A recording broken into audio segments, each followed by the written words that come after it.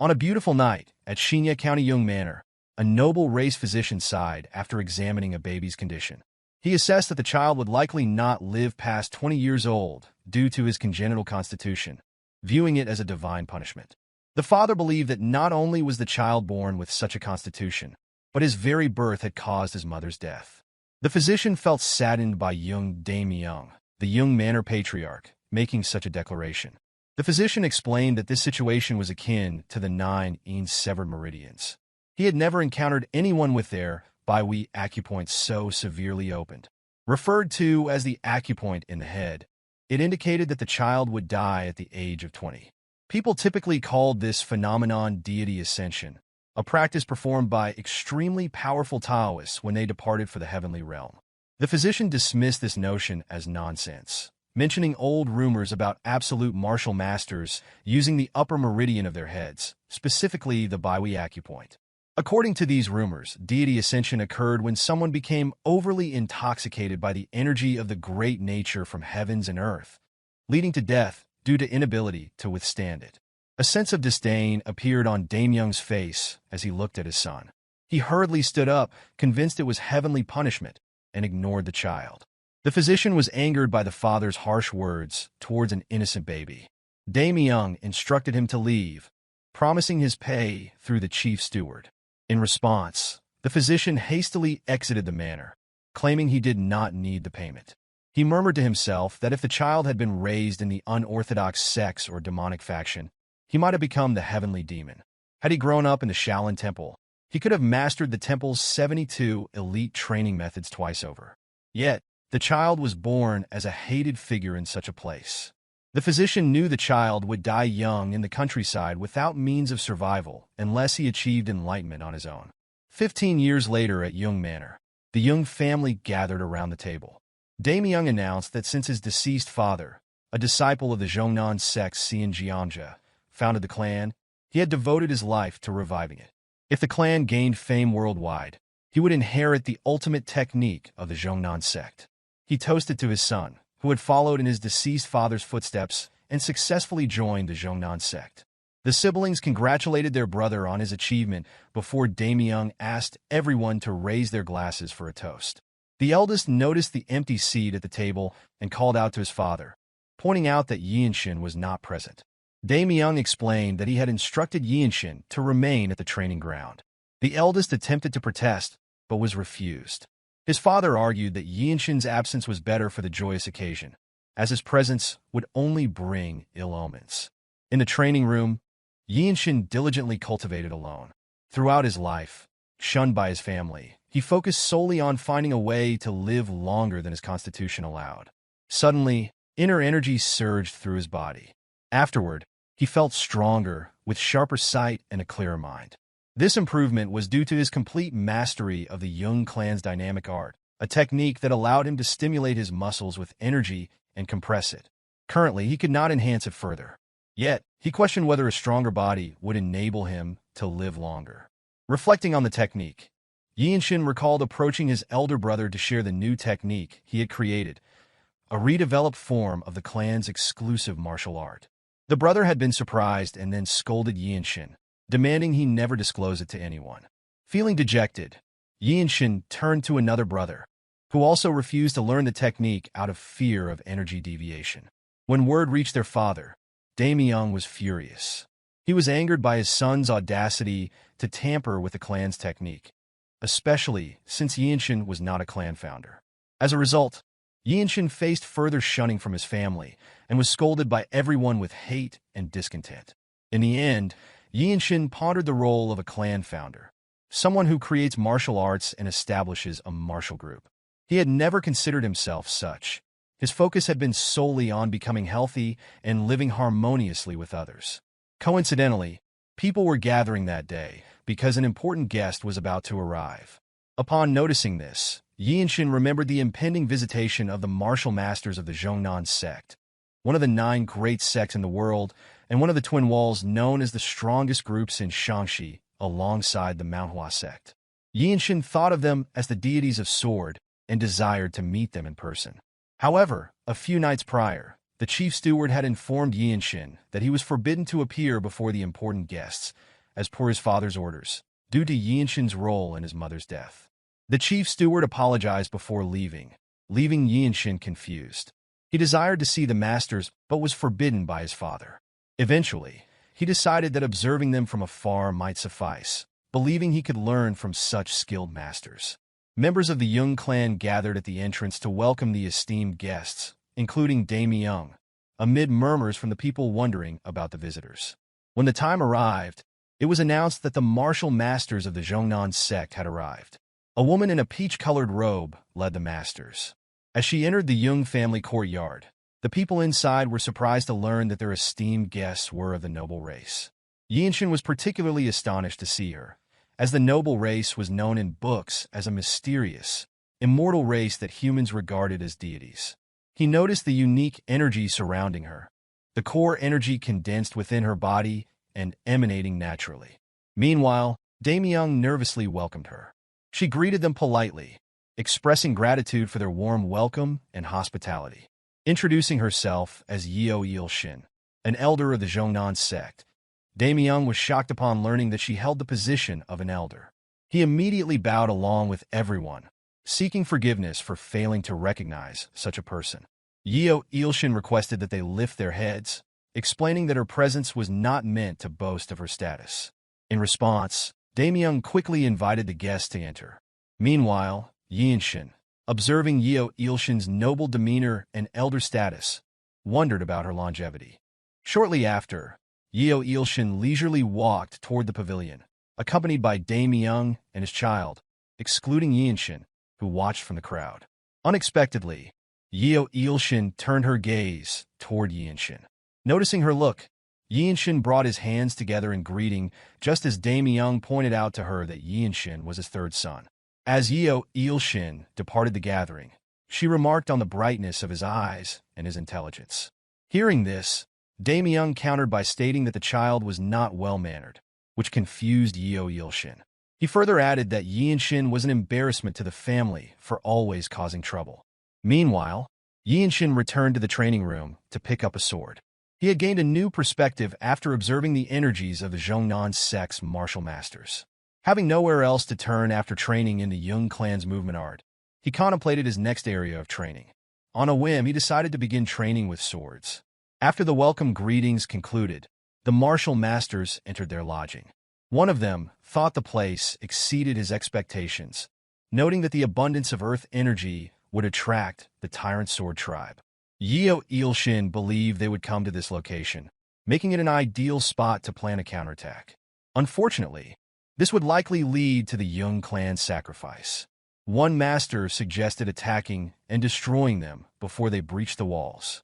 Yeonshin considered this a potentially great idea, though she noted the Tyrant Sword tribe, known as the most troublesome group within the 13 Skies, posed significant challenges. She decided to wait, instructing her subordinates to remain vigilant and keep their sword auras sharp at all times. Additionally, Yeonshin found herself thinking about Yeonshin, as he clearly stood out among the Jeong Clan members, leading her to consider him a strange child. As night fell, Yeonshin diligently cultivated in the training room. It was the first time he realized his Baihui acupoint was more open than others. Although he hadn't meditated for a year, focusing instead on training his body through the Jeong dynamic technique, the energy flowing through his head had intensified. Horror filled his mind as he understood that, at this rate, he had less than 5 years before he would lose consciousness. This was his reality, living on borrowed time with only 5 years left to live. Uncertain and scared, he left the training room to clear his mind. Despite having fully mastered the Jeong dynamic technique, he knew he couldn't prevent his impending death in 5 years. Suddenly, he sensed something was wrong. An ominous energy emanated from the side court. Instinctively, he rushed toward it, recognizing that something was amiss. The closer he approached, the stronger the scent of blood became. The night was unusually quiet, too still for any bloodshed to occur. Upon examining the gate, Yeonshin discovered a trap formation. Without hesitation, he entered through the gate to locate the massacred servants. During his cultivation, he had not realized that such an event was unfolding within Jeong Manor. He concluded that the trap formation was responsible. As Yeonshin surveyed the dead, he noticed that all the victims were from the Jeong Clan, leading him to suspect that the culprits possessed formidable martial prowess. After a brief search, a bald brute emerged, insulting Yeonshin for his foolishness. The brute suggested that if Yeonshin had managed to survive, he should have remained hidden instead of emerging. Another culprit inferred that Yeonshin had little time left and instructed the bald brute to send him to the afterlife. The bald brute claimed he was merely following orders, urging Yeonshin not to hold him accountable. The bald brute concentrated his inner energy to crush Yeonshin, but the frail-looking boy effortlessly grabbed his hand, halting his attack. Yeonshin then crushed the brute's hand with his bare hand, causing the bald man to scream in agony as his arm bone broke under the boy's strength. Emotionlessly, Yeonshin assessed the remaining culprits and brushed the injured brute aside. The leader of the culprits wondered about Yeonshin's identity. After gathering his inner energy, Yeonshin revealed that he was the third son of the household, ignoring the bald brute. He stepped forward with murderous intent. The brute rose, cursing the frail-looking boy who had broken his hand, and attempted another attack with his other hand. Before he could land a blow, Yeonshin had already swung his sword, decapitating the brute in an instant. Without delay, Yeonshin advanced to strike any remaining attackers, swiftly eliminating another culprit who could not respond in time. Utilizing his unique technique, the Scripture of Jung dynamic technique, Yeonshin dodged incoming attacks flawlessly and launched his own counterattacks. With killing intent and fierce determination in his eyes, Yeonshin moved from one opponent to the next. Like those before them, the culprits were powerless against the seemingly frail boy. Approaching two more individuals, Yeonshin beheaded one and swiftly pushed the other back before stabbing him in the heart without missing his sole opportunity to attack. One by one, the culprits fell with each decisive sword strike. Despite his youth, Yeonshin's every move was marked by unwavering determination to kill without hesitation. After avenging the sins committed against his clan, Yeonshin felt satisfied that, even though it was his first time training with the delightful sword, he had mastered its use. Suddenly, another group appeared.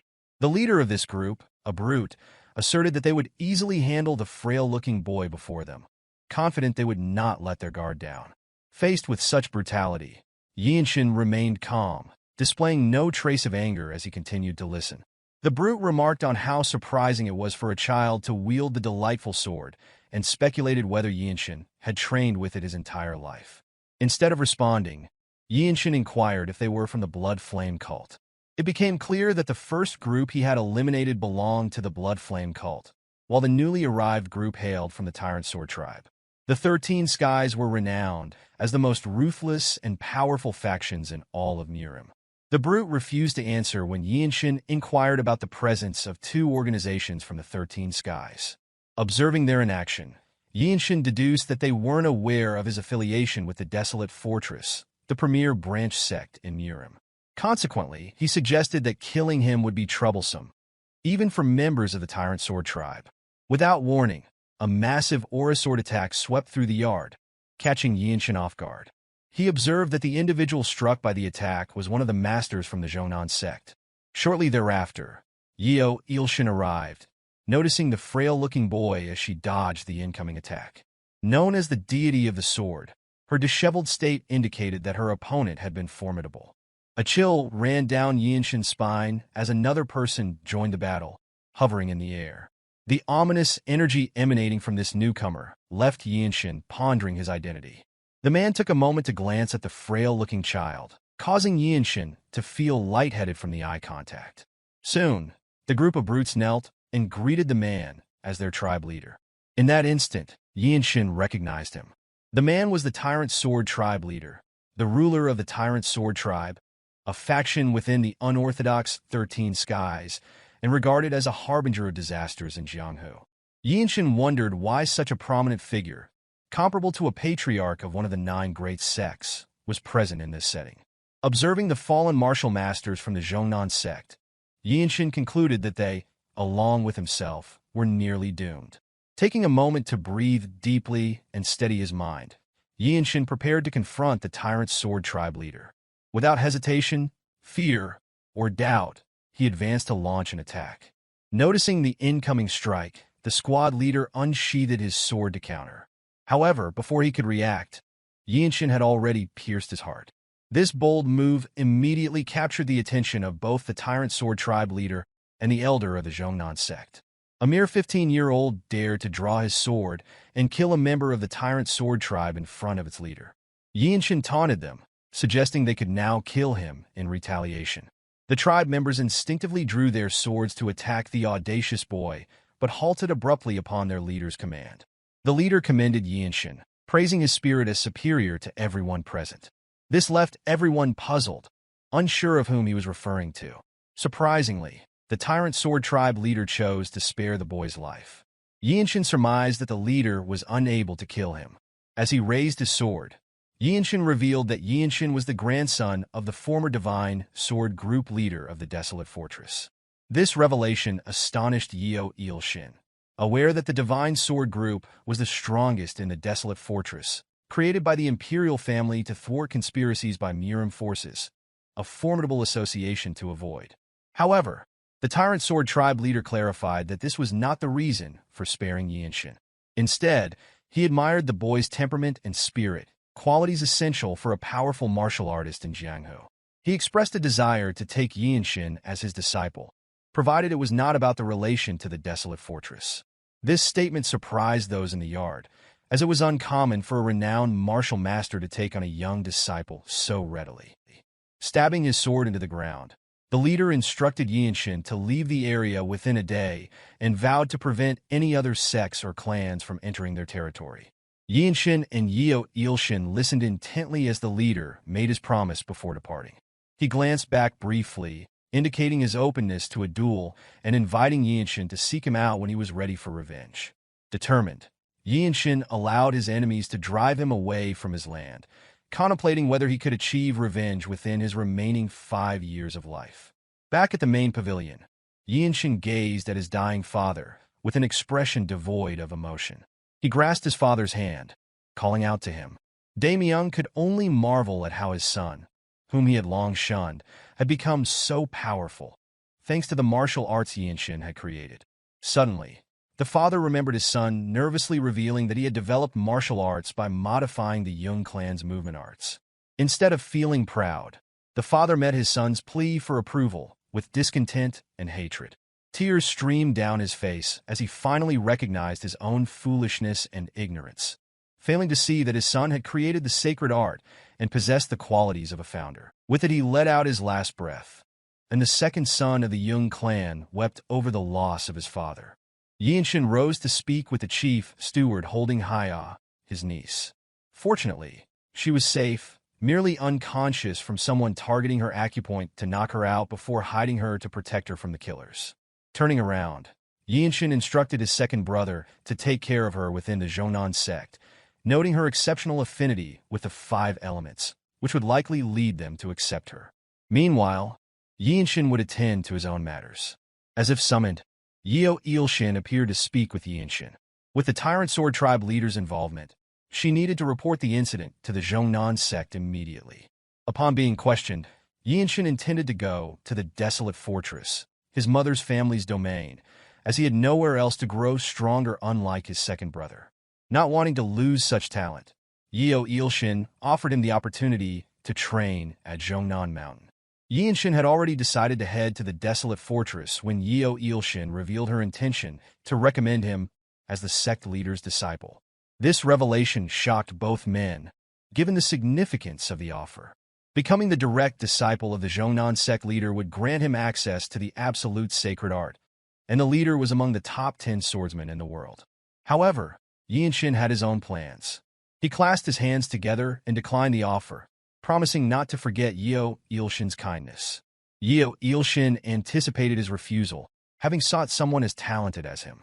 This was likely what the Tyrant Sword Tribe leader had perceived as well. In the end, Yeonshin could only apologize as Yeonshin assured him that the Zhongnan sect's doors would always remain open for him. Yeonshin was aware that Yeonshin was one of the elder members among the noble races. Consequently, he inquired about the method to obtain the fruit of the Tree of Life. This fruit, protected by the Desolate Fortress leader, whom the emperor recognized as both king and peer, was said to grant eternal life and youth to those who consumed it, making it a celestial treasure. Yeonshin considered that acquiring this fruit could extend his already limited lifespan. However, Yeonshin had not lived half her own lifespan, rendering her without authority over the Tree of Life. Her knowledge was limited to the fact that the Desolate Fortress leader could grant the fruit to others. Realizing this, Yeonshin understood that his only option was to approach the Desolate Fortress. He acknowledged the difficulty in obtaining such a sacred item, even for the noble races. With no alternative methods known, he concluded that he must become the leader of the Divine Sword Squad, achieve remarkable feats, and request the fruit. Recognizing the boy's determination, Yeonshin decided to support him from a distance before departing to relay the news to her sect. She instructed two of her subordinates, the Cliff Swordsman and Neutral Spirit, to assist with the cleanup of the area. With their conversation concluded, Yeonshin departed for the Zhongnan sect. As morning dawned, the survivors of the incident completed burying the dead. Yeonshin expressed his gratitude to the two who remained to help, while the other survivors prepared to leave the land. In contrast, the two individuals from the Zhongnan sect were thankful to Yeonshin. His actions had led the Tyrant Sword tribe leader to abandon the fight and spare the survivor of the tragedy. Immediately afterward, Yeonshin's second brother called out to him. He conveyed that an apology alone could not rectify everything that had transpired within their clan. He vowed that upon their next meeting, he would strive to be a better older brother to Yeonshin, dedicating himself to the Zhongnan sect and hoping for his younger brother's survival. Yeonshin, recognizing that his brother would begin training in the Zhongnan sect's martial arts at a slightly older age and was not exceptionally talented, advised him to train as if his life depended on it. Turning his attention to his young niece, Yeonshin requested that his brother protect her, as she would accompany him. Next, the chief steward addressed his turn, mentioning his intention to join a small branch of the Jeong Clan within Annihilation. With the Jeong Clan's bloodline still intact, he would oversee the remaining clan assets. As Yeonshin was set to head to the Desolate Fortress, he hoped they could reunite occasionally. He turned to wish the chief steward well, urging him to take care and live a comfortable life. With that, Yeonshin departed toward the Desolate Fortress without a servant or warrior to guard him. Watching his young master's departure, the chief steward pondered whether any of the Jeong descendants had ever spoken such words to him, highlighting Yeonshin's distinctiveness.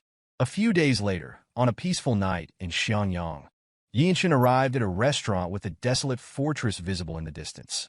He overheard another guest praising the Desolate Fortress's incredible reputation.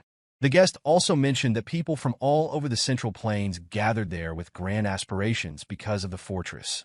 Coincidentally, Yeonshin arrived just as the Desolate Fortress was conducting their entrance exam. Unexpectedly, a wild martial artist approached Yeonshin, inquiring whether he intended to take the entrance exam as well. Introducing himself as Hyea Wonchong from the distant region of Shaanxi, he assumed Yeonshin hailed from nearby, believing his journey must have been effortless since he had to battle green forest bandits and swim against the pirate fortress crew. Wonchong continued to complain about the hardships of his journey. In truth, Yeonshin had encountered similar challenges, on top of nearly losing his entire family at home. Ultimately, Yeonshin asserted that his journey had been relatively easy for him. Recognizing that Yeonshin was younger, Wonchong proposed that they become friends and share information about the exam. He was astonished that Yeonshin was unaware of the existence of such an exam. Wonchong proceeded to elaborate on the exam, known as the trial, explaining that the Desolate Fortress differed significantly from typical martial arts groups. Just as aspiring government officials must excel in both martial arts and literature, there was a specific exam for joining the Desolate Fortress. Yeonshin listened attentively as Wonchong further explained that this was why so many people were gathered at that time. Regardless of one's foundational skills, upon joining, opportunities and training would be provided. It was no surprise that martial artists flocked there, with countless individuals learning various martial arts to pass the test. The Desolate Fortress was the world's strongest martial group, a place that made everyone's heart race with anticipation. People often remarked that those wishing to conquer the world with a single weapon should go to the Desolate Fortress. Since the imperial family ruling the Central Plains sought to control martial arts groups, all elixirs and advanced martial arts from around the world were concentrated there. Wonchong added that nearly nobody could pass the Desolate Fortress trial on their first attempt. Perhaps 1 in 1,000 succeeded, typically those destined to become next-generation leaders of reputable martial arts clans gaining prominence. After his extensive explanation, Wonchong suggested that they attend the Desolate Fortress entrance exam together the following day. Nonchalantly, Yeonshin agreed, thereby acquiring an unexpected sidekick on his journey. Reflecting on the situation, Yeonshin felt grateful that he did not need to seek his mother's family's assistance, as he was unaware of their location or appearance. The next morning arrived swiftly, and Yeonshin, accompanied by his new sidekick Wonchong, stood before the fortress gate. Yeonshin registered and received a wooden plaque inscribed with the word 13. Observing his surroundings, he noticed that all the exam participants were older than him, with some attempting it for the first time and others having taken it multiple times. Wonchong explained that the first exam involved simply standing before the examiner. A candidate would pass by accepting their plaque and fail by refusing to return it to the reception. The second exam was a tournament among the exam takers, and the third was an interview with the Desolate Fortress's master. Yeonshin was surprised that the master herself participated in the exam, as martial artists came to this fortress specifically for that opportunity. A conversation with an absolute master like her was an incredible chance to gain profound understanding. Once all preparations were complete, the examiner announced the first exam, to perform a swift sword art demonstration. Specifically, candidates were to execute a single swing using their fastest sword technique. Wonchong seized the opportunity to be the first to take the exam, his nerves apparent as he volunteered himself. Upon arriving before the examiner, his demeanor shifted, a change that Yeonshin immediately noticed. Observing his new sidekick, Yeonshin recognized that Wonchong possessed strength surpassing some of the vagabonds encountered on his journey. When ready, Wonchong concentrated his inner energy into every fiber of his muscles and executed a swift, precise sword slash. Spectators marveled at the speed of his technique. Some could see it clearly, while others could not perceive it at all. Wonchong awaited the examiner's judgment with nervous anticipation. Joy filled Wonchong as the examiner requested his plaque, indicating that he had passed the first exam. A smug expression crossed his face as he wished his new friend good luck. Confidently, Yeonshin approached the examiner with his sword in hand. Observers were taken aback by the presence of such a young man attempting the notoriously difficult Desolate Fortress entrance exam. Standing before the examiner, people presumed he was merely seeking advice from a random martial artist present. The examiner assessed Yeonshin briefly before signaling him to begin. In an instant, the examiner marked the time for Yeonshin to perform his sword strike. Within a split second, Yeonshin had already completed his technique, followed by a wave of energy that astonished both the examiner and the onlookers. Engrossed in his own thoughts, Yeonshin remained calm, while Wonchong was astounded by the speed of Yeonshin's sword strike. Yeonshin sheathed his sword as the examiner declared that the future of the Desolate Fortress was embodied in the frail-looking boy before him, instructing Yeonshin to submit his plaque. Respectfully, Yeonshin raised his hand in acknowledgement to the examiner before swiftly departing, leaving the crowd speechless. Wonchong followed, pondering whether his new friend hailed from a famous family. Yeonshin dismissed the notion, recalling that within the Desolate Fortress, only one's martial arts, talent, and effort mattered. Wonchong found it hard to believe that Yeonshin was attempting to enter the Desolate Fortress on his first try, questioning whether that was the reason everyone came here. Yeonshin expressed his sincere determination to give his all in the trials, understanding that Wonchong intended to leave after thanking him for his resolve. Meanwhile, Yeonshin hoped that the kind and talkative Wonchong would also pass the second exam. As he awaited the next challenge, Yeonshin checked into an inn to cultivate. He knew the second exam was a tournament where he would compete against others using his martial arts. With 3 weeks until the exam, Yeonshin focused on training his skills, including the Jung dynamic technique and his delightful sword techniques. The 3 weeks passed swiftly, and Yeonshin arrived at the gathering place for the second exam, prepared as he could be. A martial artist overseeing the second exam instructed the examinees to wait until their names were called. New members of the Desolate Fortress wore white, a sight that discouraged many upon seeing the strong inner energy emanating from someone dressed in white. However, Yeonshin remained indifferent, focusing solely on doing his best. Out of nowhere, Wonchong greeted him as young Lord Yeong, noting that Yeonshin had grown taller. Yeonshin sensed a change in Wonchong, recognizing that he had achieved something significant. The overseer announced that winning was not the sole objective of the exam. Even securing one of the 2 tournament matches would attract the attention of a Desolate Fortress masters observing the trials. From personal experience, Wonchong knew this was the most challenging aspect. He explained that the exam supervisors had higher standards that day because White Qilin was participating in the Desolate Fortress trial. The White Qilin from Namgung, renowned for eliminating a notorious bandit group before turning 15 and beheading the Swordmaster of the unorthodox faction, the Shrouded Assassin, was present. Wonchong shared rumors of defeating all up-and-coming fighters at the 8 Great Families Dragon and Phoenix tournament by the age of 18. Yeonshin questioned why someone from such a dignified family, possessing martial dignity, would seek entry into the Desolate Fortress. Wonchong revealed that White Qilin was the child of a concubine and thus could not become a patriarch. Rising to the position of Desolate Fortress Squad's captain was akin to becoming a patriarch of the 8 Great Families, granting immense power. After Wonchong finished his explanation, Yeonshin's name was called for the second exam. Before departing, Yeonshin expressed his desire to see Wonchong again at the Desolate Fortress, indicating his hope for his psychic success in the trial. Yeonshin faced his first opponent, a sword martial artist known for his sadistic demeanor and bizarre remarks about Yeonshin's supposed destiny of despair. The opponent mocked the frail-looking child, likening him to a moth struggling in the light while laughing maliciously. Without warning, Yeonshin struck swiftly, landing a single blow to the opponent's face, effectively ending the encounter. The opponent was knocked unconscious by the powerful strike, leaving Yeonshin feeling remorse for his excessive force. Feeling that his opponent was too weak after all the trash talk and the single strike that ended the battle, Yeonshin waited nonchalantly, unsure of what would happen next as his previous opponent was dragged out of the arena. This brief battle had piqued the interest of a specific observer watching the fight. A gray-haired young man approached, challenging Yeonshin to a fight, confident that the frail-looking young man would accept. The martial masters in blue robes recognized this individual, someone else commenting, assuming that the squad leaders would fight over him. Yeonshin realized that this man might be the White Qilin, Namgung Washin. The martial masters present were eager to witness the Boundless Heaven technique. Yeonshin evaluated that Washin was about 5 years older and currently beyond his ability to challenge. Thanks to the Jung dynamic techniques, Yeonshin was more physically fit than Washin, but inferior in other aspects.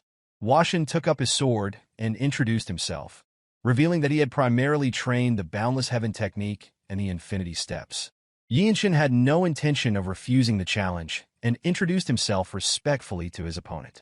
Washin was puzzled by Yeonshin's lack of unsheathing his sword, understanding that Yeonshin intended to engage in a single-strike fight as he reached for his sword's handle. Washin briefly smiled before channeling his inner energy into his sword, manifesting a magnificent aura sword. The essence of the technique Yeonshin had been practicing was unpredictability, intending to use an unexpected main attack amidst an unpredictable rhythm to lower his opponent's guard. The martial masters watched eagerly, anticipating a good fight as the referee began the countdown. The moment the referee started the fight, Yeonshin appeared before Washin and struck him. As it was clear that Washin used an aura sword, Yeonshin's sword shattered upon their clash.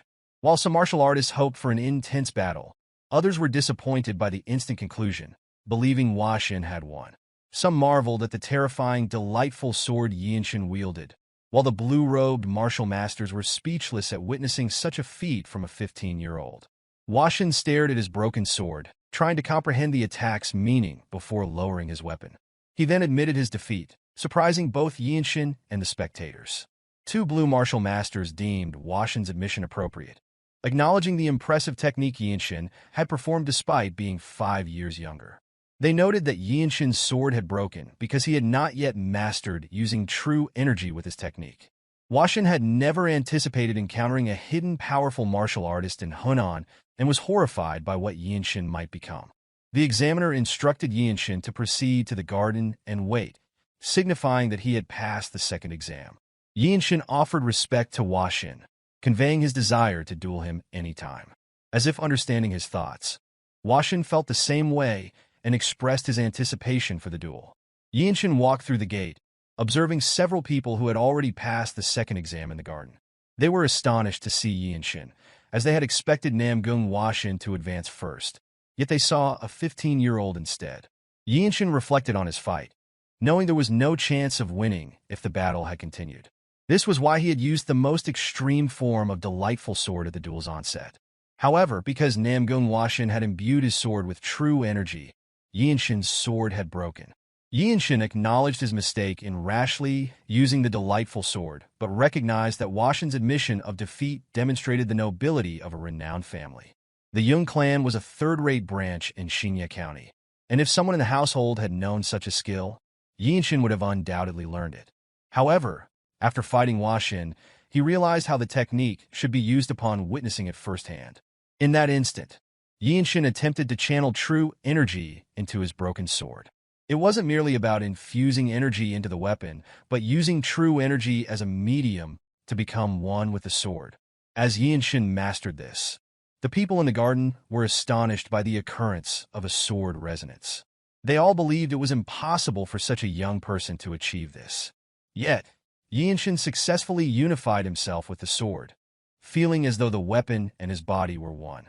This body-sword unification was a technique employed by the pinnacle sword martial masters. From that moment, Yeonshin knew that the sword technique he would use in this state was on another level. After fully comprehending his newfound ability, he smiled contentedly. Out of nowhere, Yeonshin sheathed his sword and congratulated Yeonshin on his enlightenment. It took Yeonshin a moment to realize the situation as the onlookers gathered to witness his breakthrough.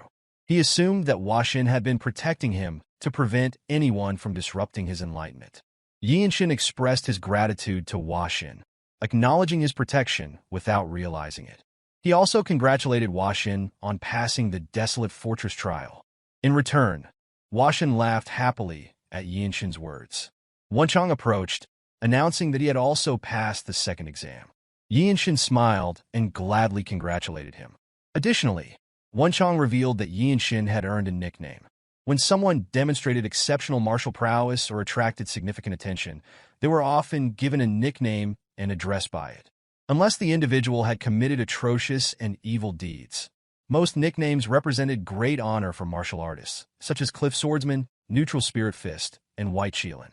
Yeonshin could not believe he had earned such a title merely by completing the trials, yet it seemed that Yeonshin had also taken notice. From that moment forward, young Yeonshin of the Jeong Clan was to be known as the Lightning Genius, recognized for his talent of lightning. Yeonshin explained that if the martial artists of the Desolate Fortress referred to Yeonshin in that manner, it effectively became his nickname within the Jianghu. To commemorate the occasion, they engaged in lighthearted banter while waiting for the remaining contestants to conclude the tournament. The name Lightning Genius, young Yeonshin, was something he had never imagined while practicing the horse stance in the Yeong manner. Now, it was certain that his name would resonate across the world. Time swiftly passed within the arena designated for the second exam. The examiner announced that only one trial remained. Upon passing, the participants would officially join the Desolate Fortress. They proceeded to the pavilion where the master of the Desolate Fortress resided, prepared to be evaluated to join in her martial group. The first contestant entered the pavilion, but left dejected after being deemed unwelcome. One after another, participants came and went quickly, leading the trio to wonder if the fortress master was judging them solely by appearance without conversation. Soon, Yeonshin stepped forward, his face bearing the usual solemn expression, with one goal in mind: to heed the examiner's directive to ascend to the top. Upon arrival at the gate to the fortress master's office, it opened instantly. Yeonshin entered, finding the room adorned with an elaborate little garden leading to the fortress master. At the end of the room sat a green-haired lady on a wooden chair, embodying the noble race. Yeonshin announced his name to signify his readiness for judgment. He felt the profound aura emanating from her as she turned toward him. She was the Desolate Fortress leader, reputed to be the strongest in the world. Instead of issuing her judgment, she spoke of Yeonshin's bloodline, prompting him to wonder if she was aware of his mother's family. He inquired about the significance of her words. The fortress master commended Yeonshin's boldness, understanding that he already grasped her meaning. Yeonshin then admitted that he was the grandson of the former Divine Sword Group's leader. She revealed that his grandfather was soon to join the Elder Council, highlighting his obstinate nature. Just as noble and powerful individuals weighed their words carefully, she mentioned a wound Yeonshin possessed.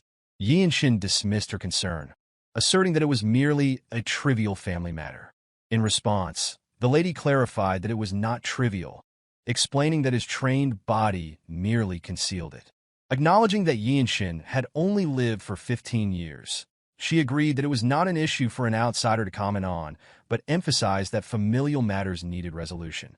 Yeonshin apologized for his brazen remarks, now understanding that she had not intended to interfere with his family affairs.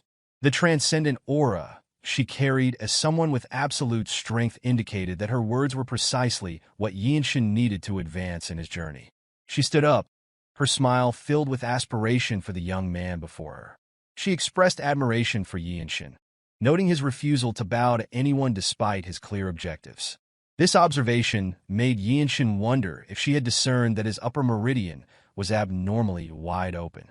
Consequently, he asked her whether someone like him could survive by consuming the fruit of the Tree of Life.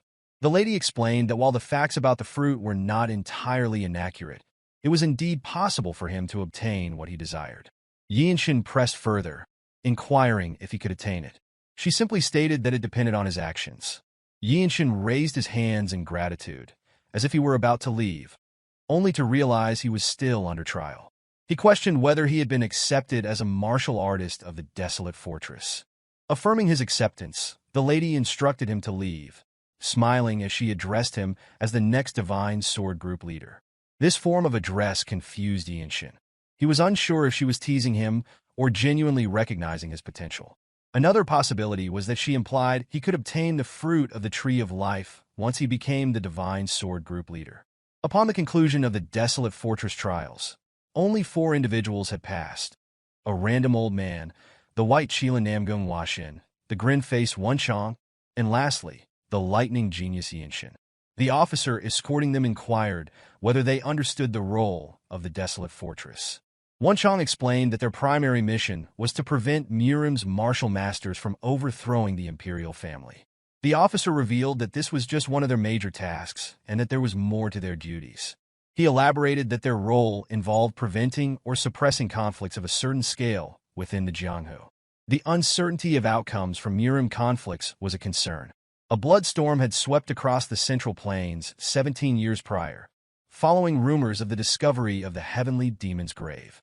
It would have been manageable if the conflicts were limited to those seeking ultimate martial arts manuals or elixirs, but the heinous actions of vicious martial artists did not discriminate between martial artists and commoners.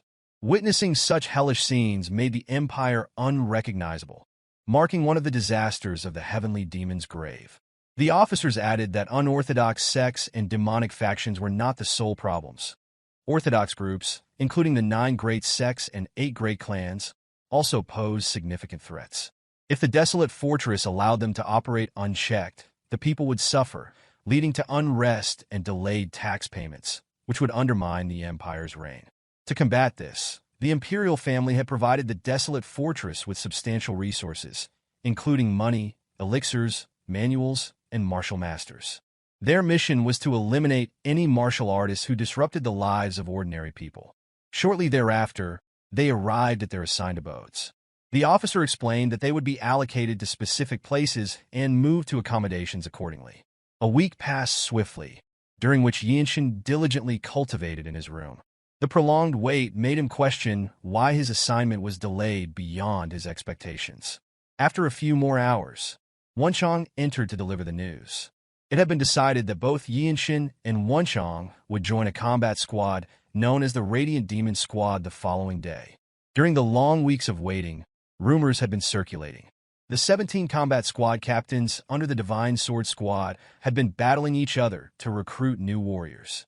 These captains, the martial masters representing the Desolate Fortress, were engaged in sparring to enlist the White Qilin and the Lightning Genius. This was the path through which Yeonshin would become part of the Radiant Demon Squad.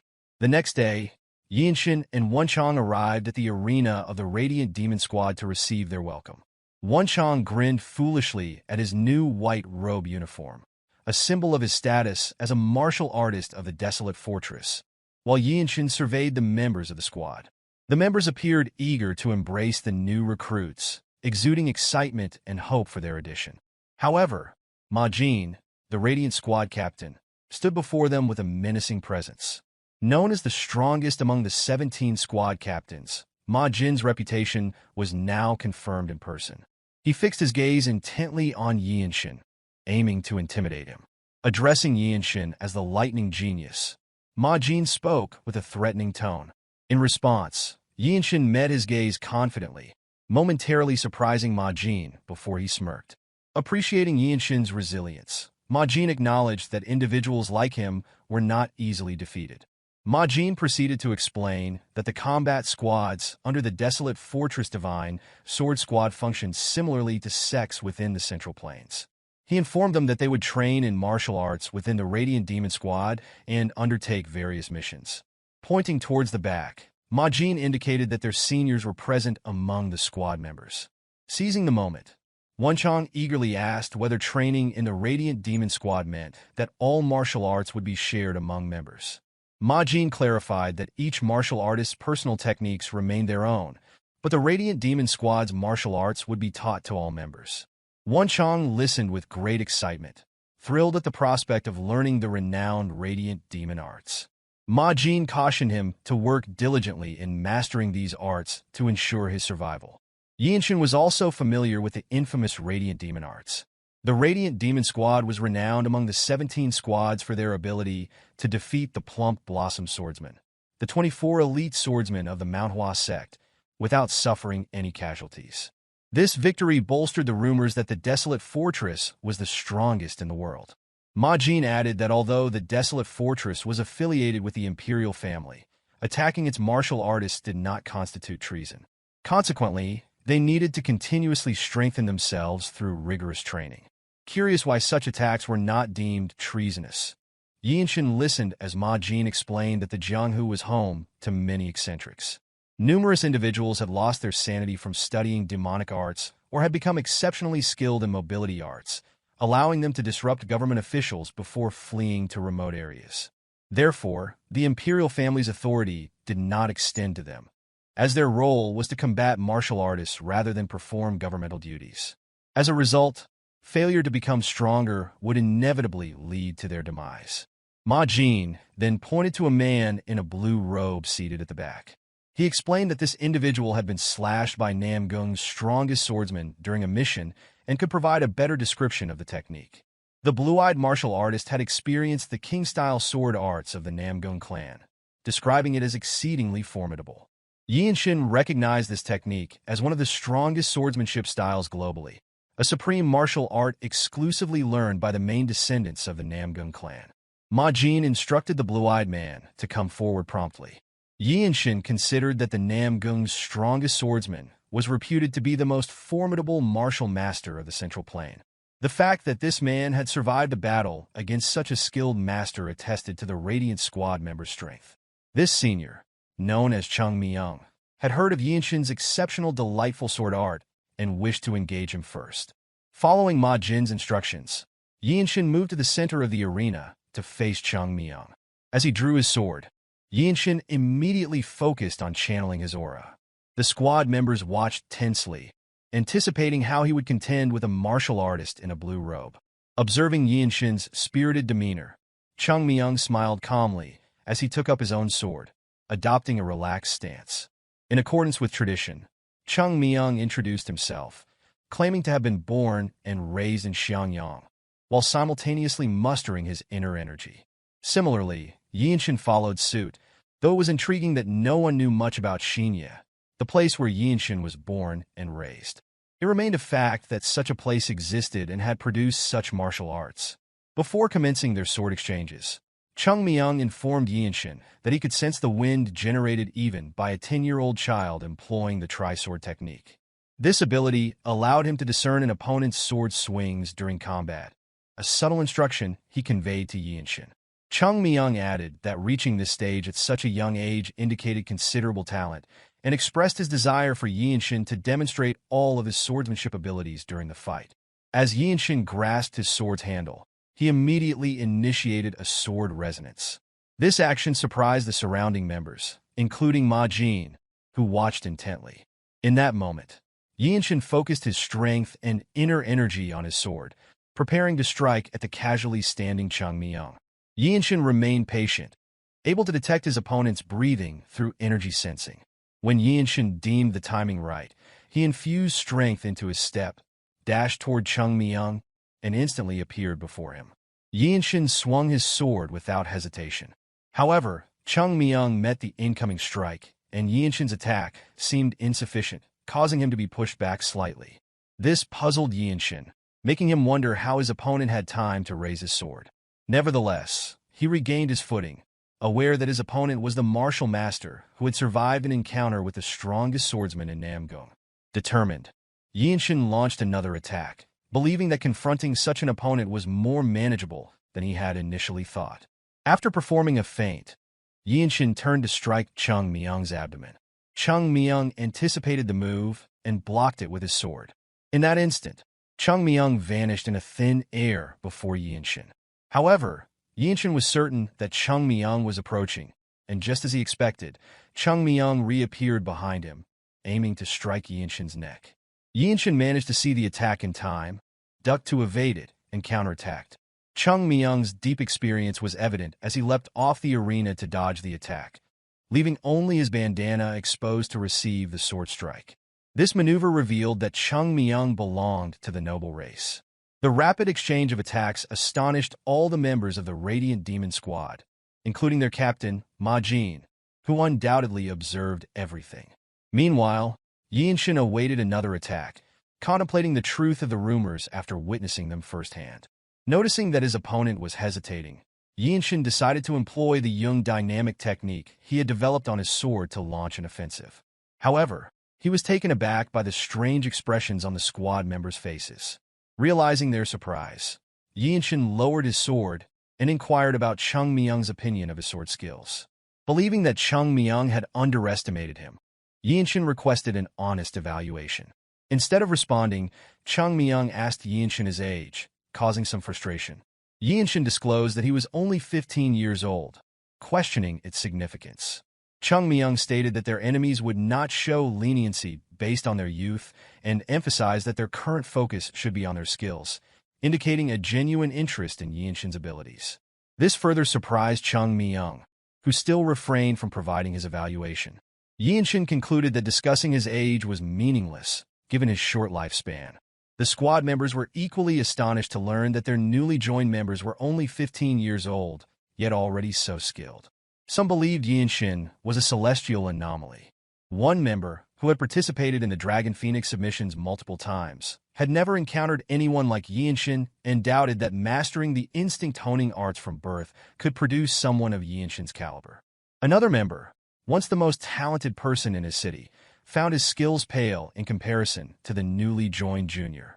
Surveying the area, Yeonshin directed his gaze toward his captain, who appeared rigid, leaving others to speculate about his thoughts. One undeniable fact emerged. After engaging in only a few moves with the blue-robed members, Yeonshin's talent was recognized as extraordinarily formidable. A few days passed as the Radiant Demon Squad's captain trained the new recruits. Most of the members enjoyed witnessing the newcomers endure their captain's rigorous hazing. Wonchong struggled to catch his breath after failing to defend against Ma Jin's punches infused with inner energy. Ma Jin commended him for remaining standing instead of collapsing to the ground before instructing him to return and solidify what he had learned. In contrast, Yeonshin remained as calm as ever, diligently reinforcing the lessons from the strongest squad captain of the Desolate Fortress. Once Yeonshin finished, Ma Jin inquired whether he had grasped the essence of the steps. Yeonshin responded that it was about thinking and acting seamlessly. Ma Jin affirmed this, explaining that there was always a way to move regardless of the situation. He elaborated that the true essence of the Radiant Demon Arts was to move fluidly without disrupting the attack's trajectory before instructing Yeonshin to understand the deeper meaning of attack paths. Intrigued, Yeonshin asked for further explanation about the deeper meaning of attack paths. Ma found it challenging to describe verbally and decided to demonstrate instead. Standing before the stone garden light post, he instructed both Yeonshin and Wonchong to observe carefully, as other members gathered, eager not to miss the captain's technique. Ma concentrated his inner energy, pressing his hand against the light post, generating immense pressure and causing a gust of wind. He then took a deep breath, completely relaxing his mind, body, and aura. Yeonshin noticed the moment the captain relaxed his breathing before striking, as if Ma had already discovered the attack path. Seemingly finding his target, Ma struck the light post with his bare left hand. The force of the attack caused the solid stone to crumble. After demonstrating the concept, Ma took another deep breath, while the other members watched in amazement, even after witnessing it multiple times. Ma further explained that following a perfect attack path would unleash the most powerful attacks. Yeonshin understood that they needed to master the timing of unleashing their strength. Ma emphasized that, although he had shown them the technique, it was not something they could master after a single demonstration, highlighting that it was a lifelong pursuit. Contrary to Ma assertion, Yeonshin felt confident he could perform the technique immediately. He stepped toward another light post, causing Ma to wonder if he intended to attempt it. In his mind, Yeonshin believed that the essence of core energy was great nature and questioned whether merely replicating what he had seen would suffice. At that moment, Yeonshin gathered his inner energy and utilized body-sword unification. After reaching the desired state, he slowly relaxed his mind and body. As he opened his eyes in this relaxed state, he observed a line on the surface of the stone light post. Yeonshin patiently waited until a point appeared on the light post. Using his sword scabbard, he struck the indicated point just as Ma had demonstrated. Upon contact, a crack briefly appeared before the stone crumbled into rubble. Through this, Yeonshin comprehended the deeper meaning of attack paths. He had mastered all aspects of the Radiant Demon arts and now needed to continue training to apply it effectively in real combat. Yeonshin smiled contentedly before turning to see all the Radiant Demon squad members stupefied by how swiftly he had mastered the technique. Observing their surprise, Yeonshin humbly apologized for displaying an unbecoming side of himself, admitting it was his first attempt. He expressed a desire to engage in more real fights to properly utilize the Radiant Demon arts, acknowledging that ordinary practice would not suffice in life-and-death situations. Grateful for Ma instruction, Yeonshin thanked him as the captain perspired profusely from witnessing Yeonshin's rapid learning. Ma realized he needed to reconsider his training approach for Yeonshin moving forward. The next day, Wonchong approached Yeonshin, informing him that their seniors had engaged in a fierce battle with the Heavenly Squad. Yeonshin knew that the Desolate Fortress strictly enforced its rules, and fighting outside the training grounds was punishable. This made him question the reason behind their seniors' confrontation. Wonchong explained that a member of the Heavenly Squad had initiated a fight at a restaurant, claiming that the Lightning Genius's talent could not flourish within the Radiant Demon squad. Yeonshin frowned upon learning that the dispute stemmed from such a trivial matter. Wonchong then revealed that this was the true nature of the Murim. Minor provocations could lead someone to draw their sword against others, and the streets highly valued the ability to intercept such attacks successfully. In this instance, the seniors of the Desolate Fortress were enraged over a newcomer, causing Wonchong to fear that the same fate might befall him. However, Yeonshin saw this as an opportunity to obtain the fruit of the Tree of Life. Revered by all noble races, he needed to achieve something significant, which would require assistance from others. While the best way to earn a martial artist's trust was to owe them one's life, making a good first impression on squad members was also beneficial. Determined not to let the seniors' fight over him pass unaddressed, Yeonshin decided to visit his captain. Misunderstanding the purpose, Wonchong was overly excited, assuming Yeonshin was familiar with martial artist codes. Upon arrival at the training arena, they found everyone gathered. The members were perplexed as there was no training session scheduled for the white-robed members. One member suggested that the white-robed individuals had no need to train so intensely, while another opined the opposite, insisting they must train harder. Both Yeonshin and Wonchong approached Ma to offer their greetings, prompting the captain to wonder if they were encountering training issues on their own. Yeonshin expressed his desire for a sparring session, to which Ma Jin suggested he could ask anyone present, and they would gladly spar with him. However, Yeonshin declined, stating he wanted to spar with a member of the Heavenly Squad. This request astonished the arena's members. Ma Jin contemplated that Yeonshin must have been aware of the previous day's events and advised him not to become too agitated. Nonetheless, Yeonshin insisted, expressing his wish to witness the heavenly sword arts he had long admired firsthand. Although Ma Jin believed Yeonshin was overly stirred, he was pleased that his junior was motivated by his seniors. Yeonshin remained steadfast, declaring his intention to spar and demonstrate the radiant demon art's superiority once more to his captain. Yeonshin aspired to gain fighting experience with the radiant demon arts, observe an advanced martial art, and leave a positive impression on his seniors. Achieving all three objectives simultaneously would be akin to killing 3 birds with 1 stone. Ma Jin noted that Yeonshin had neither trained in the same martial arts as the Heavenly Squad nor fought alongside them before. He explained that although it might be a sparring match, there was no reason they would go easy on Yeonshin. Ma Jin perceived Yeonshin's eagerness to engage in a fierce battle as genuine, believing that fighting tooth and nail was Yeonshin's intention. This revelation momentarily surprised the Radiant Squad members, who then cheered Yeonshin, expressing their desire to see his growth. Some even shouted that if Yeonshin managed to survive the fight, he could become the next captain of the Radiant Demon Squad. Ultimately, Ma Jin conceded and decided to convey the message to the Heavenly Squad to request a sparring match. Soon after, members from both the Radiant Demon Squad and Heavenly Squad gathered in the arena. Observers were puzzled by a white-robed member challenging a blue-robed one, but those familiar with Yeonshin recognized his formidable prowess. One member clarified that the fight was intended as a guidance match for learning purposes, leading others to speculate how long Yeonshin would endure against the blue-robed martial artist. Some believed it would be impressive if he could withstand about 10 bouts against the opponent. Conversely, Han Chulmak, the Heavenly Squad captain, estimated that a white-robed member from the Radiant Demon Squad stood no chance against his blue-robed counterpart. Unexpectedly, Chulmak bet one of the Heavenly Squad's elixirs that the white-robed Yeonshin would not last 10 bouts. Ma Jin considered the bet excessive for such a fight. Sensing Ma Jin's hesitation, Chulmak wondered if he feared losing the wager. Ma Jin dismissed the provocation, asserting that the Desolate Fortress's elixirs were not to be used frivolously. Chulmak countered by emphasizing that the honor of both squads was at stake, making the bet meaningful.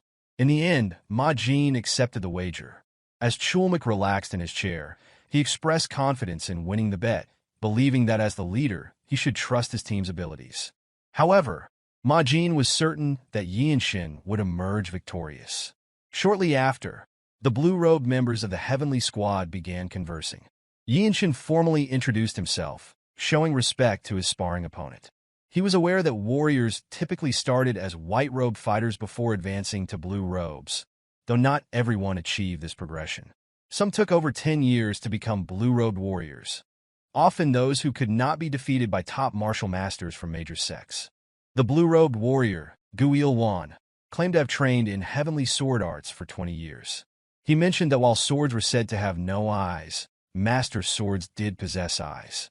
Despite this, he intended to show no mercy in the duel, intimidating Yeonshin with his formidable presence. Yeonshin acknowledged this stance, indicating his understanding. The moment Gu Il-wan unsheathed his sword, he released his sword aura. Observing the extraordinary aura, Chulmak smirked, certain he would not lose the bet. However, Yeonshin remained undeterred. Aware of the blue-robed warrior's strength, he was more curious about the sword style employed. He dismissed unnecessary thoughts and reached for his sword, determined to rely on his own martial arts style regardless of his opponent's techniques. Gu Il-wan, upon seeing Yeonshin wielding his sword, allowed him the first attack. As soon as the challenge was issued, Yeonshin charged forward using his Jung dynamic technique. Their swords clashed, and Gu Il-wan successfully deflected the strike. It became evident that the white-robed warrior possessed remarkable speed, as Gu Il-wan prepared for another strike. Yeonshin's rapid attacks forced Gu Il-wan to fend off a barrage, causing Chulmak to sweat nervously, questioning if a white-robed member truly had such speed. Ma Jin mused that such skill at Yeonshin's age was breathtaking. With Yeonshin's abilities, he realized that failing to capitalize on this opportunity to swiftly defeat the opponent would mean forfeiting the chance to win. Yeonshin continued delivering lightning-fast sword strikes, with Gu Ilwan defending against each one. Reflecting on his young dynamic technique, Yeonshin felt content, recognizing his growth since joining. His physical training with his technique and martial principles had strengthened him. The trajectory of his sword was more inclined, utilizing his back muscles, and stepping forward with core energy created rotational force. During the battle, Yeonshin discovered a gap on his opponent's defense. He swung his sword upward, taking off Gu Ilwan's grip on his sword. Instantly, Yeonshin pointed his sword at his opponent's neck, signaling his victory in the sparring duel. Spectators were astonished by the young man's achievement. The Radiant Demon squad members cheered for Yeonshin's triumph, while Chulmak sweated profusely and Ma Jin smiled contentedly, pleased with the expected outcome. As usual, Yeonshin pondered for a moment, contemplating the technique he had just learned and ways to improve before Gu Ilwan approached him. He acknowledged that his victory was partly due to luck and overwhelming momentum, as his opponent had been caught off guard. Yeonshin understood that a rematch would likely yield a different result. He then offered his hand in respect to his opponent, thanking him for the opportunity to witness such high-level swordsmanship. Gu Ilwan smiled, taking his sword, and remarked on being surprised by the sword's trajectory and rotational force. He praised Yeonshin's martial prowess, noting it surpassed his years. As Gu Ilwan left the arena, Yeonshin received accolades for his incredible sword talent, solidifying his title of Lightning Genius. Onlookers were amazed that the Radiant Demon Squad had discovered such a talent, leading to feelings of envy. Meanwhile, Ma Jin raised his hand to claim the bet Chulmak had placed. Yeonshin decided to name his new technique Energy Accumulation Discharge before Ma Jin approached him with a box. Inside was an elixir from the Heavenly Squad, indicating that Ma Jin chose to grant Yeonshin the spoils of the bet to aid his accelerated growth. Soon, a group of blue-robed warriors stood guard at the Radiant Demon Squad pavilion. Among them was Zen Demon Sword Beck Myohwa, who shared her thoughts with Chung Myung. She doubted that Yeonshin could defeat a skilled swordsman like Gu Ilwan, another blue-robed warrior. Additionally, she recognized Yeonshin's hardworking, humble, and polite nature. His ability to discern martial arts was exceptional, embodying the ideal child parents often praise. In her view, Yeonshin was nothing short of a monster. Chung Myung was confident in Yeonshin's unprecedented talent. Meanwhile, Myohwa observed that during each sparring session, Yeonshin managed to apply the same principles in varied postures with greater precision. She felt reluctant to use exclusive martial arts around him, knowing his innate ability to reinterpret techniques. Chung Myung agreed, sensing that Yeonshin had mastered martial arts long ago, exuding an aura of a true monster. Inside, Yeonshin sat cross-legged as Ma Jin expressed uncertainty about how much elixir Yeonshin could extract. Typically, individuals absorbed 60 to 70%, sometimes even less, depending on circumstances. Ma Jin cautioned Yeonshin against acting recklessly due to low absorption rates, warning of potential damage to his energy core or blood vessels. He advised Yeonshin not to become overly obsessed with absorption. Ma Jin further explained that consuming an elixir involved allowing it to flow endlessly into one's core energy until fully melted. He would intervene if Yeonshin's energy circulation became unstable, advising him to remain unperturbed and adapt accordingly. With this guidance, Yeonshin swallowed the pill in his hand, immediately feeling his energy surge as the elixir entered his body. He focused intently on absorbing the elixir's energy. Ma Jin watched Yeonshin's cultivation carefully to prevent any mishaps. The other blue-robed warriors from the Radiant Demon Squad remained on guard, observing Yeonshin's initiation. They were all curious about the extent of Yeonshin's strength after consuming the elixir. Energy flowed continuously from the elixir, and Yeonshin directed it through his meridians to each core energy point in his body. Ma Jin grew annoyed, expecting intervention only to find Yeonshin effortlessly absorbing all the elixir's energy independently. Despite it being Yeonshin's first time, his energy circulation was flawless, eliminating the need for Ma Jin's assistance. Shortly after, Yeonshin opened his eyes, sensing his energy had reached an entirely new level. Ma Jin sighed in acknowledgement, congratulating Yeonshin for fully absorbing the elixir. Yeonshin felt the newly acquired core energy was exceptionally strong. Ma Jin had not anticipated Yeonshin's successful and solitary absorption of the entire elixir. With increased energy, Yeonshin could now detect presences he previously couldn't and noticed his seniors surrounding the area. They were protecting him, recognizing his vulnerability during elixir absorption. Yeonshin voiced his curiosity about their kindness towards him. Ma Jin clarified that the squad's care was standard for all Radiant Demon squad members, a norm after risking one's life multiple times on the battlefield. Increased strength benefited both the individual and the squad. Afterwards, Yeonshin spent time consolidating his knowledge and cultivating as usual in his room. His newfound energy surpassed anything he had before. Deciding to test his enhanced martial arts, Yeonshin went to the training ground, where he encountered Zen demon Swordbeck Myohwa. She inquired if he was training out of boredom. Yeonshin admitted it, and Myohwa mentioned she had noticed something during his fight. Demonstrating her findings, she offered to spar with him. Seizing the rare opportunity, Yeonshin acknowledged that while he could train alone anytime, sparring with her palm strike technique was exceptional opportunity. In return for her offer, Myohwa requested that he call her by her name instead of her warrior title. Preparing to spar, they eyed each other intently. Yeonshin drew his sword, intending to make the first move. Myohwa welcomed the challenge, ready to exchange blows using her palm technique. As Yeonshin acted, he swiftly drew his sword to Myohwa's neck. Unfazed, Myohwa moved forward, grabbing Yeonshin's hand. She drew close, within an inch of his face, before pulling his hand away and channeling her inner energy into her palm. She struck toward Yeonshin's chest, pushing him slightly. Subsequently, Myohwa clenched her left hand, mustering her aura technique. Observing her method, Yeonshin employed a similar technique on his palm to defend against her attack. Their strikes collided, but Myohwa's technique was more refined, pushing Yeonshin back despite his similar approach. The spar concluded with Myohwa expressing her astonishment at Yeonshin's ability to defend against her palm technique. Yeonshin inquired if she trained in the one-inch strike, to which she confirmed her practice. A swordsman trained in Radiant Demon arts was not limited to swords alone. She added that the one-inch strike was highly effective in close combat. To manage the energies within her body, she first dismantled the enhanced protection energy. By using core energy in a burst discharge to increase tension, the one-inch strike became more efficient. Though unspoken, Myohwa felt proud of her ability to blend her exclusive technique with a one-inch strike. Yeonshin then sought permission to share something. He admitted his heightened sensitivity to detecting energy since childhood and felt Myohwa's use of core energy had captured his attention.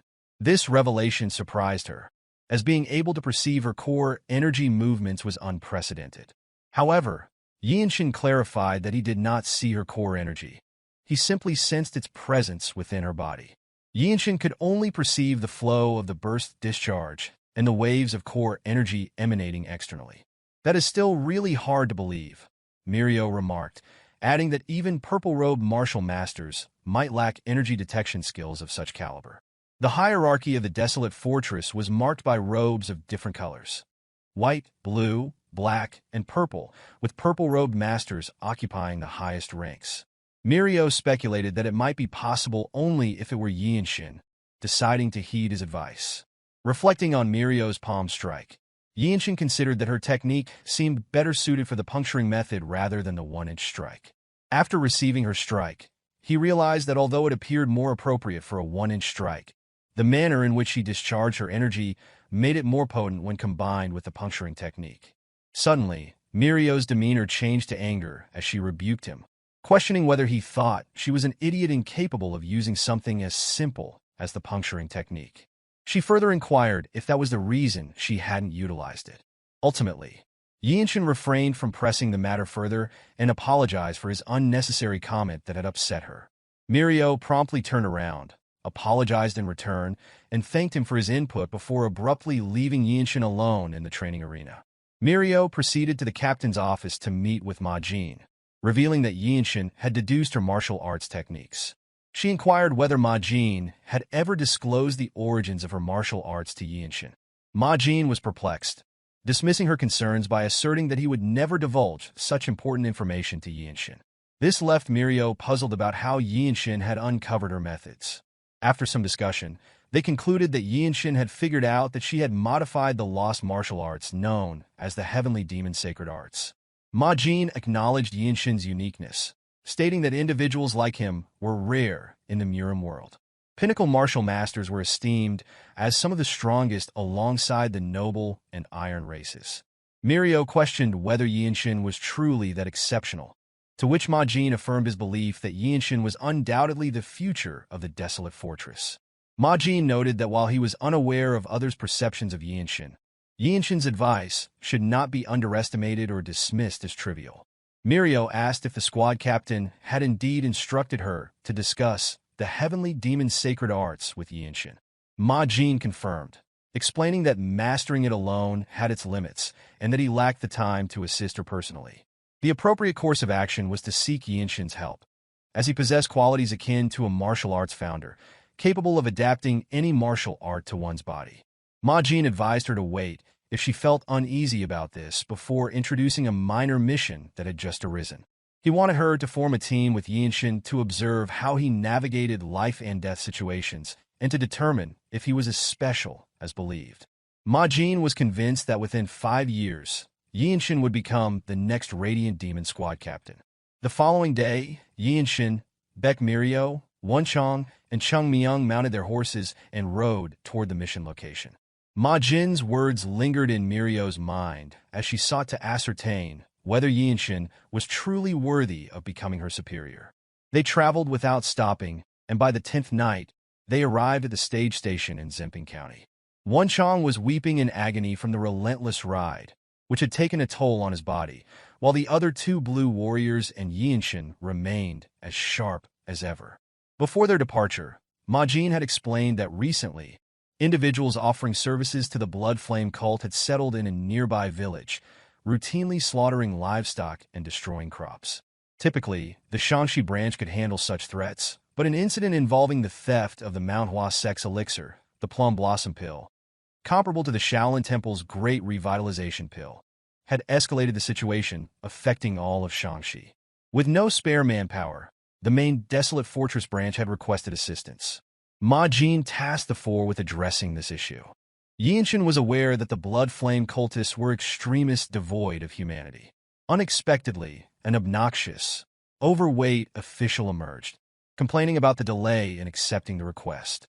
He boasted about his desire to treat the Desolate Fortress with respect, but no longer wished to do to their perceived laxity. He further criticized the decision to send a young lad, disregarding that the group consisted of martial artists rather than mere thugs. Yeonshin turned to his seniors, inquiring about the nature of this individual. Chung Myung responded that such ignorant officials were common, having encountered many who had never witnessed a true martial artist. People like this official mistakenly believed the Desolate Fortress was their personal servant. Observing the official like a pig, Yeonshin asked if he could block the man's mute acupoint. Chung Myung granted permission before instructing them to handle the matter swiftly and depart. The official persisted in voicing his grievances until Yeonshin struck his mute acupoint, rendering him mute. Yeonshin then explained that they did not take orders from him and left him unharmed. As they proceeded toward their accommodations to rest, Wonchong realized that Yeonshin had learned to block acupoints as well. He expressed his intention to address Yeonshin respectfully by using his warrior name. In return, Yeonshin permitted Wonchong to do as he pleased, addressing him as the Desolate Fortress Sacred Warrior, which made Wonchong proudly accept the title. Chung Myung approached Yeonshin to elaborate on the relationship between the Murim and the government, explaining that they did not interfere with each other and neither would invade the other. However, within the government, the Desolate Fortress enjoyed more freedom than other martial artists due to the imperial family's support. This autonomy allowed them to confront those who erroneously believed they were under the Desolate Fortress's control. Myohwa joined the conversation, advising Yeonshin never to overextend himself. She commended his recent action against the official, considering it exemplary. During their discussion, Wonchong noticed movement in the distance. He alerted the others, and they focused their attention, a red-haired man wielding a sword was seen taking a child from the villagers. Yeonshin immediately identified the aggressor as a blood-flame cultist. Acting swiftly, he was the first to move, dashing toward the man in an attempt to rescue the child. Although Yeonshin was the first to initiate the move, Chung Myung swiftly outpaced him during the run. Yeonshin speculated whether his senior was utilizing the noble race's mobility art known as grass flutter. Following Chung Myung, Mirio accelerated past, and even Wonchong managed to move faster than Yeonshin after a few steps. This observation made Yeonshin aware of his weakness, realizing that he had insufficient training in mobility arts. The absence of proper mobility arts training at Yeong Manor placed him at a significant disadvantage. Meanwhile, a blood flame cultist launched an attack on a villager. The villager demanded the return of the child, while the cultist firmly resisted, telling the crying child to be quiet. He contemplated that the child, being full of life energy, posed a different kind of noise. Before the red-haired brute could act further, Chung Myung arrived and launched an attack. Unfortunately, the brute successfully blocked Chung Myung's sword strike. At that moment, Chung Myung positioned himself between the cultist and the villagers to shield them from harm. Additionally, he rescued the child from the brute's grasp. Surprised by the unexpected appearance of a martial artist from the Desolate fortress, the red-haired brute turned around, realizing he was in a predicament with another blue-robed martial artist approaching. Instantly, he summoned strength from his core energy and attempted to flee before Mirio could catch up. Both Chung Myung and Mirio were taken aback by the brute's decision to flee rather than engage them. Ultimately, observing his remarkable speed, Mirio concluded that his mobility art likely traded his own life force for enhanced swiftness. Shortly thereafter, Wonchong arrived. Although he was faster than Yeonshin, his physical condition appeared poor, evident from his heavier breathing. Chung Myung returned the child to the parent before they all retreated to rest for the night. A little later, Mirio reprimanded Wonchong, acknowledging his martial arts proficiency suitable for a white robe, but noting his insufficient stamina. She advised him to focus on improving his stamina moving forward. Yeonshin anticipated receiving similar criticism, but Mirio commended him instead. His fundamental training was exceptionally thorough, making him a rarity even among the 9 great sects and 8 great clans. She had noticed his prowess when he ran without employing any techniques. Given his physical abilities alone, it was unlikely that anyone in the Radiant Demon Squad could rival him. Mirio then remarked to Chung Myung that a frail and thin member of the noble race like him could never match Yeonshin in physical capabilities. Chung Myung laughed, encouraging Yeonshin not to be disheartened by his lack of knowledge in mobility arts. Despite his reassurances, Chung Myung recognized Yeonshin's underlying disappointment. Approaching a nearby tree, Chung Myung offered to teach Yeonshin the mobility arts he employed. This gesture surprised Yeonshin, as he believed Chung Myung's mobility art was an exclusive skill. Chung Myung clarified that it was not a technique from his household's martial arts, but rather the movement style of the noble races. Typically, individuals couldn't master it even with understanding, but Chung Myung believed Yeonshin might have the potential. He cautioned Yeonshin not to rejoice prematurely, noting that no one in the Radiant Demon Squad had been able to learn it. Mirio added that although Chung Myung had taught interested members of the Radiant Demon Squad, none had succeeded. Soon after, Chung Myung demonstrated the movement, explaining that while it was termed a mobility art, it relied on nothing physical. Yeonshin observed energy at the tip of Chung Myung's feet, noticing the absence of abrupt movements in his core energy. Immediately after, Chung Myung employed his mobility technique to ascend the tree, describing it as the noble race's method of walking and running. Yeonshin realized that Chung Myung's footsteps were so light that, had he not been visible before his eyes, he might have been undetected. He also understood the sacred methods of the noble races, which did not utilize core energy, but a similar force supporting the body. Descending, Chung Myung moved gracefully, akin to a falling leaf. Chung Myung then inquired whether Yeonshin comprehended the technique. Yeonshin contemplated how to harness core energy to create wind, lacking the authority of the noble races. Chung Myung was puzzled, wondering if Yeonshin could discern the energy of nature merely by observation. Yeonshin affirmed his understanding and questioned whether that was the reason for the demonstration. Expressing gratitude, Yeonshin began brainstorming ideas. He continued to ponder the execution of the technique extensively. Realizing it would take time, Wonchong entered the inn to secure a place for rest. Meanwhile, Yeonshin immediately began cultivating, striving to find a way to utilize his energy to develop a mobility art. Before long, he formulated a concrete idea on how to use his energy similarly to the nature-infused energy his senior possessed. Outside, Chung Myung slept peacefully in a hammock tied to a tree until awakened by the sound of the door creaking open.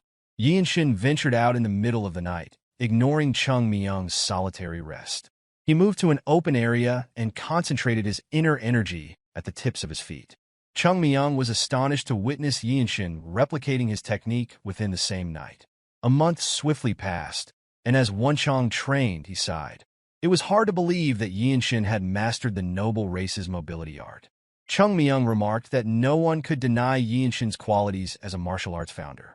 Eventually, even their captain chose to concentrate on his own mobility arts. This reminded Myohwa of Ma Jin's advice, prompting her to assess whether Yeonshin was worthy of becoming her superior. On this note, Wonchong inquired whether it was acceptable to send Yeonshin alone on the mission. Myohwa responded that the enemy should be the ones to fear, advising them to remain inside for another month. Additionally, she stated that since it was merely a reconnaissance mission, Yeonshin alone would suffice. Although Yeonshin's heart brimmed with joy, he felt lighter with each step. The balance between speed and effort had significantly improved compared to before. Soon, he arrived in front of a wooden house. After several hours of running, he had finally located their hideout. His next move was to return and inform the others. Suddenly, Yeonshin witnessed a horrifying sight. A blood-flame cultist leisurely sucking the essence of a young boy. This act starkly contradicted everything Yeonshin believed in. Determined, Yeonshin chose to reveal himself, calmly approaching the man. The cultist questioned the identity of the young man, daring to approach him in broad daylight. A gluttonous smile spread across the cultist's face as he eyed Yeonshin. A brazen young man radiating life energy, standing alone in such an unexpected place. Rising to his feet, the man reached for his sword at his waist and advanced toward Yeonshin. He laughed joyfully, confident that a mere white robe from the desolate fortress was no match for him alone. However, before the cultist could swing his sword, Yeonshin's blade swiftly severed his neck, decapitating him. As always, Yeonshin required only a fraction of a second to execute a decisive strike, ending a life instantly. He then looked at the child, feeling a sense of fate's cruelty, reminiscent of his own family's massacre and similar tragic fate. Yeonshin gathered his core energy into his sword and prepared to strike the wooden house before him. He vowed to bury the child after resolving the situation, refusing to allow any member of the demonic cult to survive. This resolve mirrored the teachings of Ma Jin. Channeling his core energy, Yeonshin visualized the attack path toward the wooden house. He then unleashed a magnificent sword aura attack, slashing the house in half. One blood flame cultist was swept away by the horizontal sword strike, while the remaining members froze in place, bewildered by the sudden assault. Without waiting for the cultists to regroup, Yeonshin advanced toward the wooden house. He didn't give them a chance to fight back, stabbing his sword directly into a man's heart. Yeonshin remarked that blood flame cult members believed the weak were prey for the strong, and now they were being eliminated by someone stronger. After eliminating one guard outside and two more inside the house, Yeonshin discovered a cave leading deep underground. He sensed a significant amount of energy emanating from within the cave, indicating that this was not merely a hideout for a few cultists, but a branch of the blood flame cult. Before long, a group of cultists emerged, one of them screaming that anyone daring to attack this place would meet their death. Yeonshin recognized the first cultist he had encountered in the village. Instead of fleeing upon realizing this was a branch of such a vile cult, Yeonshin chose to stand his ground and fight. Utilizing his newly acquired movement technique, he advanced to the center of the group and performed a delightful, yet deadly, sword dance. The cultists never anticipated a white-robed martial artist from the desolate fortress to attack them in such a manner. In a single breath, they were dispatched to their maker. Meanwhile, Yeonshin pondered the unnaturally vile aura emitted by such a small group of people.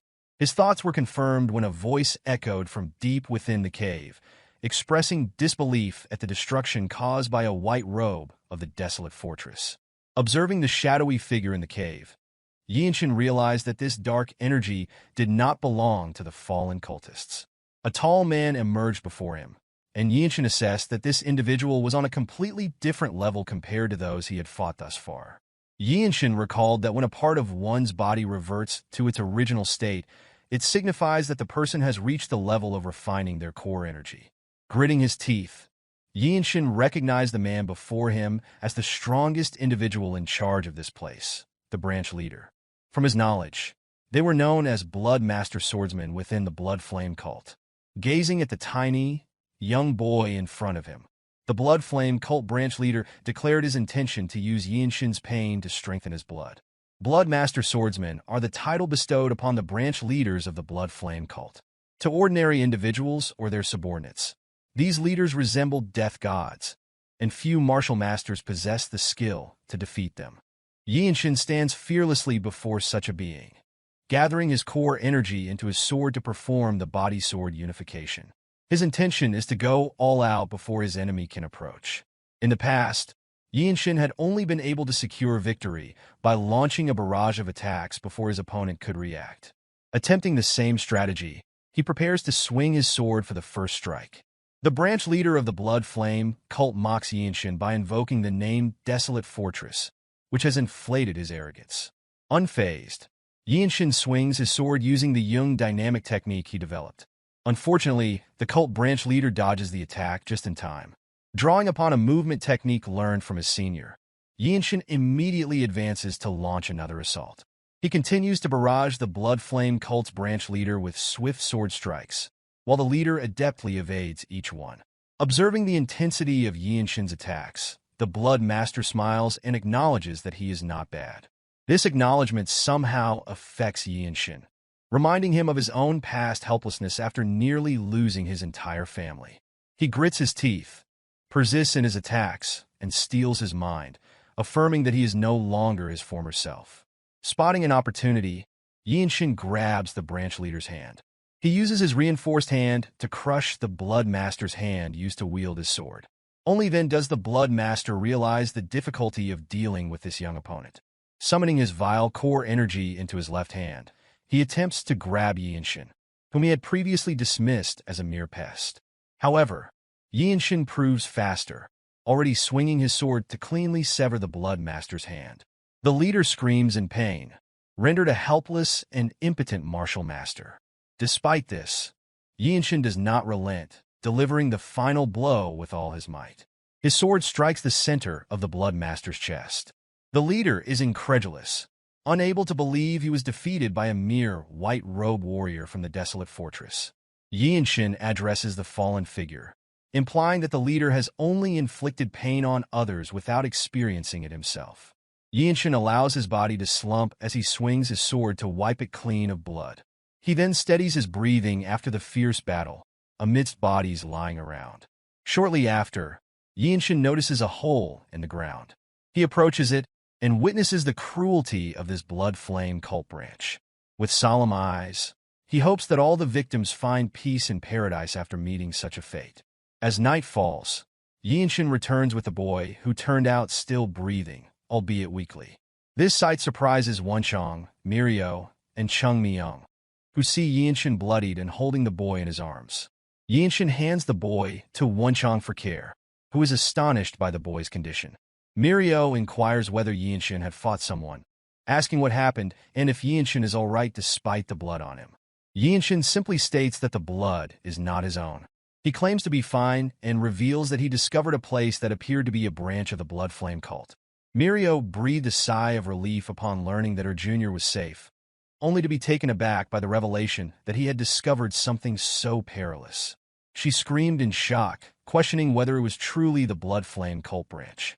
Yeonshin explained that there were 8 red-haired Blood Flame cultists, including one who was causing trouble in Jinping County, and a particularly strong demonic cultist with red and black hair.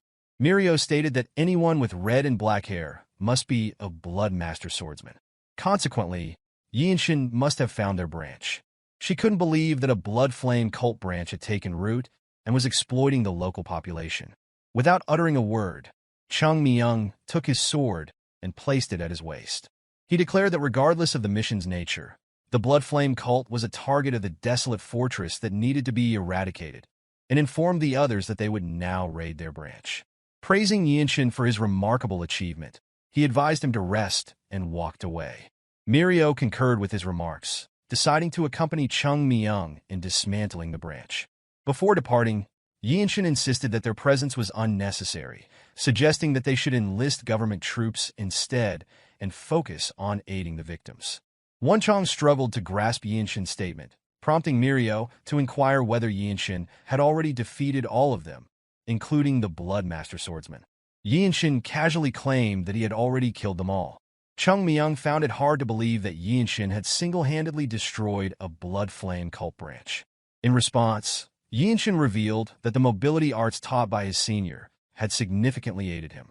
This revelation left Chung Myung speechless, as it was unheard of for a new white-robe martial artist to contend with a Bloodmaster Swordsman.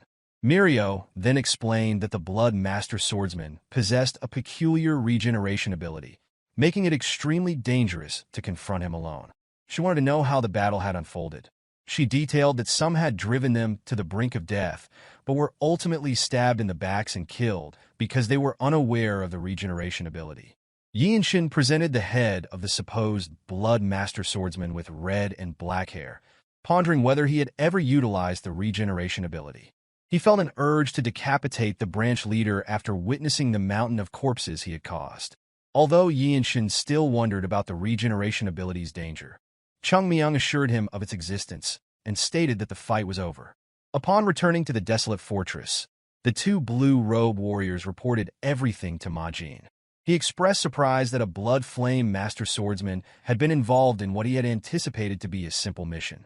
He mused that this situation might actually be advantageous, as it allowed them to witness the true capabilities of the white robes on the mission. Ma Jin then inquired about the lightning genius's behavior in life-and-death situations. Myohwa doubted the accuracy of what had transpired, while Chung Myung was puzzled by the question. Ma Jin clarified that if a Blood Master Swordsman had been present, their forces must have been at least at the branch level, indicating a very dangerous scenario for the white robes. He surmised that they assaulted the branch by bringing the two white robes and destroying it. In the end, Myohwa admitted that they hadn't actually witnessed anything firsthand. She revealed that Yeonshin had embarked on the reconnaissance mission alone and had annihilated the entire Blood Flame cult branch by himself. Ma Jin sought clarification, confirming that Yeonshin had gone alone and killed all the Blood Flame cult members, including the Bloodmaster Swordsman. Ma Jin felt a surge of shock when Chung Myung simply affirmed his statement. Meanwhile, Yeonshin remained deep in thought as usual, while Wonchong expressed disbelief at how he had become attached to the place and how pleasant it was to return. Wonchong then inquired if Yeonshin sensed an electric atmosphere upon their return. Yeonshin concurred, likening it to the ambience of a festival. Wonchong, known for his penchant for gossip, revealed that the former Divine Sword Group captain had returned to vie for the position of Elder Council leader. Accompanying him was a boy, reportedly an adopted son of the renowned Desolate Male clan, rumored to be exceptionally talented. Yeonshin was aware that the Desolate Male clan was his mother's lineage, yet they had never visited Hyea County before, not even during his mother's wedding. After Yeonshin's birth, they had not reached out once. Yeonshin smiled, considering such stories typical of village tales, as if his mother's family had severed all ties after she married into a household they deemed lower in status. The next morning, Yeonshin reported to his squad captain as summoned. Ma Jin examined Yeonshin intently from head to toe, noticing the remarkable transformation after his mission, evident in the change in Yeonshin's energy. The thought that Yeonshin had single-handedly destroyed an entire Blood Flame cult branch was impressive and not mere luck, Ma Jin mused. He then stood up, instructing Yeonshin to follow him, mentioning that the Fortress Master had requested a joint meeting. Yeonshin pondered why the Desolate Fortress Master, holding such a position, would seek a meeting with them. As he followed his captain, Yeonshin inquired if there had ever been instances where she requested meetings with White Robe Warrior after their enlistment. Ma Jin responded sternly that it had never happened.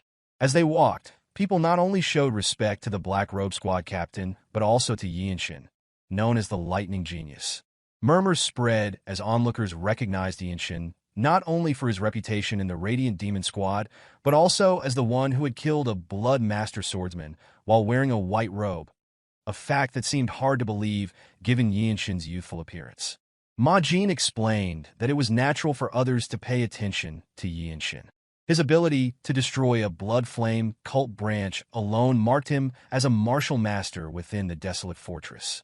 With this in mind, Yeonshin walked confidently beside his captain to meet the fortress master. Yeonshin's perception of time was different, and he did not afford himself the luxury of it. Determined to survive, he aimed to become as strong as a Divine Sword Group captain before turning 20. His goal was to advance from white to blue, surpass black robes like his captain, and lead squads such as the Radiant Demon Squad as a purple robe or Divine Sword Group captain. They arrived at the fortress master's office, and as Ma Jin knocked on the door, they overheard her mention that the former Divine Sword Group captain had a grandchild. The old man responded by asserting that the blood of a lowly place could not travel far and expressed his desire not to bring shame to the Ma clan. Ma Jin and Yeonshin continued to wait as the old man claimed that the child accompanying him was his successor, emphasizing that despite not being from the main family, the child was exceptionally talented. Shortly after, the door opened, and Ma Jin and Yeonshin entered the room. Inside, alongside the fortress master, stood the old man, who was purportedly the former captain of the Divine Sword Group, accompanied by a young boy. The green-haired fortress master greeted the newcomers with a solemn smile on her face. Yeonshin studied her intently, pondering her intentions, until Ma Jin greeted her respectfully, prompting Yeonshin to follow suit. Yeonshin then turned his attention to the old man, the former Divine Sword Group captain and a purple robe martial master reputed to be stronger than Ma Jin. The old man addressed Yeonshin, identifying the boy as the lightning genius from the Radiant Demon Squad. He introduced himself as Ma Yeonjiak, mentioning his past leadership of the Divine Sword Group. Yeonjiak explained that he had informed the fortress master that his adopted grandson wished to meet a martial master of his caliber. Upon hearing this, Yeonshin realized that Ma Yeonjiak was unaware of his true identity, understanding that this ignorance was why the fortress master had summoned him. Yeonjiak continued, stating that he had recently heard of Yeonshin's fame and felt that the rumors did not fully capture his reputation upon meeting him in person. The old man further praised Yeonshin's accomplishments, expressing disbelief that Yeonshin had achieved so much at such a young age. In response, Yeonshin dismissed the compliments by addressing Ma Yeonjiak as his grandfather, revealing his identity as young Yeonshin of the Radiant Demon Squad. This unexpected revelation surprised Yeonjiak, as it was unusual for a young child to claim such a relationship. The adopted grandson appeared confused by Yeonshin's words, while a mischievous smile played on the fortress master's lips. It was then that Yeonjiak realized Yeonshin shared the surname Yeong, understanding that the child was his grandson from a daughter he had rejected.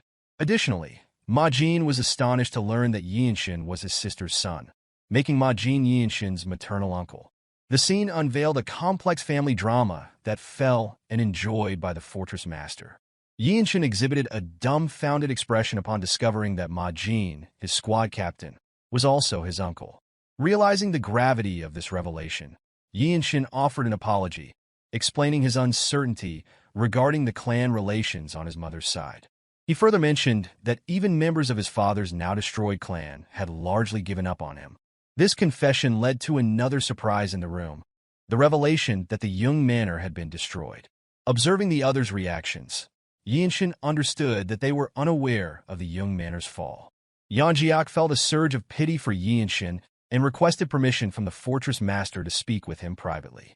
The fortress master remained silent, prompting Yeonshin to step forward and declare that his mother was not a member of his grandfather's clan, leading him to feel that he did not belong there.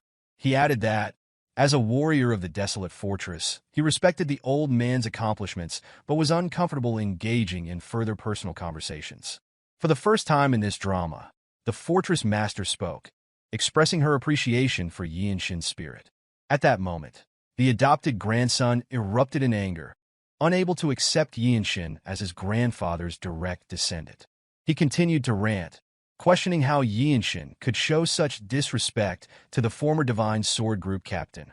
completely forgetting that he was in the presence of the Desolate Fortress Master. Yeonshin responded by stating that he had no need for the adopted grandson's acknowledgement, asserting his identity as the Radiant Demon Squad's lightning genius rather than a member of the Ma clan. Smirking at these words, Yeonshin caused the adopted grandson to flush with anger.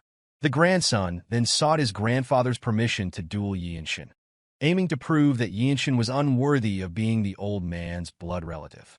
In response, Yeonshin revealed that agreeing to the fight was unnecessary. He added that if an exchange for learning was requested, he would gladly comply, emphasizing that he had no need to prove his value to the Ma clan.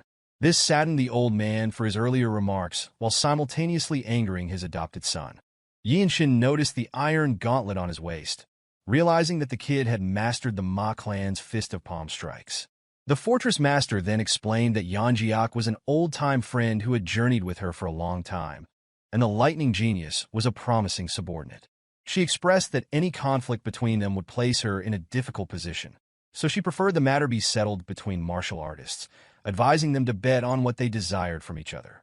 Turning to Yeonshin, she acknowledged that the duel offered no benefit to him. Thus, as a friend to Yeonjiak, she declared that regardless of the duel's outcome, she would grant Yeonshin one request. Yeonshin responded cryptically, leading the Fortress Master to explain that granting the fruit of the Tree of Life was not possible at the moment. She added that even if Yeonjiak made such a request, it would yield the same result since he had already received a different reward for his contributions as the Divine Sword Group captain. Instead, she offered to teach Yeonshin one of her vital energy techniques. This offer intrigued Yeonshin and surprised the two martial masters present. The opportunity to learn from the Fortress Master, renowned as the strongest in the world, was significant. Observing the other kid, Yeonshin saw his excitement to learn martial arts rather than follow his grandfather's will if he won. Yeonshin was unwillingly accept the duel, disliking the idea that his mother's clan would endorse such a successor. Shortly after, they assembled in the arena exclusively designated for the Fortress Master to engage in battle. The Fortress Master informed them that the arena was theirs alone and they could do as they wished. Yeonshin maintained his usual aloof expression, appearing calm and confident as the kid prepared for the fight, his hand crackling and the iron gauntlet on his arm. Observing his grandfather and uncle, Yeonshin concluded that the Radiant Demon Squad was sufficient for him at the moment, eliminating the need for the Ma clan.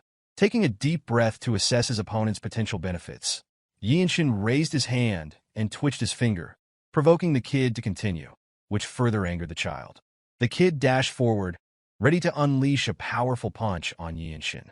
Yeonshin easily pushed the punch away, cleanly dodging the strike. Noticing the kid's superior energy, Yeonshin speculated that the child had consumed potent elixirs. Preparing to counter the next attack, Yeonshin activated his Jung dynamic technique. The kid launched a barrage of punches, but Yeonshin either took a half step aside or deflected them to neutralize the assault. The kid's attacks varied between seemingly punching air and feeling as though striking a solid stone wall, causing him to wonder why Yeonshin hadn't drawn his sword. Yeonshin replied that the kid's fist strike techniques were sufficiently impressive. As the kid's anger intensified, he mustered more core energy and, releasing all his held-back power, charged again. This time, Yeonshin decided to meet the attack head-on. Despite having less energy, Yeonshin neutralized the initial technique and was only slightly pushed back.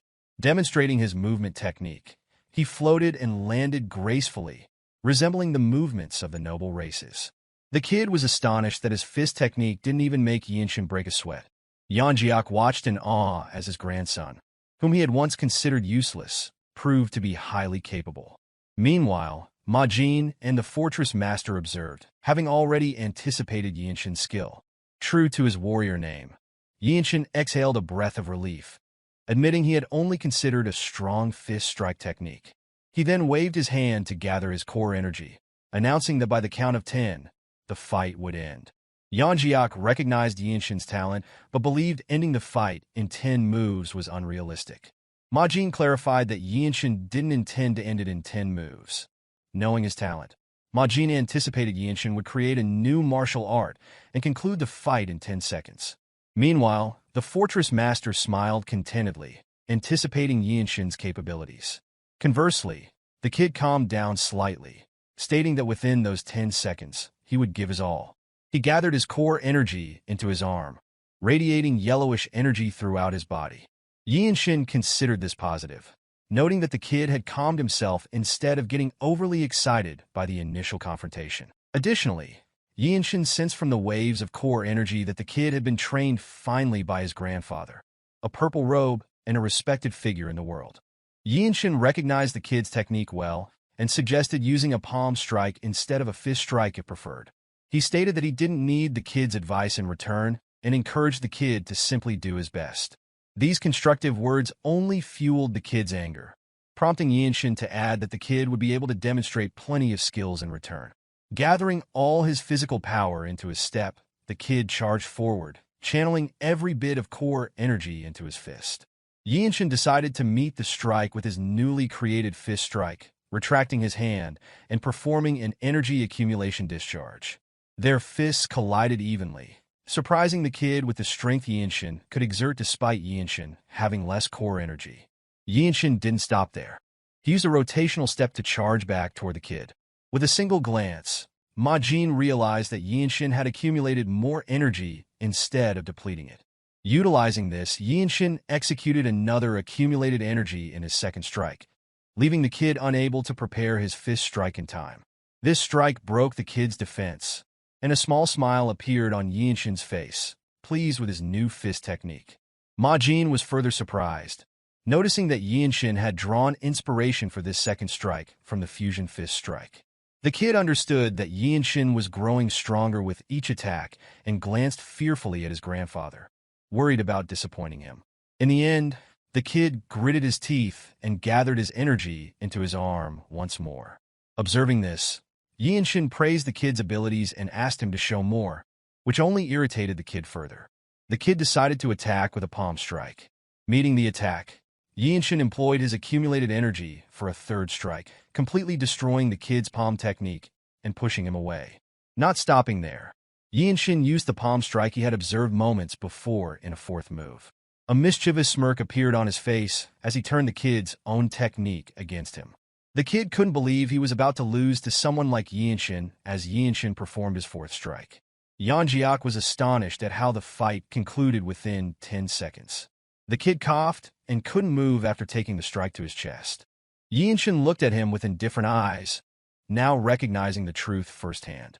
The lightning genius possessed real skills and talents to back his claims. Comparable to someone with a 300 IQ, Yeonshin had created, deciphered, and performed a martial art within a few moves they fought. Ma-jin was amazed to witness a fist art that grew stronger the longer the fight lasted, while Yeonjiak struggled to believe that his supposedly useless grandson had truly developed a new martial art so quickly. Meanwhile, Yeonshin was calmly normalizing his breathing, feeling proud of himself for creating a martial art worthy of being called a famed ultimate technique. Shortly after, the Fortress Master praised Yeonshin for the good fight and expressed her pleasure in seeing someone create a martial art. Yeonshin humbly admitted that he was embarrassed and hoped he hadn't wasted her time. She then inquired about the name of his new technique. Yeonshin chose to name it the Eternal Blossom Fist. The Fortress Master thought it was a perfect name for a fist strike technique that blooms endlessly.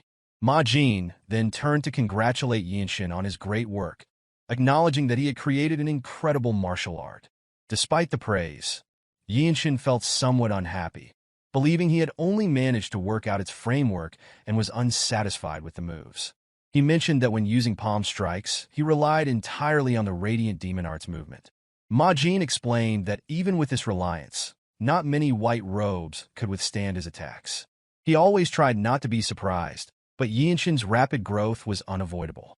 However, Yeonshin knew that his progress was not yet fast enough. This confused the others, but only the Fortress Master understood what he truly meant. Yeonjiak then approached him, seeking to know what he must do to gain Yeonshin's forgiveness. This surprised Ma-jin and the kid, as such an influential person was bowing his head to ask for forgiveness from a kid. Time and again, Yeonjiak prioritized his clan above everything else. At this moment, the purple robe martial master, known as the Absolute Being, lowered his head in reverence toward Yeonshin. His mere presence dictated life and death for most, earning him the status of a godlike figure. Yet, this display evoked a sense of irritation in Yeonshin. Eventually, Yeonshin expressed that seeing his grandfather in such a state was a heavy burden. He remarked that the past could not be undone and that the maternal side of his family felt like strangers to him. To Yeonshin, the Radiant Demon Squad was his true family. Yeonjiak, determined to win his grandson over, proposed building bonds over time. However, Yeonshin declared that he lacked time for anything beyond improving his martial arts. He then asserted that he had won the duel his grandson had recklessly initiated and demanded respect as a martial artist. The fortress master, noticing Yeonshin's predicament, intervened and suggested settling the matter. She offered to teach Yeonshin any martial arts he needed when the time came and allowed him to make a single request of the Ma family. Yeonshin, already prepared, planned to deliver his request through Ma Jin, his captain, at the appropriate moment. Ma Jin found himself irritated by this, as the boy seemed to reduce him to the role of a messenger. Once the matter was resolved, Yeonshin and Ma Jin returned to their barracks. On the way down the stairs, Ma Jin mentioned an upcoming mission that could benefit Yeonshin. A few days later, Ma Jin led a group of Radiant Squad members, including Yeonshin, Wonchong, Mirio, and Chung Myung, to Xian County. Yeonshin recalled Ma Jin's words about the mission, which involved recovering the Plum Blossom Pill, an elixir treasured by the Manhwa Sect. The sect had lost it, prompting a widespread search among various martial artists and groups. Their role was to assist the Manhwa Sect in this endeavor, while minimizing casualties. Yeonshin remarked that the conflict presented an opportunity to test his sword skills in real combat. Ma Jin explained that the mission would allow Yeonshin to face renowned martial artists, offering unparalleled growth through battle compared to mere solo training. As they journeyed, Wonchong complained about the requirement to remain out of uniform, a necessity to conceal their affiliation with the Desolate fortress. Amused by Wonchang's antics, Ma Jin led the group onward. Eventually, they encountered martial artists from the Manhwa Sect. Sage Cheonju, leader of the Plum Blossom Swordsman and one of the top martial masters, greeted them. Yeonshin immediately recognized the name, recalling his status. To match this rank, Ma Jin, a black-robe martial artist, had taken charge of their group. Cheonju, in turn, recognized Mirio as the Zen Demon Sword and Chung Myung as the Azure Eye Sword Demon. He knew who they were and felt no need for introductions, having already fought alongside them before. The revelation that Chung Myung's warrior name was Sword Demon intrigued Yeonshin. Among the Manhwa Sect's group, he noticed a particular young man. As Yeonshin surveyed the assembly, Cheonju suddenly approached and looked down upon him. Cheonju perceived the Desolate fortress is serious about the mission for bringing a disciple. Yeonshin deduced that Cheonju must believe he was not a white-robe martial artist, but rather the leader's disciple, based on his attire and his young appearance. Ma Jin attempted to explain, mentioning that Yeonshin was literally only 15 years old as a white robe, but he was cut off mid-sentence when Cheonju recognized Yeonshin's extraordinariness. Cheonju then suggested a friendly duel with the disciple of the Manhwa Sect leader. A small smile appeared on Ma Jin's face as he realized Cheonju was attempting to assert the Manhwa Sect's superiority over the Desolate fortress. Since they were to travel as a party, it would be awkward for key members to fight each other. Thus, they preferred to use the future generation of their respective groups to determine the hierarchy. Ma Jin turned to Yeonshin for his response, but Yeonshin simply tapped the sword hanging at his waist, signaling his readiness to step forward. A sly smile crossed Ma Jin's face, anticipating an interesting encounter. The young man who was supposed to be Yeonshin's opponent grumbled about his master forcing him into the situation, believing that 5 moves would suffice. Cheonju reprimanded him briefly, explaining that he would learn something here and urging him to give his all. The young man dismissed the Radiant Demon Squad's martial arts, expressing doubt about what he could learn. Meanwhile, Yeonshin kept his mind open, pondering the depth of the Manhwa Sect's martial arts. He then remarked that the young man only needed 5 moves, prompting an apology from him, who claimed he did not intend to offend. Yu Hyun from the Manhwa Sect introduced himself, explaining that his rigorous training had led him to unwittingly voice his thoughts aloud. Wonchong was aware of the rumor that Yu Hyun was the Manhwa Sect leader's best disciple. Even Mirio added that he was considered the future of the Manhwa Sect, with rumors suggesting he had already begun learning the Violet Dawn's sacred art.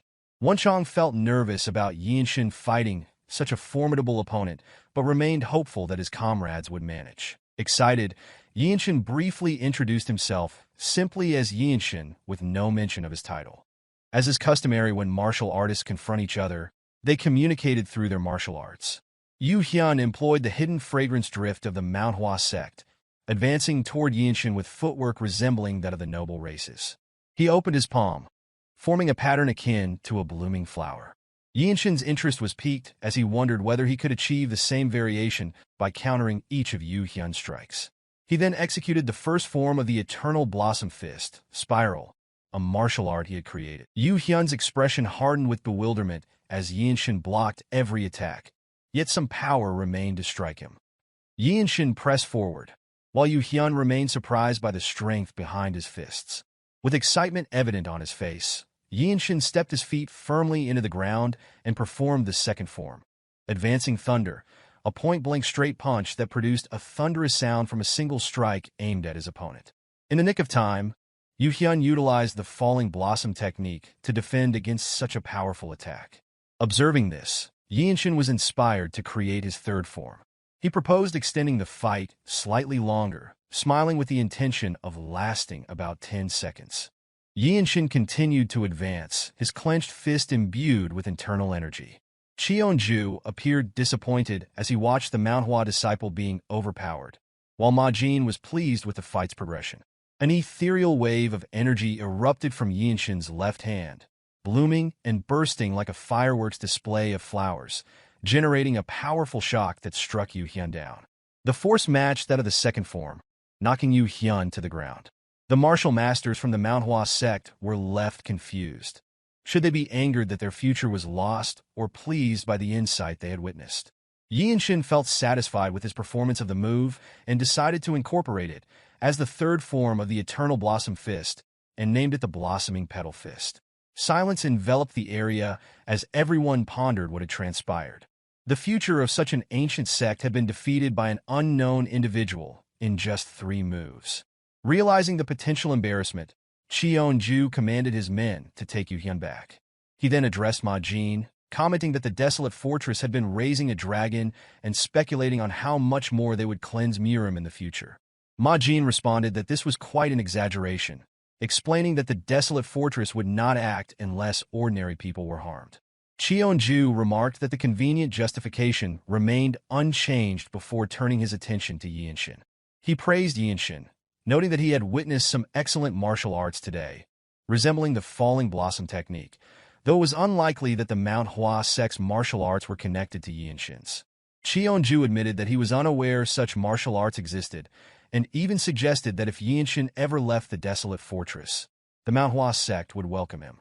This surprised Ma Jin, who immediately told Cheonju to stop as he had crossed the line.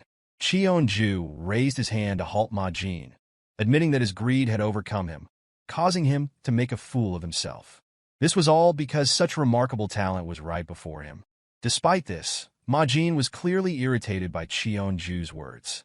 Meanwhile, Myohwa sent a sound transmission to Yeonshin, expressing that he was incredible and acknowledging that he was struggling. Yeonshin nodded slightly, as the third move he had performed had exhausted almost all of his internal energy. The Eternal Blossom Fist technique he had created delivered powerful attacks in every stance, but it also consumed a significant amount of internal energy. For the time being, he would have to use a sword in actual combat. After they hurriedly found a room at an inn, Chung Myung lazily instructed Yeonshin to open his middle dantian quickly, explaining that if his internal energy was insufficient, he would need to supplement his stamina. Yeonshin immediately sat and asked what that meant. Myohwa joined in, explaining that the middle dantian had effects that even the upper dantian couldn't achieve, making his internal energy more solid. This was a new concept to Yeonshin, who had never learned such techniques in a sect. Myohwa further explained that training the middle dantian improved efficiency, allowing martial artists to fight for extended periods without tiring. Masters who fought for days and nights without fatigue had trained their middle dantian, making the flow of internal energy more stable and enabling them to execute large techniques multiple times. Yeonshin glanced at his lazy senior, Chung Myung, who had fought with Namgung best swordsman, before turning to Myohwa and asking how he could open his middle dantian. She informed him that with prolonged training in the lower dantian, it would open naturally, specifically by focusing on his breathing and energy circulation in his upper body. Appearing determined, Yeonshin asked if there was a faster way, addressing Myohwa as sister. Myohwa's cold eyes softened slightly, and her cheeks blushed. For a moment, her lips stuttered after being called sister, but she quickly regained her composure, like the experienced master she was, while Yeonshin wondered if he had said something wrong. The inn was alive with noise, the mingling smells of roasted meats and spiced broths thick in the air. Every corner seemed occupied, making it difficult to spot an empty seat amidst the bustling crowd. Wonchong squinted, his sharp eyes scanning the room, though it wasn't the crowd that held his attention for long. Myohwa, seated across from him, suddenly stood, her movements sharp and deliberate. There was an edge to her presence now, as though a blade had been unsheathed within her. At the same time, Ma Jin leaned forward, his tone steady as he laid out the situation. He identified the stealthy demons, infamous thieves operating north of the Yangtze River, as the culprits behind their current predicament. By the time Myohwa returned to her seat, her expression was unreadable, though her energy seemed no less intense. Ma Jin continued, addressing her directly as he closed his eyes, confirming that the stealthy demons were indeed the ones who had stolen her martial arts manual. To him, the connection was as clear as day. Wonchong turned toward her, his voice tinged with curiosity. He questioned whether they had stolen from a blue-robed warrior of the Desolate fortress, though his words seemed to prod more than accuse. Myohwa grit her teeth, her frustration evident in the tautness of her jaw. She hinted at a story behind the theft, one she wasn't keen on sharing just yet. Ma Jin broke the silence with a decisive shift in the plan. He announced their intention to smash the signboards of Shangshi's unorthodox factions, targeting those aligned with the stealthy demons. Wonchong, ever analytical, asked what the Myohwa Sect planned to do during their assault. Ma Jin's response seemed to amuse him as he pieced together the strategy, realizing they would act as a distraction, drawing attention while the Myohwa Sect infiltrated the targeted sects. Yeonshin, the youngest among them, raised a practical concern. He questioned their justification for such a direct attack. Chung Myung, with a wry smile, turned to address him. His words carried a mix of explanation and dismissal as he clarified the Empire's stance. To the Empire, the distinction between orthodox and unorthodox martial artists was simple. It came down to whether money was donated willingly or extorted at swordpoint. Ma Jin added that unorthodox factions were parasites feeding off the nation. He explained the inevitability of their return even if wiped out, reinforcing that no justification was necessary to strike them. Yeonshin pressed on, asking how many factions they were targeting. Ma Jin replied with precision, designating 5 factions and volunteering to take on 2 himself. With quiet resolve, Yeonshin offered to handle a target alone. His voice carried the weight of confidence, though his words drew a measured warning from Ma Jin. He reminded the young warrior that seeking sole credit came with significant risks. Yeonshin remained steadfast, undeterred by the caution. His response was simple. This was something he needed to experience. Ma Jin hesitated. As Yeonshin's uncle, his instincts told him to intervene, but as the captain, he understood the importance of growth through trial.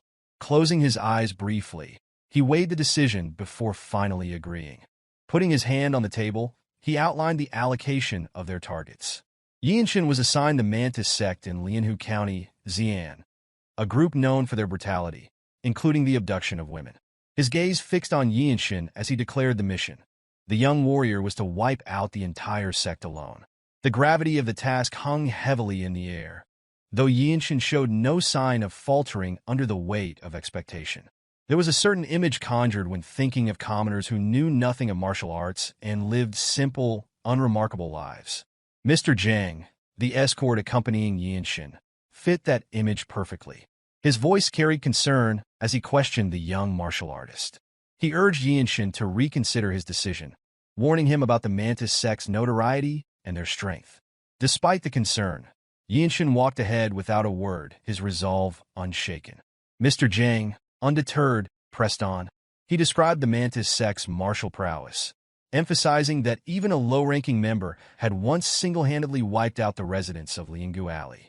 Yeonshin paused briefly, his expression calm yet focused. There was no hesitation in his movements, only a desire for knowledge to better prepare for the mission. He inquired further about the sect, his voice steady, seeking any information that might aid him. Mr. Jeong explained that the Mantis sect had seized control of Liangu Street 3 years ago. Their crimes included abducting over a dozen people, using them as servants. He added that their atrocities were unchecked, with the local magistrate firmly in their pocket. As they walked, Yeonshin asked about their martial arts, curious to learn more.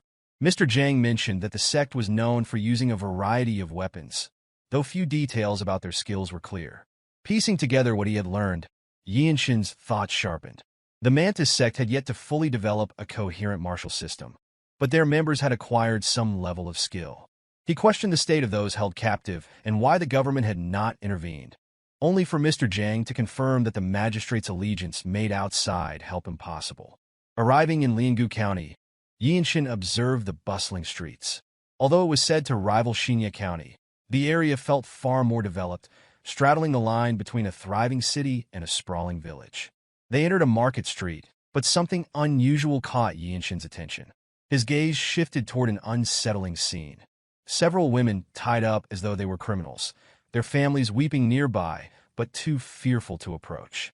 5 martial artists sat nearby, swords resting casually at their sides. Their careless demeanor contrasted sharply with the anguished cries of the families. Yeonshin approached deliberately, his voice cutting through the tense atmosphere as he questioned the scene before him. The sight of the great Ming dynasty's laws being so brazenly trampled sparked quiet anger within him. No response came from the men. Instead, one of them, a bald thug gripping a knife, smiled before hurling the blade through the air toward Yeonshin. It lacked any real power or skill, more a taunt than a threat. Without hesitation, Yeonshin caught the knife in his hand. With a single, fluid motion, he executed a delightful sword strike, releasing the blade with precision. The knife, propelled by the force of his attack, shot forward like a flash of light, piercing through the air. The bald thug dropped instantly, the blade embedded in his head, and he dropped lifeless as though nailed to the ground.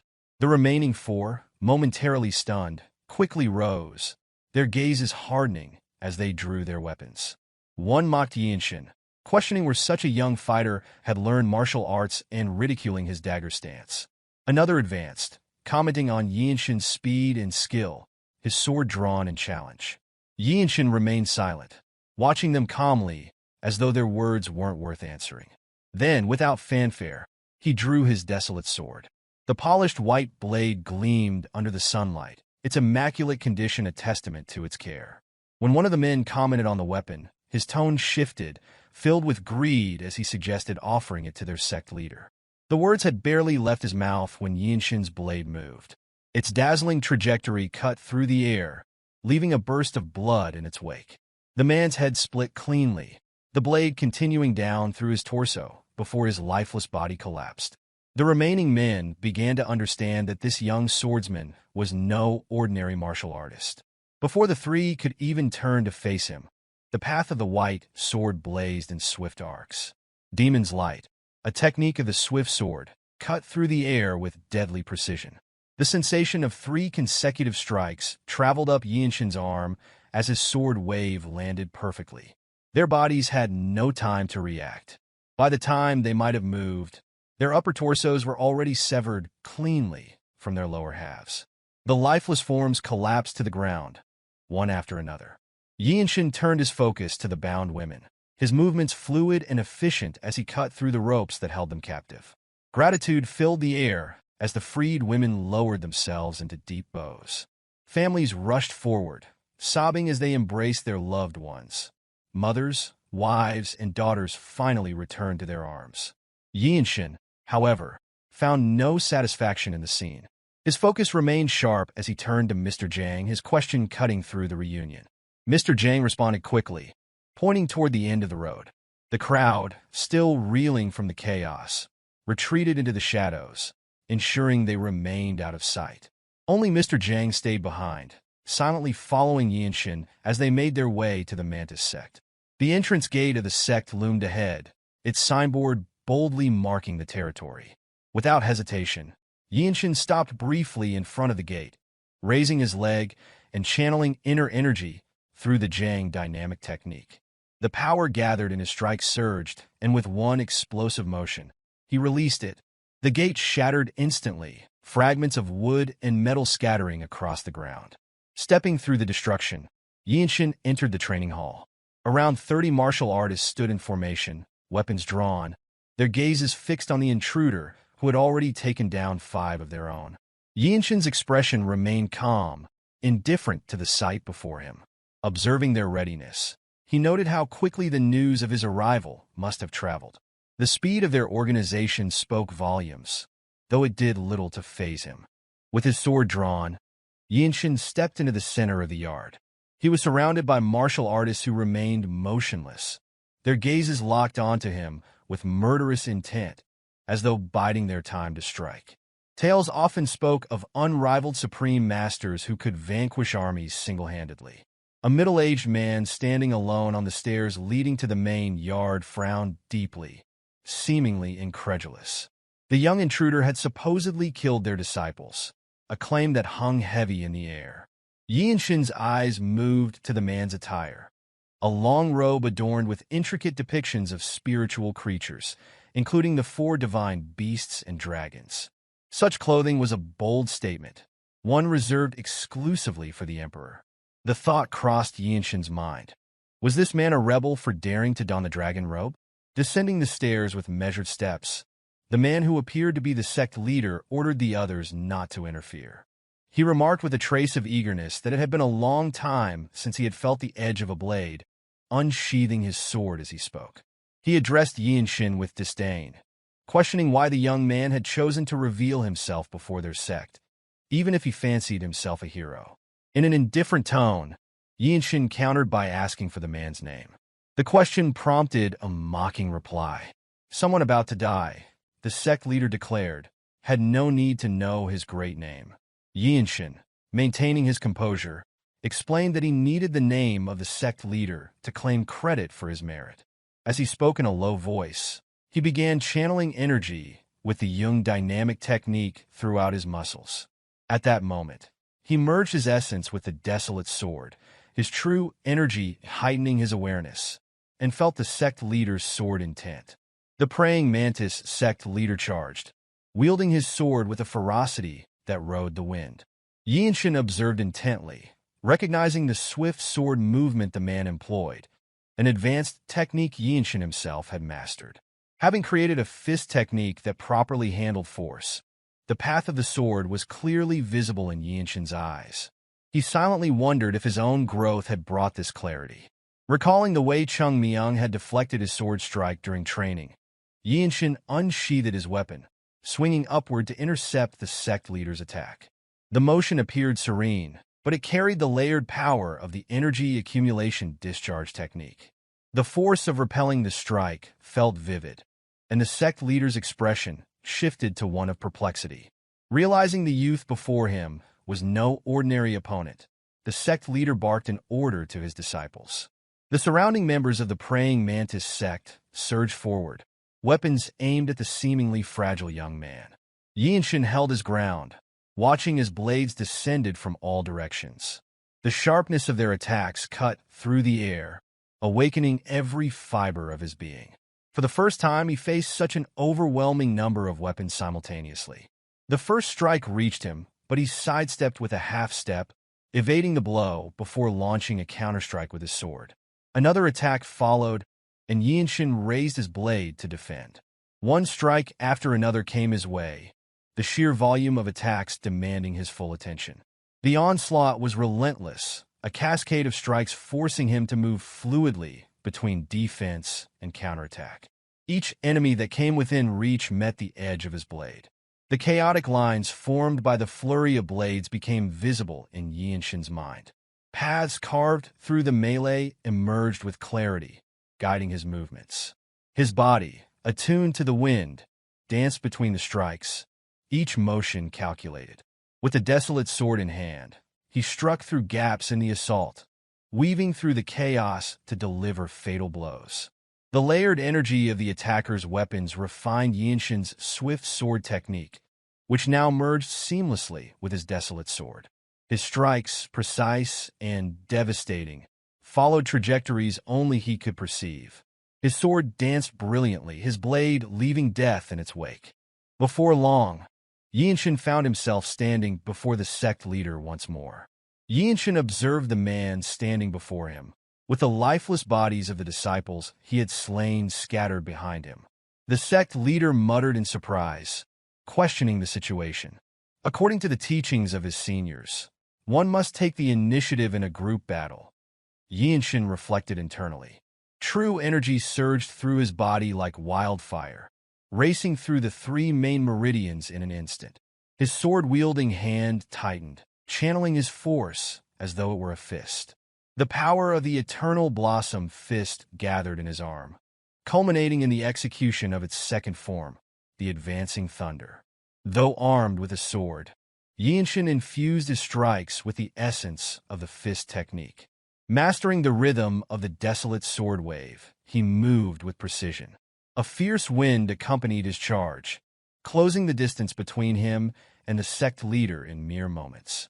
The man's face, etched with surprise, loomed closer in Yeonshin's sight. With swift resolve, Yeonshin struck downward, his blade aimed for the sect leader's head. Before the sect leader could utter a word, a pure flash of sword light cut through the air. The merciless strike sent a shuddering sensation reverberating through the battlefield.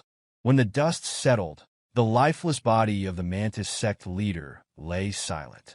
The overwhelming force of Yeonshin's strike had left unmistakable evidence of its power. The heavy scent of blood rising in the air made the surreal scene all too real. Declaring his resolve, Yeonshin proclaimed his intent to destroy the signboard of the praying Mantis sect. He turned his gaze toward the remaining disciples, who stared in disbelief. One disciple murmured a question, his voice trembling. Another exclaimed in sheer disbelief, calling out in desperation. Amid the chaos, a disciple clad in a purple robe screamed, his voice ringing with urgency, "Which is to summon the blood sword?" Yeonshin paused, contemplating the mention of the blood sword. He inquired calmly, yet firmly, whether they were referring to the Blood Master Swordsman and if the Blood Flame cult was supporting them. The 2 disciples halted, surprised by his question. In the next instant, Yeonshin grabbed one of the disciples by the neck, his strength enhanced by the Jung dynamic technique. Forcing the man to his knees, he commanded him to speak. The disciple stammered, admitting that the Blood Master Swordsman was resting in the annex nearby. Yeonshin considered the situation. If it was truly the Blood Master Swordsman, there was no way such a formidable figure would fail to sense the intensity of this battle. A sudden attack disrupted his thoughts. A sword imbued with core energy hurtled toward him silently, slicing through the air without warning. Yeonshin's Desolate sword, strengthened by layers of true energy coursing through his right arm, intercepted the strike with a resonant clang. The vibrations spreading through his hand were sharper and more intense than anything encountered thus far in the praying Mantis sect. A figure leaped past Yeonshin, retrieving the fallen weapon. The sunlight glinted off the reddish hair of the newcomer, who exuded an ominous energy that seemed to permeate the battlefield. With a voice laced with disdain, the Blood Master Swordsman remarked that Yeonshin had blocked the strike. The carnage surrounding them, he observed, could only be the young swordsman's doing. Unperturbed, Yeonshin responded calmly, noting that carnage was a word ill-suited for someone like the Blood Master Swordsman. His thoughts solidified. This was indeed the Blood Master Swordsman of the Blood Flame cult. The man before him had hair streaked with red and black, his mouth stained with dried blood. Wielding an iron sword that radiated ominous energy, the Blood Master Swordsman exuded a malevolence that filled the air, setting the stage for an inevitable clash. Ma Jin's earlier remark surfaced unbidden in Yeonshin's mind, a memory from a conversation about Yeonshin's recent feats. Ma Jin had joked that slaying 5 Bloodsword Masters would earn recognition as a blue warrior, regardless of age. The humor in his tone had been evident, given how rare it was to encounter the Blood Flame sect, let alone defeat its members. Yeonshin's thoughts lingered only briefly before he muttered a single word to himself. Lucky.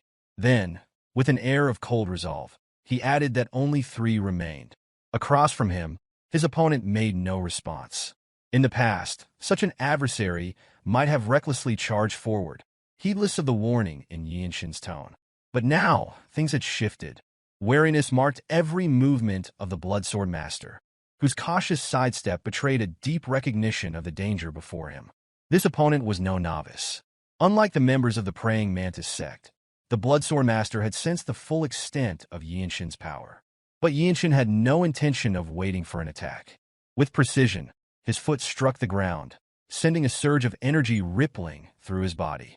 The second step he took carried intent, a deliberate act that resonated with power. The distance between them vanished as Yeonshin unleashed the Radiant Demon's swift sword technique. The blade carved a sharp trajectory through the air, colliding with his opponent's weapon. The impact echoed as steel clashed with steel, the force of Yeonshin's strike driving his foe backward. Though the enemy had managed to block the attack, the momentum had shifted unmistakably in Yeonshin's favor. This fight needed to end quickly. The Swordsmaster was formidable, but prolonging the battle in the heart of the praying Mantis sect would diminish Yeonshin's chances of survival. His piercing sky-blue eyes swept over the swordsman's form, analyzing every subtle movement with a clarity honed by countless battles. As his opponent retreated, Yeonshin sensed the gathering energy in the man's left hand, an unmistakable sign of an impending counterstrike. The opening revealed itself. Instinct guided Yeonshin's body, bypassing thought as he acted. Energy coiled around the Desolate sword, channeling the spiral force of the Eternal Blossom Fist into his next strike. The combination of precision and speed compressed the space between them as Yeonshin surged forward. The strike was swift and efficient. Blood sprayed faintly into the air, carried by a gentle breeze. The Swordsmaster staggered, a choke sound escaping his lips as shock and disbelief etched themselves onto his face. Yeonshin felt the anguish and lingering resentment in the vibrations that ran along his blade. Even as the Swordsmaster's lips began to move, forming what would have been his final words, Yeonshin did not falter. There was no time for parting sentiments. With a sharp twist of the embedded blade, he ended it. The lifeless body crumpled to the ground, silent and unceremonious, like a flame snuffed out by the wind. He addressed the remaining members of the praying Mantis sect, his voice low and steady. Don't flee. The words froze them in place. Though devoid of overt menace, the authority in his tone was undeniable. None dared defy it.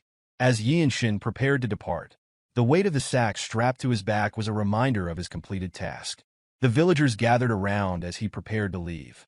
Among them, Mr. Jang, his face streaked with tears, approached to express his gratitude.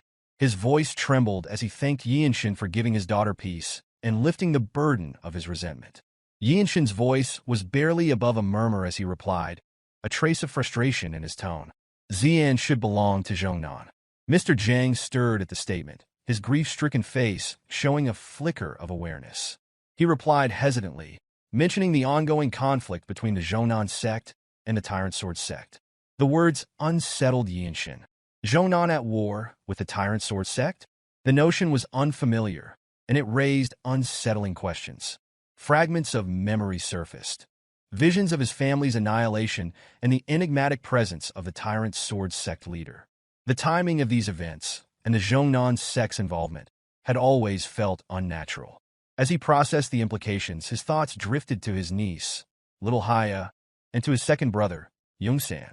He clung to the hope that they were safe for now. Yeonshin resolved that he needed to go to Zhongnan. The decision aligned with Ma Jin's expected approval. Within the chaotic martial world dominated by the 13 heavens, Desolate Fortress's intervention would inevitably target these supreme forces of evil. The beheading of Tyrant Sword sect masters was not just a reprisal, but a means of securing noteworthy achievements. As he reached the summit, Yeonshin abruptly halted.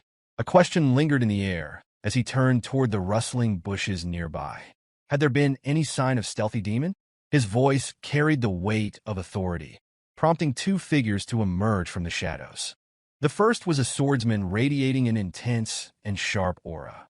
The second was a young Taoist with an extraordinary presence. They were Cheonju, the Sword Saint of Manhwa, and Yu Hyun, a direct disciple of Manhwa's sect leader. Approaching with measured steps, they addressed Yeonshin. Cheonju acknowledged that the praying Mantis sect was likely not involved. Having witnessed the devastation of an entire sect, his demeanor now carried a distinct reverence. He no longer saw Yeonshin as a promising peer, but as a true martial artist of Desolate Fortress. Yeonshin responded with a calm nod, expressing mild disappointment at the lack of new leads. Cheonju then praised Yeonshin's martial prowess, likening him to the future leader of Radiant Demon Squad or even the Divine Sword Group leader. His admiration seemed genuine, while Yu Hyun, with a thoughtful gaze, interjected that this encounter marked his first defeat. He elaborated that sparring with Yeonshin had been an unparalleled experience. Among his peers, none had posed such a challenge. When Yeonshin inquired about the lack of similarly skilled disciples within Manhwa, Yu Hyun admitted there were none of his age within the sect leader's lineage. His suggestion of forming a friendship was met with a curt, yet not entirely dismissive reply. Yeonshin had no intention of visiting Manhwa, but left the door open for Yu Hyun to seek him out, on the condition that he performed new martial techniques each time. Flustered but encouraged, Yu Hyun brightened at this prospect. Upon arriving at the inn where they had first stayed, their camaraderie reached a temporary pause. Yeonshin ascended to Ma Jin's room, where he was greeted with an astute observation. Chung Myung noted the subtle changes in Yeonshin's energy, while Mirio immediately instructed him to apply some medicine to treat the lingering injuries. Ma Jin's voice pierced the tense air, edged with curiosity and a growing sense of unease. He questioned the progress of the mission. Without a word, Yeonshin loosened the ties and let its contents spill onto the table. Gasps rippled through the gathered, their faces filled with shock. Lying before them was the severed head of the Blood Swordsmaster, accompanied by the shattered remnants of the praying Mantis Sect's signboard. This was no mere stroke of luck. The incident in Jinping County had not been an isolated fluke. He reached out to Yeonshin, ruffling the boy's hair in a rare gesture of approval. Ma Jin muttered. The mention of involvement from the Blood Flame Sect tightened his expression, the scars on his face seeming to deepen as tension gripped him. The implications were grim, and the weight of what had unfolded settled heavily on his shoulders. This proves your worth, he stated plainly, his voice steady and unwavering, acknowledging the boy's accomplishment without unnecessary embellishment. Ma Jin's unease evident in his furrowed brow. Blood Swordmasters aren't this common, he murmured, his voice heavy with concern. Standing nearby, Mirio nodded slightly in agreement. This was far from ordinary, and her calm acknowledgement only served to highlight the magnitude of what they faced. Ma Jin's tone shifted, adopting the authority of a seasoned leader. Lightning Genius has accomplished something that cannot be overlooked, he declared. Incidents seem to follow wherever he goes. Yet to handle them so decisively and bring back information of this significance will leave its mark on the martial arts world. The Desolate Fortress will have no choice but to respond to this. Breaking the silence that followed, Yeonshin stepped forward, his voice steady and resolute, belying the tension surrounding him. There is something he needs to report, he announced, his tone firm, without a hint of hesitation. After a pause, he continued, his gaze unwavering and his expression unflinching. He wants to go to Zhongnan's sect. Ma Jin hesitated for a moment, staring blankly before finally speaking again. He asked if Yeonshin truly intended to go to Mount Zhongnan. Yeonshin, with a firm tone, expressed concern for his niece's well-being, prompting Ma Jin's expression to stiffen awkwardly. Ma Jin acknowledged the situation, explaining that they had only just received the news themselves. Mirio interjected, raising her eyes slightly as if troubled. She cautioned that Mount Zhongnan was now an incredibly dangerous place. The Tyrant Sword Sect, she explained, differed significantly from the Blood Flame Sect. While they couldn't simply be labeled as evil, their approach to martial arts was extreme, an unsettling blend of orthodox techniques and sinister practices. They were obsessed with strength, unable to recognize moderation. Her tone reflected a clear concern for Yeonshin, the youngest among them. Ma Jin agreed, emphasizing that no mission had been assigned. Completing the tasks they had already been given should be sufficient, he reasoned. Both Ma Jin and Mirio clearly opposed sending Yeonshin on such a perilous endeavor. Only Chung Myung, seemingly oblivious to the tension, stepped forward to defend the youngest member of the Desolate Fortress. He argued that a squad leader should have the authority to judge a situation and assign a mission at their discretion. His words, though earnest, earned him a sharp glare from Mirio, who clearly disapproved of his interference. Ma Jin spoke candidly, voicing his reservations. He questioned how they could send Yeonshin when the likelihood of his return from Mount Zhongnan was uncertain. The gravity of the situation was apparent to everyone except Yeonshin, who seemed taken aback and could only manage a brief response of surprise. Ma Jin clarified further, explaining that anyone in Desolate Fortress who knew of Yeonshin's talents would share their concern. Chung Myung explained that Yeonshin's talent made him a coveted figure in the martial world. Even the Manhwa Sect's Sword Saint had brazenly expressed interest in having Yeonshin as a guest. Mirio and Wonchong nodded in agreement, their expressions confirming their silent support of Ma Jin's sentiments. However, Yeonshin appeared to perceive a deeper, unspoken reason behind Ma Jin's reluctance. Addressing the squad leader with a calm yet piercing tone, Yeonshin asked how Ma Jin could fail to distinguish between public duties and private matters. His words struck a nerve, delivering a clear and undeniable point. Yeonshin then asserted that his achievements spoke for themselves and urged Ma Jin to record this request as an individual merit.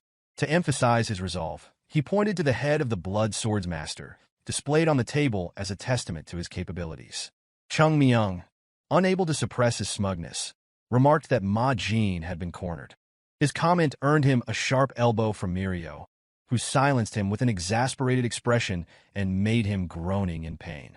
After a moment of deep thought, Ma Jin finally spoke. He admitted that it was difficult to refuse and proposed a solution, a bet. The suggestion surprised the group.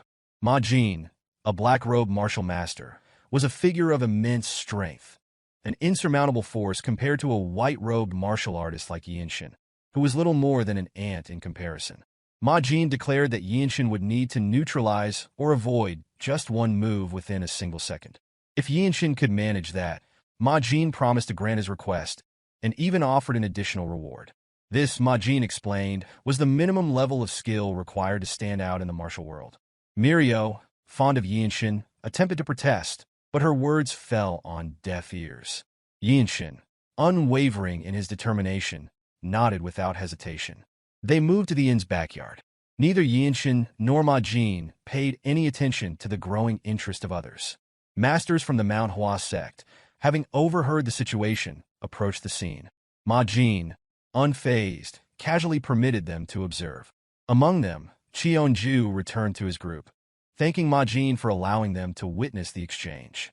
He reminded the Manhwa disciples that this was a rare opportunity to witness the techniques of a Desolate Fortress squad leader. Yu Hyun, one of the disciples, voiced his thoughts aloud, marveling at the fact that a black-robed master of the Desolate Fortress, like Ma Jin, was comparable to a peerless swordsman. Cheonju remarked on the situation, acknowledging that especially in chaotic battles, they were those stronger than himself. Among them, Hellslayer stood out as a figure who completely dominated the battlefield. Known for eliminating countless hypocritical villains, including renowned sect leaders, his movements were not to be underestimated. Even a single strike from such a master carried the essence of instant death. Cheonju provided an extensive explanation of Ma Jin's background as a black-robed martial master and squad leader of the Desolate Fortress. He elaborated that unlike the martial artists of the Nine Sects, who pursued the ultimate form of swordsmanship, Ma Jin's techniques were honed entirely for practical combat.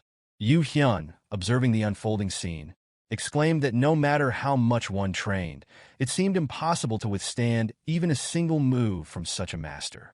His gaze shifted to the boy standing across from Ma Jin, the Radiant Demon Squad's lightning genius, Yeonshin, who stood calmly, with one hand resting lightly on his sword, facing the gusting wind. Yeonshin asked for some time to prepare, to which Ma Jin agreed, telling him to take as much time as needed. He warned Yeonshin that the strike he would deliver would be impossible for any white-robed martial artist to handle and advised him to sharpen his senses properly. Though his words sounded casual, Ma Jin's standards were anything but. As a black-robed supreme martial master and leader of one of the divine sword squads, he was one of fewer than 30 such figures in the Desolate Fortress. Yeonshin closed his eyes to compose himself, calming his mind and steeling his resolve. He reminded himself that he simply needed to demonstrate the martial arts he had learned. Starting by focusing inward, he awakened his lower dantian and the dormant energy within his body. This energy flowed through him, even reaching his pupils, sharpening his senses further. It was the very skill he had refined during his battle with the praying Mantis Sect's leader. Muttering softly to himself, Yeonshin analyzed Ma Jin's body, scanning it from every angle, as if viewing it reflected in a mirror. His heightened sensitivity to energy allowed him to perceive even the subtlest movements with extraordinary clarity. Conceding the first move, he made a rare joke, which brought a brief smile to Ma Jin's face. As the wind stirred, Ma Jin raised his hand, showcasing the epitome of the radiant demon art. A master of all weapons, Ma Jin's skill was legendary. Stories were told of how he turned even discarded weapons on battlefields into tools of destruction, but his bare hands were considered the deadliest of all. Yeonshin was fully aware that Ma Jin's palm technique could shatter a fortress wall with a single strike. Quietly, he told himself he had to evade it, lowering the hand resting on his sword in preparation. Ma Jin took a step forward, his movements precise, direct, and astoundingly fast. The force of his strike felt like a condensed typhoon rushing forward. Even though it wasn't at full speed, Yeonshin found himself overwhelmed, even to just twist his body aside. Ma Jin's hand, controlled yet devastatingly powerful, sliced through the air with precision. The trajectory of the strike was aimed directly at Yeonshin's head. In that instant, a faint blue light flickered across Yeonshin's forehead. He realized that his current footwork was insufficient to escape. The techniques taught by Chung Myung lacked the structured formulas he needed, leaving him to rely on clear intention and instinct to carve a path. Yeonshin muttered about needing just one step. In his mind, he calculated the movement path and the direction of force Ma Jin's technique would create, drawing complex lines in his thoughts. His head burned with intense focus as a second dantian near his heart seemed to awaken momentarily. Harnessing this new surge of internal energy, Yeonshin felt a technique forming within him, born of his innate talent and the immense pressure of the situation. Under Ma Jin's overwhelming mastery, Yeonshin took a single step. In that fleeting moment, a tremendous shockwave erupted behind him, whipping his hair upward. The fierce wind from Ma Jin's strike swirled the dust around the yard, leaving the onlookers in stunned silence. Among them were masters who had dedicated their lives to martial arts, and even they recognized that Yeonshin's step was extraordinary. Ma Jin, still in the posture of extending his hand, moved only his lips to ask what that footwork had been. Yeonshin replied simply, saying he had walked because he saw a path to survival. Indifferently, he added that he would name it the Radiant Wing Step. Ma Jin stood silently for a moment, a brief smile crossing his face as he thought to himself about the incomprehensible talent Yeonshin had just demonstrated. Straightening his posture, Ma Jin made his decision. He announced his permission for Yeonshin to journey to Mount Zhongnan, acknowledging the boy's capabilities with a tone of quiet respect. Soon after the sun rose, the two young martial artists from the Desolate Fortress made their way towards Zhongnan Mountain. Yeonshin wore a blue robe with a white robe beneath it, walking closely behind Wonchong. In the Zhongnan sect, being a white-robed warrior alone would not be enough to act independently. Chung Myung had jokingly remarked while helping his youngest junior borrow and wear the robe. Yeonshin, puzzled by the remark, wondered about its meaning, feeling a sense of curiosity rising within him. Myohwa spoke to clarify. A white-robed martial artist with a blue Desolate sect long robe meant that the person was acknowledged as a blue-robed warrior of Desolate Fortress, a title that guaranteed one's status as a rising star within the sect. The title of Rising Star was not given lightly in Desolate Fortress. It indicated the best among the juniors following the martial path. The significance was amplified by the fact that it was awarded less than half a year after entering Desolate Sect, a rare and honorable achievement. Myohwa smiled, her expression captivating and selfless. She explained that the title came with the authority to command all white-robed warriors within Desolate Sect. Chung Myung added that if anyone asked, Yeonshin could mention the azurized demon sword from the Radiant Demon Squad acknowledging him, which would likely prevent most disputes. Myohwa also suggested using her own warrior name, Zen Demon Sword, as a gesture of handing over the blue robe, a gesture of her joining the small ceremony. Yeonshin thanked them awkwardly, though they seemed pleased with and proud. As they continued on the road, he felt an unfamiliar sensation in his chest, the kindness of his senior overwhelming him in a way he had not experienced before. The words they spoke were more than mere gestures. They carried the weight of responsibility and recognition. Wonchong turned back slightly, his tone teasing but tinged with envy, complimenting Yeonshin on the way the white robe and long blue robe suited him. Yeonshin couldn't help but speak his thoughts aloud as he felt the weight of the blue robe, as if contemplating the significance of the situation.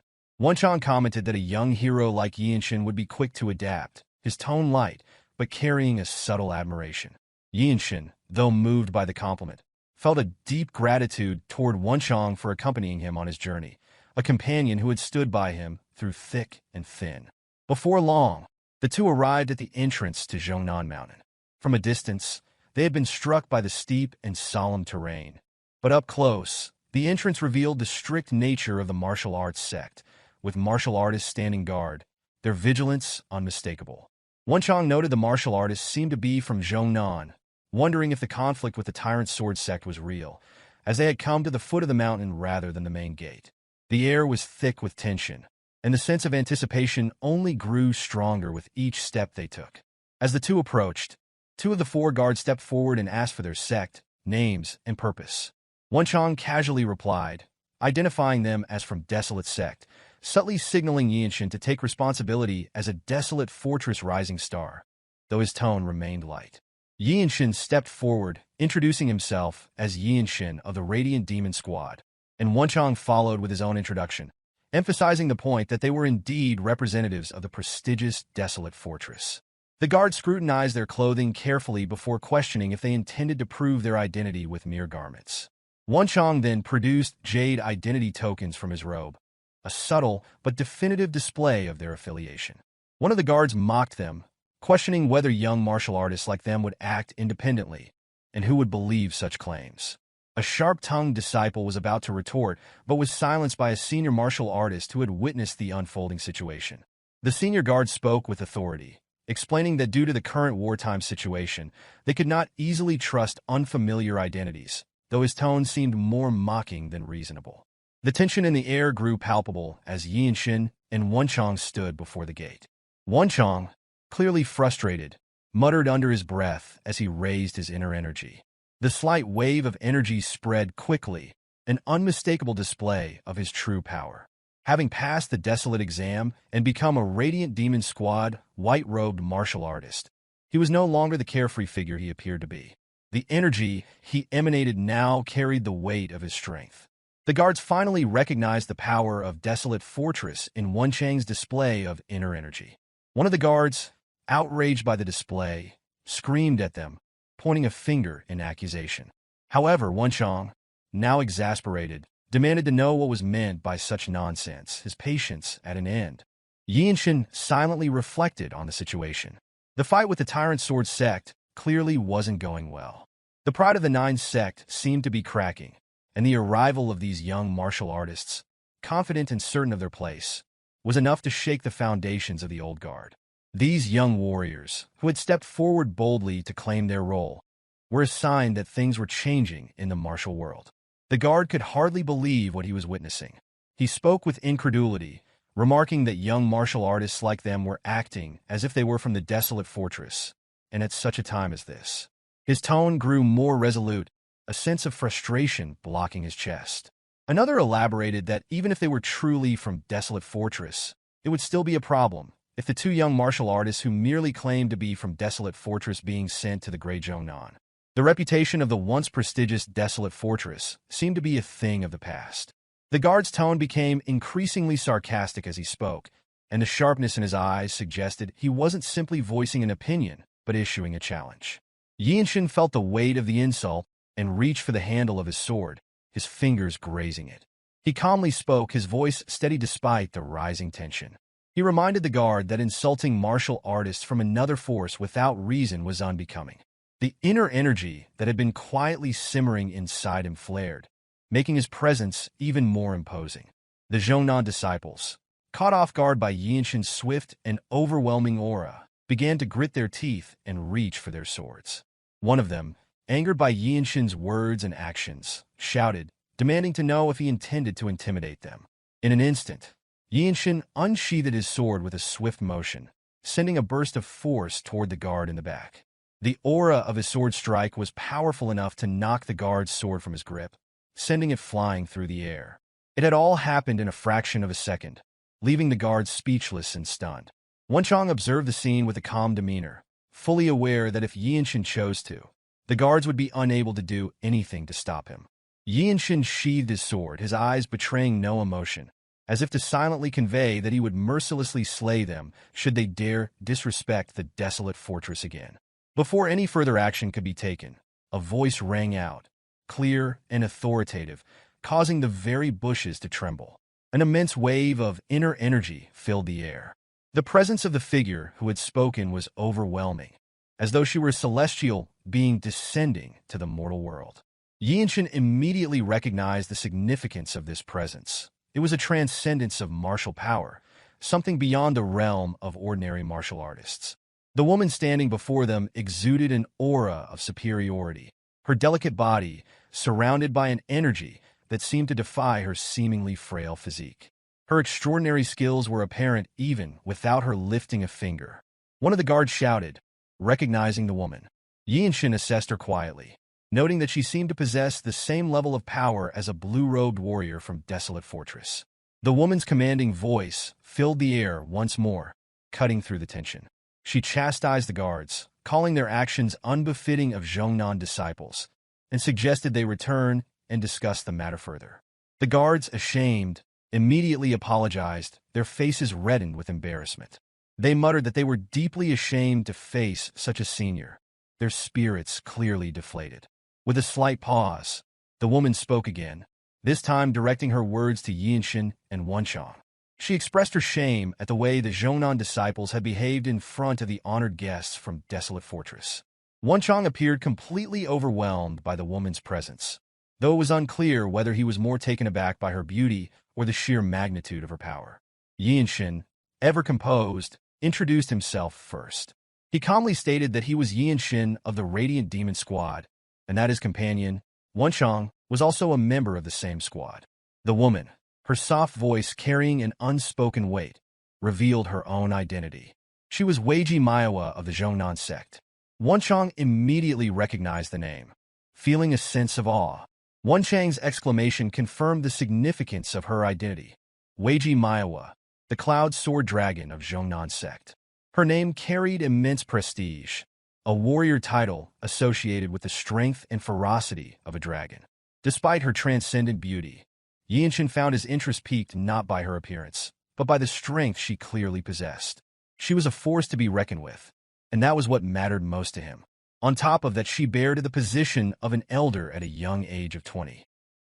Cloud Sword Dragon Weiji Myohwa had become the subject of widespread rumors as a genius who had descended due to heaven's mistake.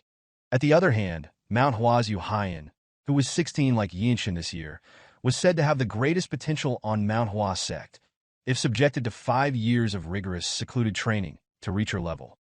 Born and raised on Zhongnan Mountain, Myohwa had attained the status of a great master at a remarkably young age, while Yeonshin, at least 4 years her junior, never bothered to compare himself due to his frail constitution, a habit he had long cultivated. Wonchong approached Myohwa and conveyed that it was an honor to meet the revered Weiji Myohwa, known as the Cloud Sword Dragon. Yeonshin acknowledged that their arrival at the Zhongnan main mountain might have been presumptuous and expressed his shame in the presence of the great hero Myohwa. Yeonshin, although younger, joined in the respectful address without diminishing her achievements by referring to her as great hero, not as a female hero. Myohwa's gaze softened as she recalled that, despite young Master Yeonshin having unsheathed his sword first, it was her fellow disciple who had taken the initiative. She explained that everything had transpired swiftly, and on behalf of Zhongnan, she offered her apologies. Her gentle expression toward Yeonshin, her beauty and her natural representation of the Zhongnan sect made even Wonchang's awkward and self-conscious remarks seem understandable. Realizing that the honored guests had been waiting too long, Myohwa announced that she would guide them to the main sect, where their purpose could be discussed further. In response, Yeonshin expressed his gratitude in a manner befitting. At the same time, someone descending the mountain and called out to Yeonshin, and as he lifted his gaze, he recognized a familiar face, his second brother, Jong who stood with a stunned expression. After traversing several rugged mountain peaks, Myohwa emerged from the martial training ground accompanied by an elderly man and a young girl. The girl's eyes widened with joy at the sight of Yeonshin, and she ran to him, calling out to her uncle with the fervor of someone who had longed for his presence after losing her parent overnight. Yeonshin enveloped her in an embrace, and she clung to him as if her heart were mending. With genuine concern, Yeonshin inquired about her well-being, and the girl, known as Hyea, nodded amid emerging tears. As Yeonshin reunited with the tearful Hyea, Wonchong could only sniffle at the touching scene. After savoring the heartfelt moment, Yeonshin turned his attention to the elderly man, whose peculiar gaze held his interest. Yeonshin released his embrace on Hyea, despite her apparent reluctance. Myohwa then explained that the sect leader and the Grand Elders had departed to duel with the Tyrant Sword sect leader, and because the visitors hailed from the Desolate Fortress, she had brought the highest-ranking elder from the Zhongnan sect who was still present. In response, Yeonshin and Wonchong exchanged respectful greetings with the old man. With his hand behind his back, the elder slowly introduced himself as Zhong Yeol, the Zhongnan Sword Immortal. Wonchong could hardly contain his astonishment and almost cried out in reverence, declaring his respect for the Sword Immortal. Yeonshin, maintaining a calm demeanor as he clasped his hands in return, recalled having observed the Desolate Fortress Lord from afar. Though he revered the elder's reputation, he was not overwhelmed as Wonchong had been. In his mind, Yeonshin discerned well that Elder Yeol might be even more formidable than his own grandfather, Yeonjiak. Staring intently at Yeonshin, Yeol suddenly inquired about his age. Upon hearing that Yeonshin was 16, Hyea, who had been inconsolable at the sight of her uncle, brightened with a radiant smile. Without delay, Yeol suggested showing them something, and despite Yeonshin's internal bewilderment, the Zhongnan Sword Immortal led them to a secluded side of the mountain, a place that had long occupied his thoughts.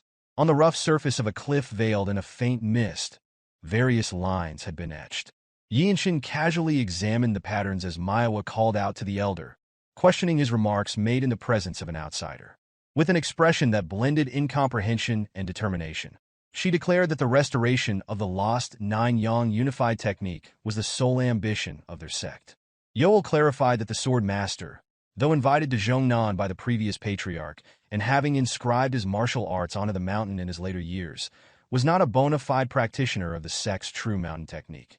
Myohwa attempted to argue, while Hyea's innocent expression shifted uncertainly between them, puzzled by the unfolding events. With a tone that brooked no disagreement, Yeol explained that his remaining days were few and that if he could glimpse the Swordmaster's blade once more, nothing would be beyond his reach. He continued that although Myohwa was the only one capable of reviving the Nine-Yang unified technique, she alone could not be entrusted with his final regret, a conviction so potent that everyone sensed the power of his last obsession. Myohwa found herself unable to understand. She could not fathom what quality in a young master, met for the first time, had impressed Yeol so deeply. After studying her perplexed look, Yeol beckoned her attention. Following his silent command, Myohwa's eyes widened as she noticed Yeonshin standing at the mountain's edge, his neck craned in unwavering focus toward the opposite cliff. Clearly, the barely 16-year-old was utterly absorbed. As Yeonshin silently examined the etched sword traces on the cliff, he marveled at the multiple, sharply defined trajectories that defied the wear of time. Those overwhelming marks, he realized, were not products of ordinary human skill, but could only have been forged by someone who had attained the level of Void Step. Yeol revealed that these marks were the handiwork of the Swordmaster, who had passed away 59 years earlier. Wonchong briefly considered whether the Swordmaster might be Yang Chuan. Yeol recalled that a disciple expelled by Yang Chuan had gone on to establish the Tyrant Sword Sect, meaning that every technique of that sect had its origins in the legendary master. Yeol elaborated further, asserting that, aside from the Desolate Fortress Lord, neither god nor demon, few could rival the Swordmaster's prowess. The revelation left Wonchong in stunned disbelief, for it was nearly unimaginable that the Swordmaster could match the might of the Desolate Fortress Lord. Yeol then recounted how the Swordmaster had once taken a starving, seemingly useless orphan like him, brought him to the main mountain, and entrusted him to the previous patriarch's care. When Wonchong inquired why he had not learned the Swordmaster's technique, Yeol explained that fate had not allowed it, and that he himself lacked the necessary talent. Many of the Sect swordsmen had tried, yet the path of the sword was not one navigated by broad knowledge or sheer martial prowess. The assembled masters had agreed that only a sudden flash of inspiration could ever trace the true path of the Swordmaster. As Wonchong concentrated on the sword path, he furrowed his brow at a phrase boldly inscribed in one stroke within the mist on the cliff. "The worthy one shall obtain it." Yeol affirmed that this was a matter solely of innate talent. The entire hope of the sect for deciphering this technique rested on Myohwa. Even if she did not outwardly display its burden, its weight was unmistakable.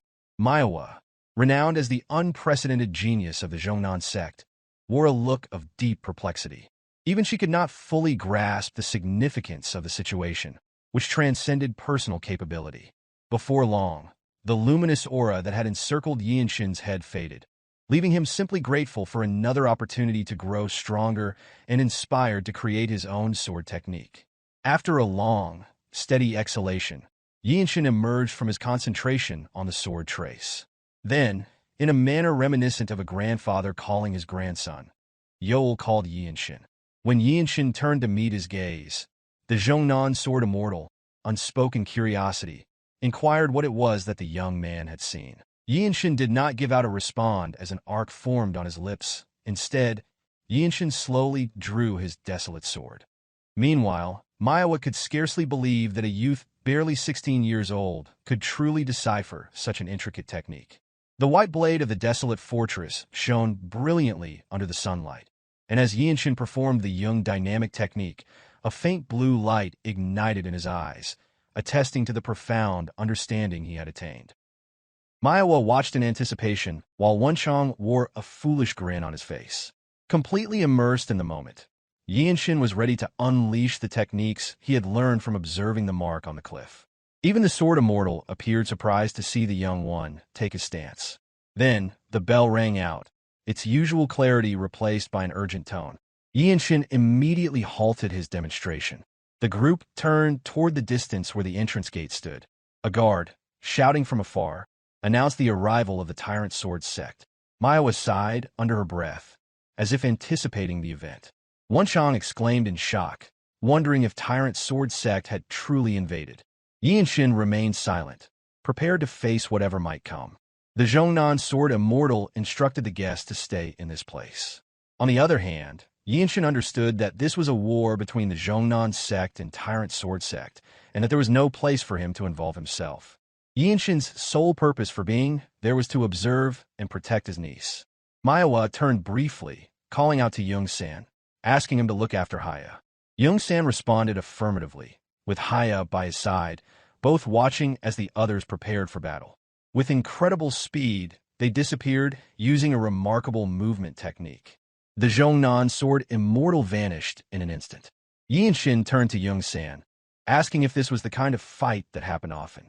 Yeongsan explained that they never knew when or where an attack might come. Even the strongest fighters have been caught off guard and struck, just like now. Yeonshin thought about the situation, realizing that the Zhongnan sect was in a precarious position. For the Zhongnan Sword Immortal, one of the top masters of the 9 great sects, to be forced to remain behind to defend the main sect spoke volumes of the gravity of their situation. Wonchong muttered, commenting on how unfortunate the turn of events was. Yeonshin, still reflecting on the situation, wondered aloud whether this wasn't when the Desolate Master should step in. Wonchong explained that, even so, Desolate Fortress couldn't interfere. A martial artist from a 9 great sects would never act without pride. Wonchong then reminded Yeonshin that they had just witnessed something similar. If Myohwa, the Cloud Sword Dragon, had not intervened, a major incident would have occurred. Yeonshin remarked that the Zhongnan sect didn't seem in a position to act freely. Suddenly, a voice broke through the conversation, surprising the 2 warriors from Desolate Fortress. An unfamiliar man told them not to speak carelessly about their sect. Yeonshin, already sensing their presence faintly, finally saw 5 hidden martial artists perched on a boulder nearby. They seemed either to be guarding Hyea, who had caught the attention of the Zhongnan Sword Immortal, or for some other reason. The energy they emitted was distinct, clearly not from any evil sect like the Tyrant Sword sect. Yeonshin replied slowly, saying that he didn't think his words had been disrespectful. One of the men retorted, pointing out that words could be perceived differently depending on the listener. He also asked if Yeonshin was unaware that Desolate Fortress could never be considered a guest of honor in Murim. Yeonshin then realized that Desolate Fortress had many enemies, both from orthodox and unorthodox sects.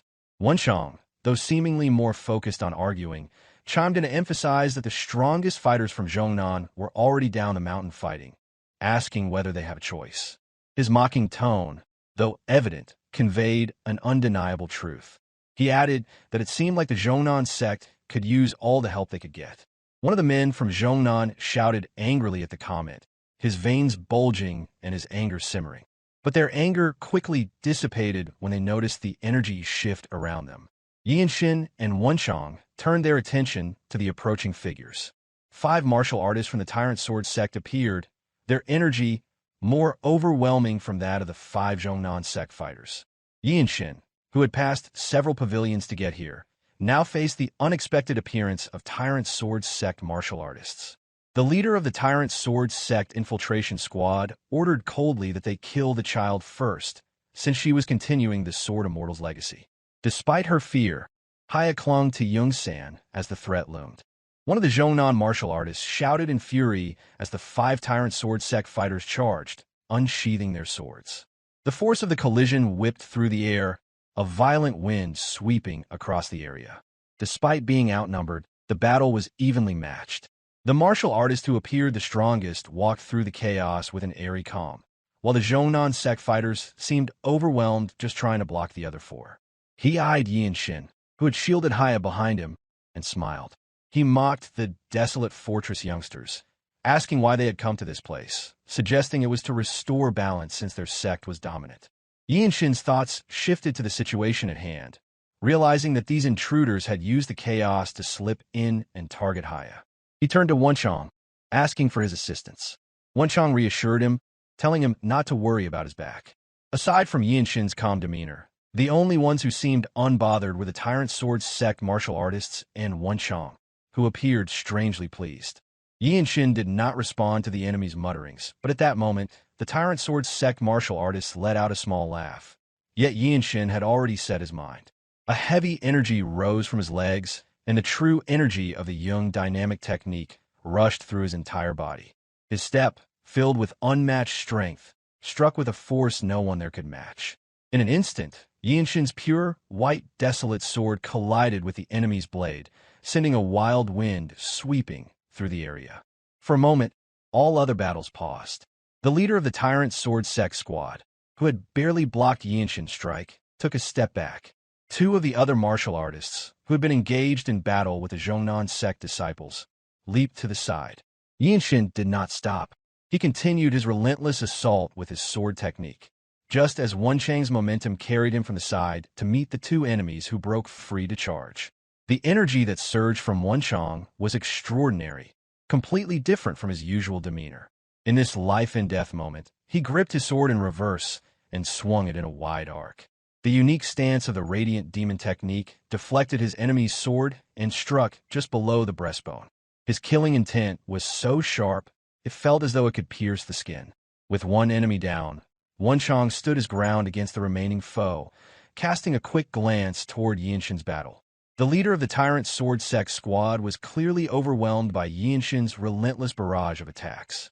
Yeonshin pressed on, pouring all his forbidden martial techniques into his strikes. The Radiant Demon's swift sword technique gave the enemy no room to breathe. Though each time, the enemy managed to defend, an opening finally appeared. As he struck, he cursed Yeonshin, wishing for his death. The enemy's blow came dangerously close, but Yeonshin dodged it with a Radiant Winged step, instantly appearing behind him. In a final move, Yeonshin drove his sword into the enemy's heart. The initiative was stolen from the enemy, leaving him with no chance to recover. Yeonshin's sword technique was executed in 1 swift motion, freezing time for a brief moment. All fighting stopped as onlookers watched in shock and admiration. The only sound was the wind brushing the peak of the mountain, while the leader of the enemy squad cursed his fate. He could hardly believe he had lost to a mere brat from Desolate Fortress. Meanwhile, Yeonshin gazed at him coldly, his eyes devoid of empathy as he shook the blood from his blade. The leader's body collapsed lifelessly. Though Yeonshin's technique lacked depth due to its creation without formal sword training, it remained effective enough to overwhelm his opponent with surprise moves. The two warriors of Desolate Fortress swiftly eliminated the three attackers who had targeted Hyea, leaving the martial master from the Zhongnan sect in stunned silence. Meanwhile, the martial masters from the same sect successfully subdued the rest of the enemy force. With the battle concluded, Wonchong surveyed the surroundings, his expression seemingly boasting the strength of the Desolate Fortress. The fight had unfolded with the two warriors managing to defeat three adversaries whom the Zhongnan sect's martial artists had struggled to handle.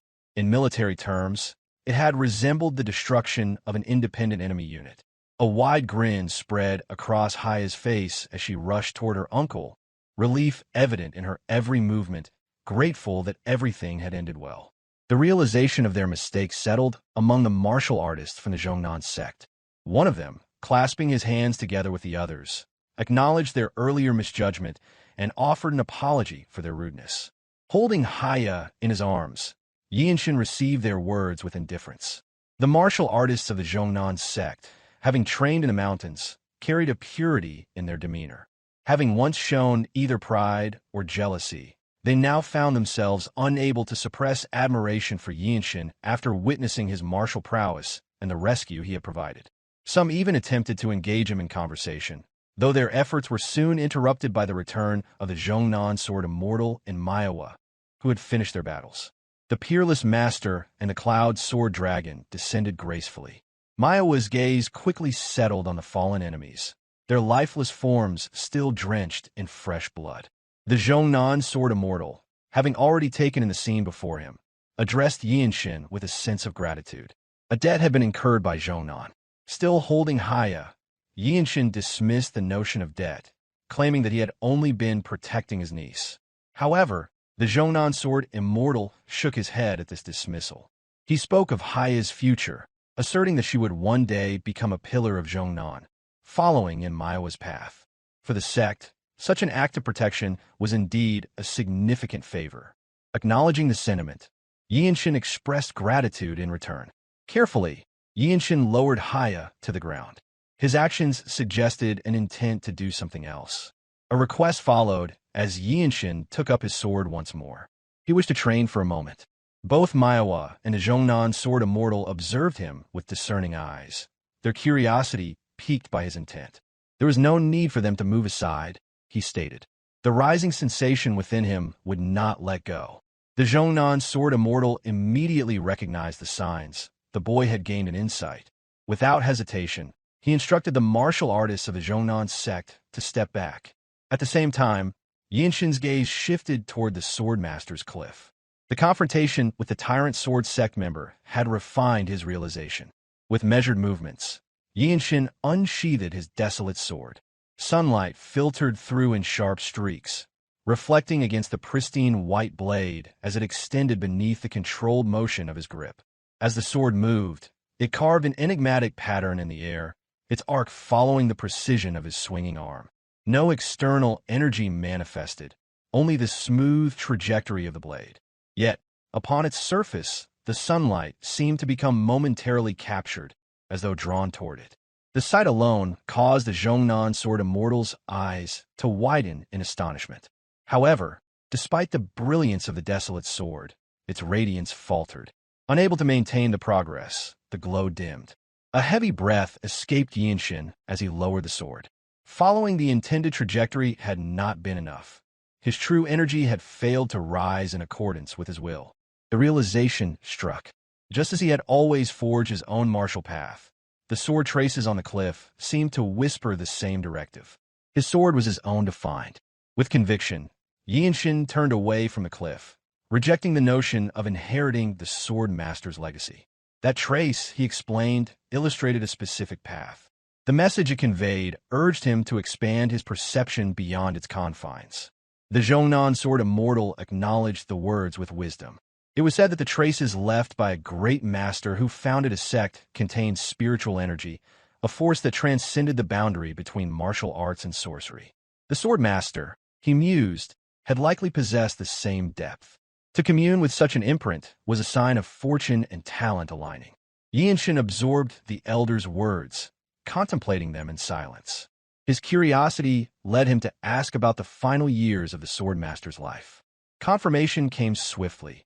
The revered master had indeed spent his last days within Zhongnan. A connection to the Zhongnan Sect masters was inevitable, but the realization remained clear. The Zhongnan sword style, deeply embedded in its teachings, did not suit his body.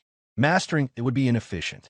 Intrigued by his conclusion, Myohwa addressed him with respectful curiosity. She wished for a more detailed explanation. The restoration of the nine-yang unified technique, he stated, fell under the responsibility of the great hero Cloud Sword Dragon. However, he offered a small measure of assistance if she wishes for it. The implication caused Myohwa's thoughts to stir.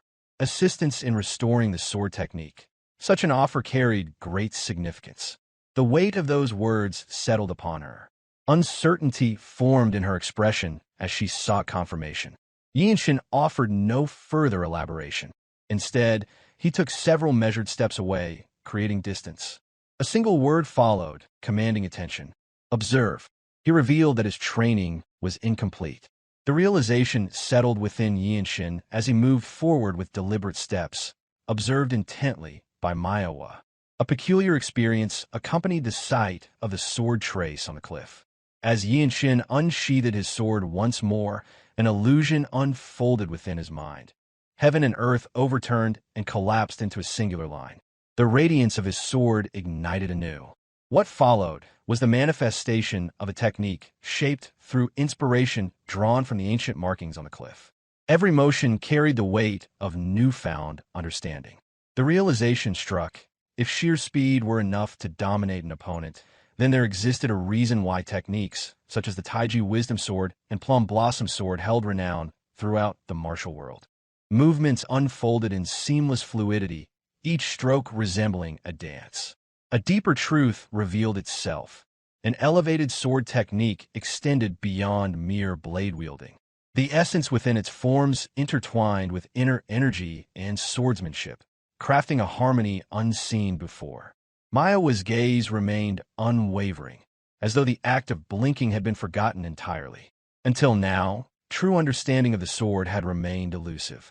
This thought coursed through Yeonshin's mind as the glow of his pure, white, desolate blade illuminated the space around him. In that instant, the legacy of the great Swordmaster did not merely endure.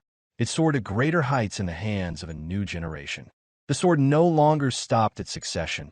It ventured beyond, reaching toward a higher sky. Tears traced down the deeply lined face of the Zhongnan sword immortal, their weight carrying the passage of distant years. A quiet whisper escaped him, an acknowledgement of the revered Swordmaster.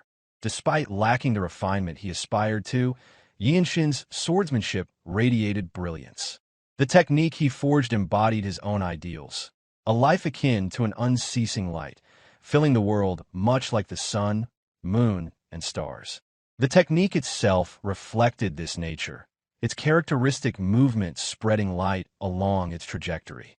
A voice, laced with pride, broke the moment's silence. Wonchong, chest puffed with admiration, inquired about the name of the sword technique. Yeonshin, turning slightly, acknowledged the question. He already decided on the name of the sword technique. Radiant sword style. His gaze fell upon the desolate sword, still gleaming with the hues of twilight. Nodding in understanding, Wonchong exhaled, harboring no envy, only pride for his fellow warrior.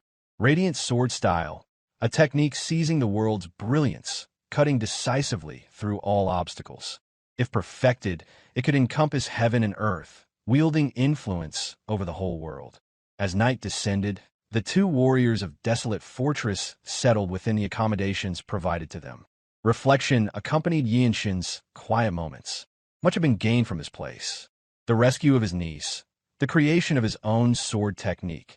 Though he had done nothing tangible for the Zhongnan sect, their treatment of him as an honored guest remained unchanged. A sense of unease accompanied such generosity. Wonchong, however, displayed no such concerns. A declaration of intent escaped him, voiced with an air of casual delight. The golden tea of Zhongnan should be taken back upon their return. His demeanor bore no trace of tension, as if effortlessly overcoming enemies had been a simple matter. Gratitude followed, directed toward Yeonshin. Thanks to his achievements, such kindness had been extended by the Zhongnan sect. Yet Yeonshin's thoughts strayed. The image of Wonchang in battle resurfaced, an expression different from the one worn now. In that moment, Wonchang's eyes had carried the weight of countless past encounters, each one resolved through decisive, lethal intent. Everyone carried their own stories.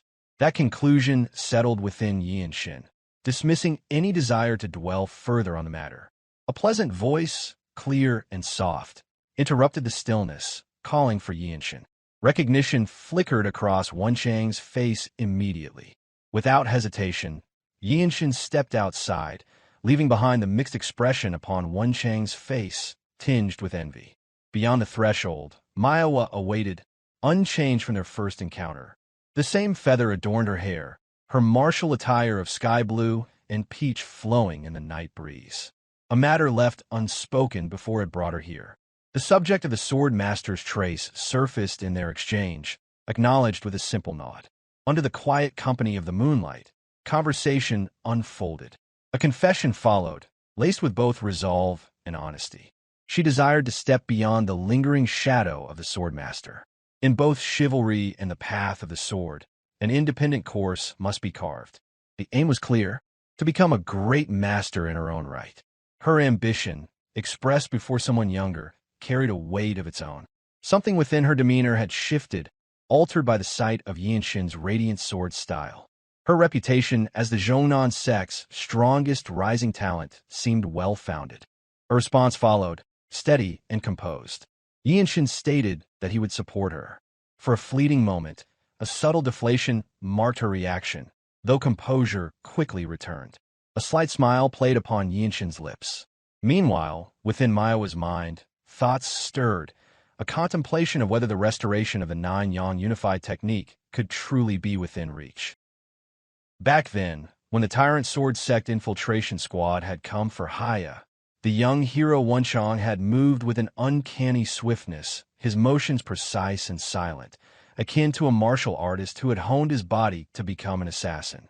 Yeonshin had pondered over that moment, considering that his companion might have been deliberately concealing his origins.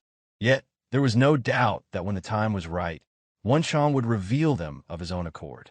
Now, as Yeonshin strolled with Myohwa, their conversation turned toward the matter of the radiant sword style. When Yeonshin expressed his willingness to support her, a rapid sequence of thoughts raced through Myohwa's mind. The promise had been to teach her, and as expected, requesting such a favor without offering anything in return would have been shameless. With a composed expression, she brought her hands together in a respectful gesture before speaking, her red lips moving with quiet determination. If assistance could be given in restoring the nine-yang unified technique, then in turn, she would vow to serve him as her benefactor until the end of her days. Such generosity significantly reduced the dissatisfaction that accompanied a life that could not be guaranteed to last. The night remained tranquil, illuminated by the soft glow of the moon, while the mountains lay in deep silence. Against this backdrop, her voice rang out, clear and resolute. There was no act more dignified in the martial world than the sharing of martial arts. A quiet confidence accompanied her words as she continued, the curve of her lips forming a graceful arc. The request was not one of servility.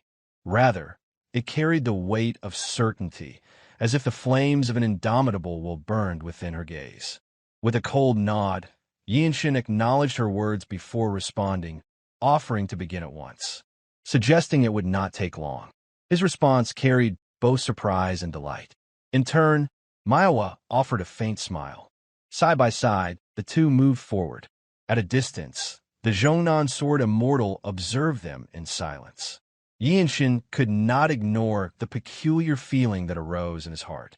The Cloud Sword Dragon, Myohwa, was undoubtedly a warrior who stood on par with those of the blue-robed warriors, as defined in the Desolate Fortress. Yet, Despite that, he, as someone who had only just reached the white-robed rank, was the one providing one-sided assistance to a martial artist of such prowess and experience. The presence of the Zhongnan sword immortal further deepened this sense of unease. Unlike before, there was a newfound composure to the old master, accompanied by a faint smile. Since the moment he had laid eyes on the radiant sword style, his demeanor had changed. With a strange feeling settled in his chest, Yeonshin and Myohwa arrived at the edge of a towering cliff. Without hesitation, Yeonshin began his explanation, starting with the oral chant. A flicker of disbelief crossed Myohwa's face as the words registered. Surprise filled her voice as she reacted to the revelation. The notion seemed absurd. He had not only discovered clues regarding the technique, but had gone so far as to reconstruct an oral chant for it. Yeonshin explained further, clarifying that while it was indeed an oral chant, it would not be identical to that of the Swordmaster's original technique. The responsibility of refining that aspect lay in the hands of the great hero, Cloud Sword Dragon. Though perplexed, Myohwa listened attentively. The question lingered in her mind. How could such a talent exist in this world? Yeonshin continued, tracing his understanding from the remnants of sword paths left behind. Yet, it was an entirely different challenge from merely retracing the marks of sword's path and reconstructing its movements. Remaining silent, Myohwa absorbed every word. What remained for her now was to integrate this newfound insight into her own understanding. Time passed quickly. Before long, Myohwa vanished without a word. Shortly after, the Zhongnan sword immortal stood beside Yeonshin and spoke, revealing that she had fallen into her inner demons upon their encounter that night. She was not one to boast of her martial arts, yet it seemed that she had been deeply shaken by what she had witnessed. The old master elaborated further. Among the martial artists of her generation in Shaanxi, none could rival her. People praised her as possessing the greatest martial talent. Yeonshin quietly repeated the words, "the greatest in the world." The phrase carried an unfamiliar weight. With a slow nod, the Zhongnan sword immortal confirmed it. For the first time, she had encountered a talent so overwhelming that it made her own abilities feel insignificant. She had witnessed Yeonshin grasp the intent hidden within sword marks and instantly create a sword technique before her very eyes. Faced with such a reality, she could not help but compare herself to him. To Yeonshin, however, the thought was meaningless. The great hero Cloud Sword Dragon stood several levels above him. After all, for someone pressed for time like him, such concerns were difficult to comprehend. The Zhongnan sword immortal chuckled, shaking his head. Heaven had made an error, he mused, to grant such talent, and yet also instill a heart that found satisfaction in nothing. It was among the greatest unfairnesses of the world. Yeonshin dismissed the words, calling them an embarrassing sentiment. Their bond had grown considerably. Someone within the Zhongnan sect had even compared it to the relationship between a grandfather and his grandchild. Yeonshin somehow found this old master far more comfortable than his maternal grandfather.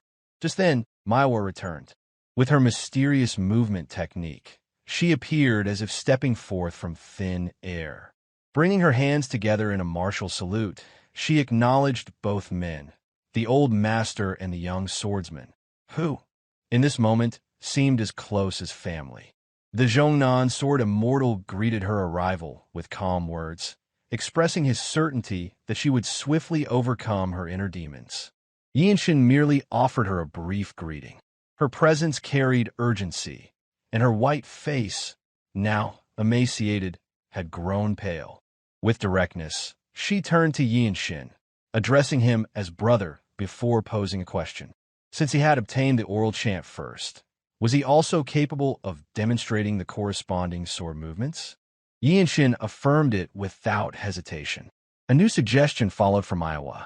If they trained together in the Nine-Yang unified technique, filling in each other's weaknesses, they would improve far more quickly than if they trained alone. Yet Yeonshin's response came without the slightest hesitation. Apologizing, he stated plainly that he barely had enough time to train in his own swordsmanship. The refusal was firm, and Myohwa had not expected it. In the end, unable to press the matter further, she let out a sigh, laced with quiet regret. Since both techniques shared the same origin, simply observing each other's sword movements would suffice. Yeonshin proposed that Myohwa could stand beside him while he trained in the Radiant Sword style, while she, the Cloud Sword Dragon, could continue practicing the Nine-Yang Unified technique. A flicker of confusion crossed Myohwa's face as she processed his words.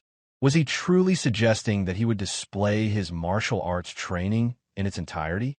Yeonshin affirmed it without hesitation, reiterating that she should train in the Nine-Yang Unified technique while observing his movements. For the first time, admiration stirred in Myohwa's gaze. The opportunity to witness the training of the Radiant Sword style was no small matter. She acknowledged it plainly. The great master here was not her, but Yeonshin. The Zhongnan sword immortal let out a sigh. Generosity should have its limits, he mused, yet here was one who had already surpassed such boundaries. Though his expression remained unchanged, the goodwill emanating from him deepened. However, Yeonshin found himself momentarily perplexed. There was a fundamental difference between sharing insights and openly demonstrating martial arts training. He recalled the discussions of martial arts that took place within the Radiant Demon Squad ranks, where open discourse was common. Yet in the greater martial world, observing another's training was strictly forbidden, an unspoken rule that all adhered to. Ma Jin had once warned that one must never watch another's martial arts training. Chong Myung had reinforced this sentiment, stating that such an act could easily lead to a duel to the death. Yeonshin had countered that the captain had demonstrated martial techniques for them before, and they had always trained together. Mirio had explained the distinction. What could be shown was vastly different from the private practice of serious martial arts. True training was never to be observed. Upon hearing the words of his seniors, Yeonshin had come to understand this unyielding principle. The two martial masters seemed to uphold that very belief, yet the misunderstanding continued to grow. There was still a distinction between revealing insight and demonstrating an already established technique. Yeonshin contemplated this quietly before setting aside his thoughts. Taking his stance, he prepared to begin, and Myohwa instinctively followed. Almost simultaneously, they drew their swords.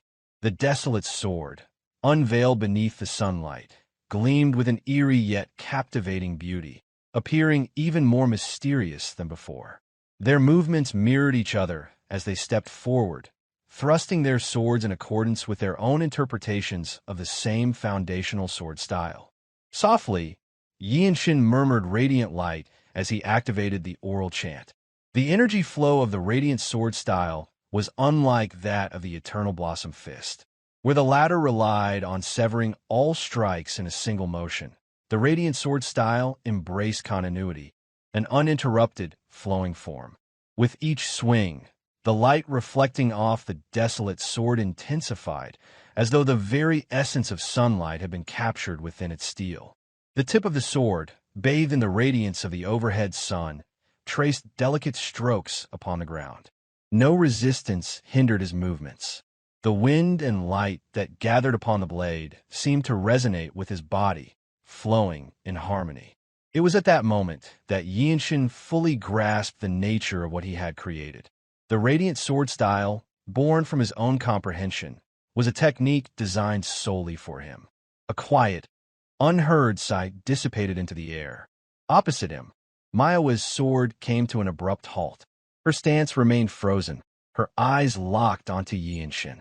She had been practicing the Nine-Yang Unified technique alongside him, channeling her inner energy with precision. Given her vast experience and knowledge, she had naturally taken the lead in mastering the technique. Yet, as Yeonshin moved, the disparity between them became unmistakable. His swordsmanship had initially seemed rough, yet within moments, he had caught up to her in mastery. Though they had begun learning a new sword technique at the same time, the gap between their martial achievements was immeasurable, undeniable even at a glance. Both the Nine-Yang Unified technique and the Radiant Sword style were formidable martial disciplines, deserving of the highest praise. Her blade, which had always carried the dominance, hesitated against an overwhelming presence. A strange sensation settled within her chest, a feeling unfamiliar and unsettling. As Myohwa swallowed the silence that had crept upon her, something shifted. The speed of Yeonshin's blade changed. Between the rolling currents of the radiant sword style, her own sword movements gradually faltered. Before Myohwa even realized it, the swift and fluid strikes of a different sword technique began to merge into Yeonshin's form. Without warning, the new sword technique seamlessly wove itself into his movements. One who truly holding the highest degree of talent wasn't her, but someone else. A true dragon of domineering talent, wielding a wish-fulfilling jewel. The lightning genius, Yeonshin. It was not the pride of one standing at the peak, but rather the humbling weight of witnessing true martial talent. Those who had deeply cultivated their internal energy all carried a certain kind of presence, a radiance within their gaze that burned like a beast's eyes. And in this moment, before her, that very radiance flashed within Yeonshin's own. The mountain became filled with noise as the aftermath of a blocked attack was being dealt with. The leader of the Zhongnan sect had returned after striking one of the Tyrant Sword sect's branches. Upon hearing the news, Yeonshin was able to meet the ruler of Zhongnan Mountain after spending a day waiting. He was greeted by great elder Yeonshin, who had shown kindness toward Yeonshin during the annihilation of the Jeong family. Sitting in the leader's seat was the Zhongnan sect leader, a man of remarkable appearance. His ears, sharp like blades, and his long robe, the color of the blue sky, radiated the bearing of a hero from the current age. Yeonshin reflected on the strange connection of fate, how the child she had seen during the Jeong family incident was now restoring her husband's swordsmanship. The Zhongnan sect leader, Western Heaven's sword lord, Ouyang Chun, spoke, thanking Yeonshin for the favor. Ouyang Chun, the son of the sword saint and Yeonshin, was of mixed human and elven blood. His noble heritage was easily identified by his ears. He mentioned that Yeonshin had recovered the radiant winged sword style, an inheritance that belonged to him by blood, and had passed the oral chant to Myohwa. Furthermore, Yeonshin had been personally watched over by the Sword Immortal and had saved a disciple of the Zhongnan sect. For these merits, Ouyang Chun stated that the sect owed him a proper thank you. He then asked what Yeonshin desired from them. Yeonshin closed his eyes for a moment, clearly not expecting such a reward. Although he knew that he should not ask for something as trivial as precious medicine, he still sought something meaningful. Finally, he spoke, requesting permission to assist in the fight against the Tyrant Sword sect. The conversation then continued. Elsewhere, Myohwa stood with her sword poised downward in an elegant upper stance. The midday sunlight filtered gently through the air, harmonizing perfectly with the serene surroundings of Zhongnan Mountain. However, unlike the peaceful environment, her sword stance was not one of calm. The Nine-Yang unified technique she practiced demanded a single, decisive strike, and the tension in her movements reflected the intensity of that technique. The Zhongnan sword immortal, observing from a distance, trained his gaze on her. To her, Yeonshin's creation of a sword technique that flowed from repeated single strikes was unusual. Thus, Myohwa was struggling to perform the Nine-Yang unified technique as her heart was desired. She had learned the technique, but something within her distorted its intended flow. Taking a deep breath, Myohwa's heart sank. She could not fully perform the Nine-Yang unified technique, and despite repeating the oral chant she had learned from the young warriors of the Desolate fortress, the issue remained. The Zhongnan sword immortal, noticing her struggle, approached her and spoke. He observed that she was not concentrating fully. Myohwa apologized, admitting that her attempts had been a mess. The sword immortal then asked if Yeonshin was the cause of her distress. Myohwa shook her head, lowering it as she confessed that the problem lay within her own heart. She had already fully acknowledged Yeonshin's sword technique, and her inner turmoil did not arise from jealousy. Her mind wasn't that narrow. Rather, it stemmed from a sense of futility and recognition that her years of refining her martial talent might be pointless. Myohwa questioned whether the radiant wing sword style was indeed superior to the nine-yang unified technique, seeking confirmation that she had not misjudged the situation. The Zhongnan sword immortal quickly confirmed that Yeonshin's martial art was indeed superior. His rise through the levels of the sword was astonishing, as he had mastered the technique at a pace far beyond anyone's expectations. Not only was his creation of the martial art impressive, but his quick progress in mastering a style he had just learned overwhelmed the nine-yang unified technique that Myohwa had spent years perfecting. Stating a matter of fact, the Zhongnan sword immortal evaluated that Yeonshin had already achieved what she had been striving for. In a tone of somber reflection, he commented that Yeonshin was a great master transcending age. It was natural for him to master the martial art he had created for himself, as things one creates are always the best fit for them. The Zhongnan sword immortal shared a deeper wisdom, explaining that everything in the world follows this principle. Myohwa expressed that Yeonshin must possess an extraordinary talent, one that would never again be seen. She also admitted that she could not keep up with him. The Zhongnan sword immortal offered a more philosophical perspective, suggesting that living in the same era as such a great master could be considered a blessing, depending on one's outlook. He reminded Myohwa that she had inherited the nine-yang unified technique, which was no small grace. Myohwa faintly smiled, accepting the truth with a sense of resignation. Her cultivated strength as a disciple of Zhongnan Mountain helped her contain the anguish that troubled her. The Zhongnan sword immortal, who had raised Myohwa like a granddaughter, knew well that her pride as the cloud sword dragon and her youthful passion struggled against the realization that Yeonshin had surpassed her in potential. He sighed deeply, and then, in a tone that suggested a deeper concern, he warned Myohwa to keep silent about what he was about to reveal. He explained that Yeonshin possessed a unique Baihui acupoint, which connected him to great nature.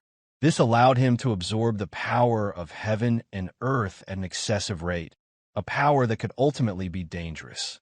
Even the most extraordinary masters would find it difficult to handle such energy. Myohwa, her curiosity piqued, asked for clarification.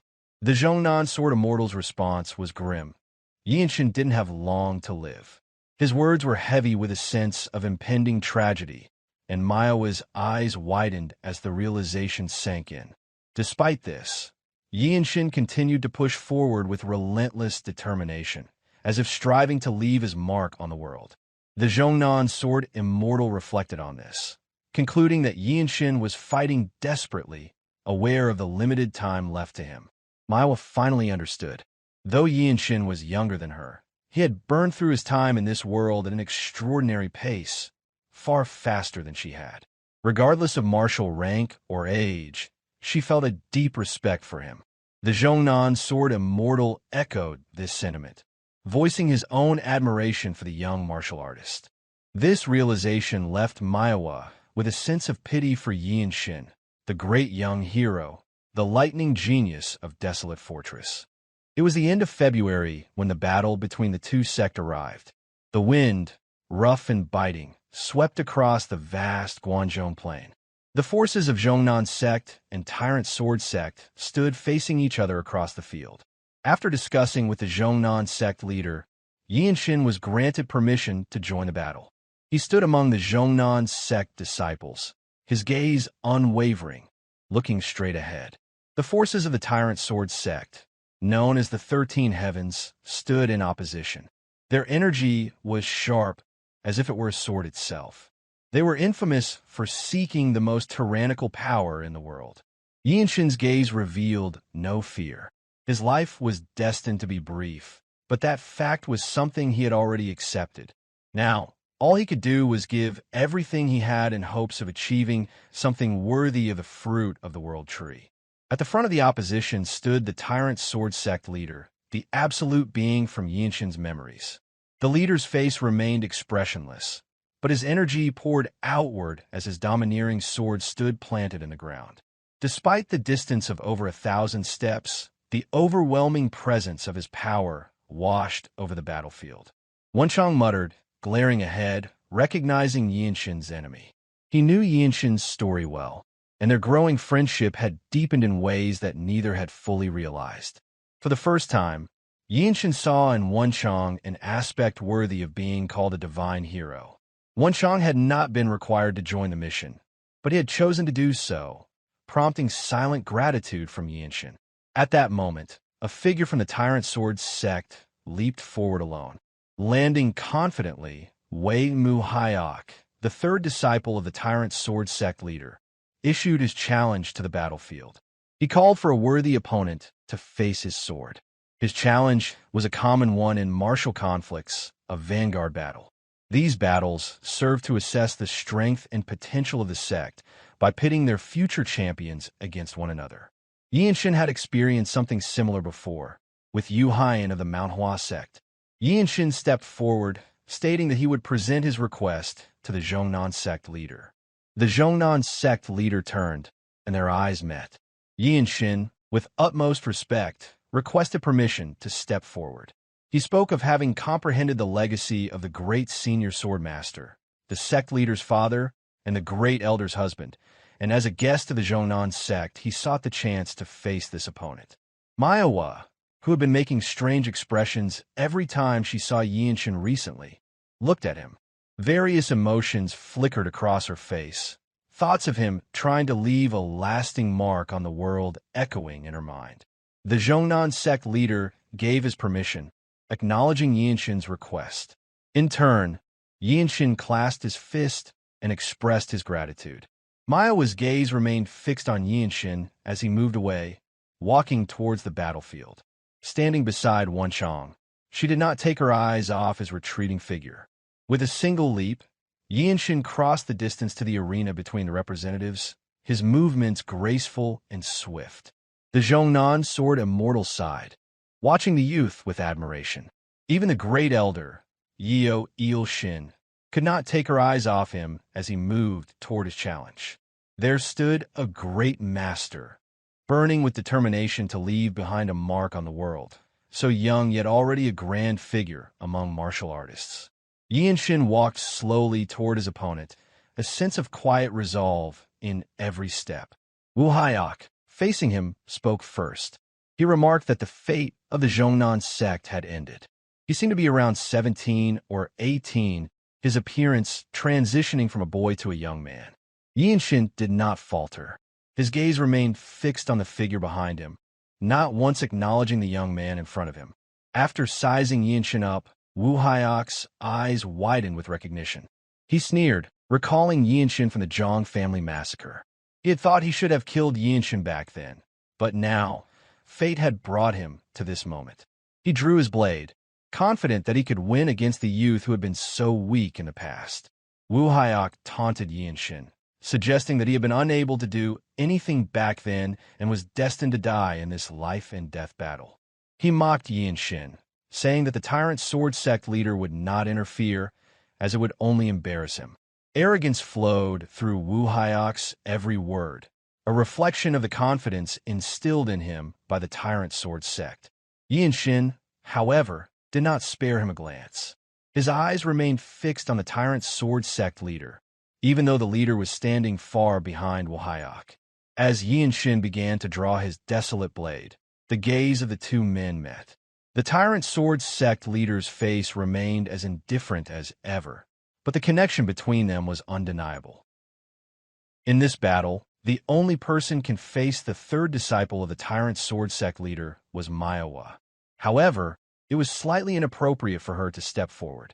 She was a bit older than Hyea, and their accumulated reputations were vastly different. Throughout the standoff, Yeonshin's gaze remained fixed on the Tyrant Sword sect leader. Hyea, noticing that his opponent, who appeared no older than 17, wasn't sparing him even a glance, became enraged. Hyea yelled as he leaped, demanding to know where Yeonshin thought he was looking. His attitude, one of complete disregard for his opponent, was typical of martial artists from evil sects. Their swords collided, and an explosion of energy sent a strong gust of wind through the air. The swords crossed, but remained locked, unmoving. Like an immovable wall, Yeonshin stood his ground, not yielding a single step as he absorbed the sword strike. Wu Hyok expressed surprise at Yeonshin's strength, remarking that it wasn't bad. Yeonshin did not respond. Having thoroughly learned sword techniques himself, he could sense the flow of energy created by his opponent's sword, realizing that it was nothing special. A memory from Yeonshin's past surfaced, when Chong Myung had tested him upon his entry into the Radiant Demon Squad. Yeonshin opened his mouth slowly, remembering a lesson. He recalled how someone from a noble Elven clan once mentioned that a person's potential could be judged by the wind of their sword. Yeonshin smiled smugly as he reflected on the meaning behind those words, realizing now what was meant by them. When Yeonshin smiled, sending goosebumps through Wu Hyan's arm, Yeonshin then performed his radiant wing sword style. The Desolate sword in his hand radiated sunlight, and a faint light burst forth, pushing away the crossed swords. This pushed Wu Hyok back, unable to withstand the force. Yeonshin didn't stop.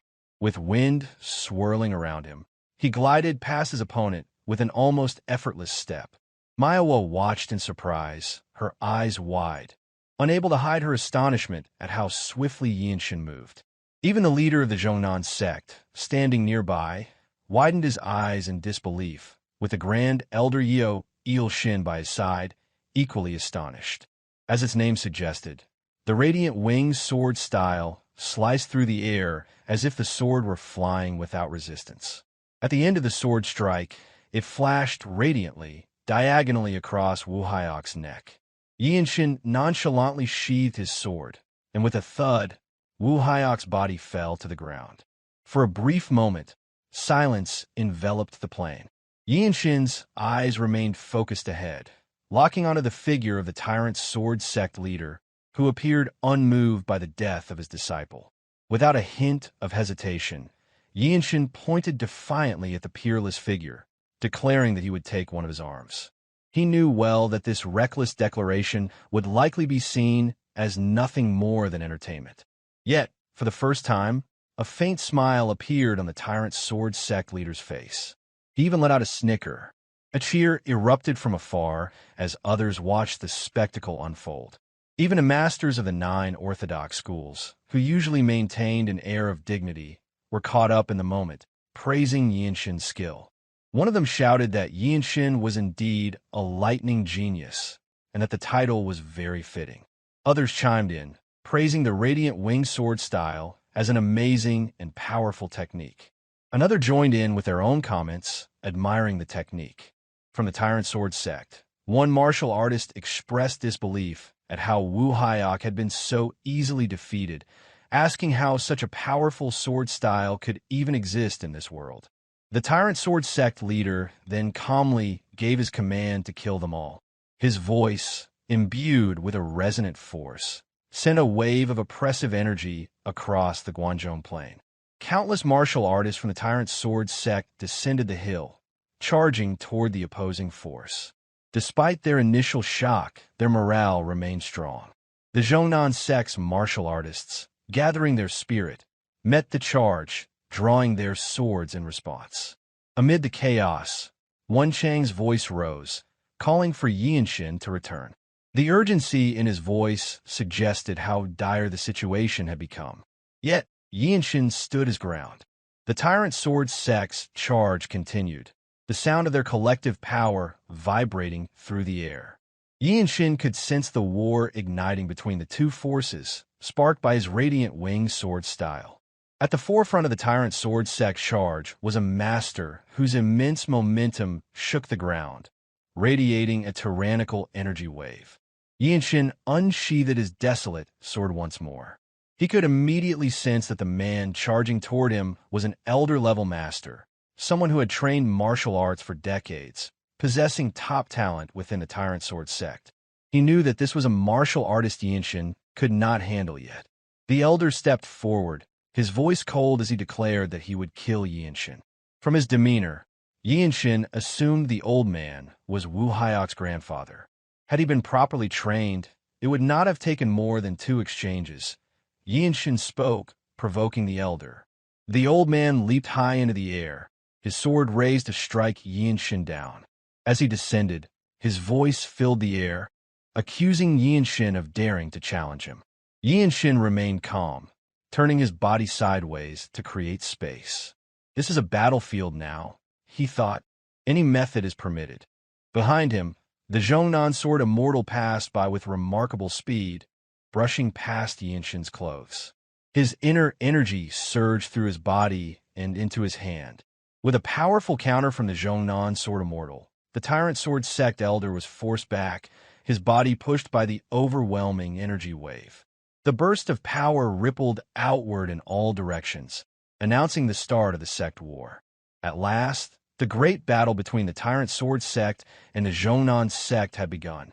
The Sword Immortal turned slightly as he spoke, expressing gratitude for Yeonshin's role in taking the initiative in the battle. He then added that the old tyrant was his to deal with, and, with that, charged forward, sword drawn once more. Yeonshin remained motionless, scanning his surroundings. To gain merit in this battle, he knew he needed to find opponents he could handle. It was a group battle, so he did not need to overexert himself. Just then, a group of Tyrant Sword Sect young masters charged at him, shouting threats as they aimed to kill him. Yeonshin realized he had already become the main target of the Tyrant Sword Sect. Without hesitation, he stomped the ground, pushing off toward the side as inner energy surged through his body. The number of enemies rushing toward him, weapons drawn, was more than a few. Yet Yeonshin remained confident in his ability to handle them. The first attacker came with a spear, its blade crackling with energy, even laced with killing intent. It was far beyond the level of the praying Mantis Sect martial artists. Yeonshin deflected the spear with the scabbard of his sword, never giving his opponent a moment to think. Immersed in the chaos of the battlefield, he did not see his enemies as people, only as obstacles.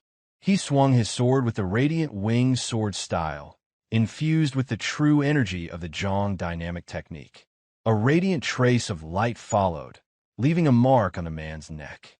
Without pausing, Yeonshin charged forward, a gust of dust swirling around him as his sword flashed, cutting down another foe. With two already defeated, Yeonshin pressed on, his senses heightened as he surveyed the battlefield. The techniques he had learned from battling the praying Mantis Sect proved invaluable in a group fight. Two more swift strokes of his sword severed two more young martial masters, bringing his tally to 4. But now, he found himself surrounded. The disciples of the Tyrant Sword Sect had coordinated their attacks, finally facing him as a united front. Yeonshin's upper meridian burned with intense heat as he calculated the movements of his opponents. His mind was sharp, and his inner energy surged as he prepared to act. Two combined sword strikes came at him. He dodged the first with agility and blocked the second, calculating the best trajectory for his response. With a single stroke of his blade, the radiant light of the sun followed, cleaving through the two martial artists. With 6 fallen, Yeonshin's transformation into the Radiant Demon Squad's lightning genius was nearly complete, as he gathered new martial arts techniques with every strike. As his gaze swept ahead, Yeonshin realized he was now under attack from behind. But before the assailant could strike, a sword slashed through the air, severing the attacker's neck. It was Wonchong covering his back. The two exchanged a brief, knowing look. In the next moment, Yeonshin's eyes lit up. He pushed the Jeong dynamic technique to its utmost limit and danced with his sword. Two martial artists, one in white and the other in blue, moved in perfect harmony, cutting down one Tyrant Sword Sect martial artist after another. The Desolate swords in their hands, ever growing with their martial arts mastery, never ceased drawing blood.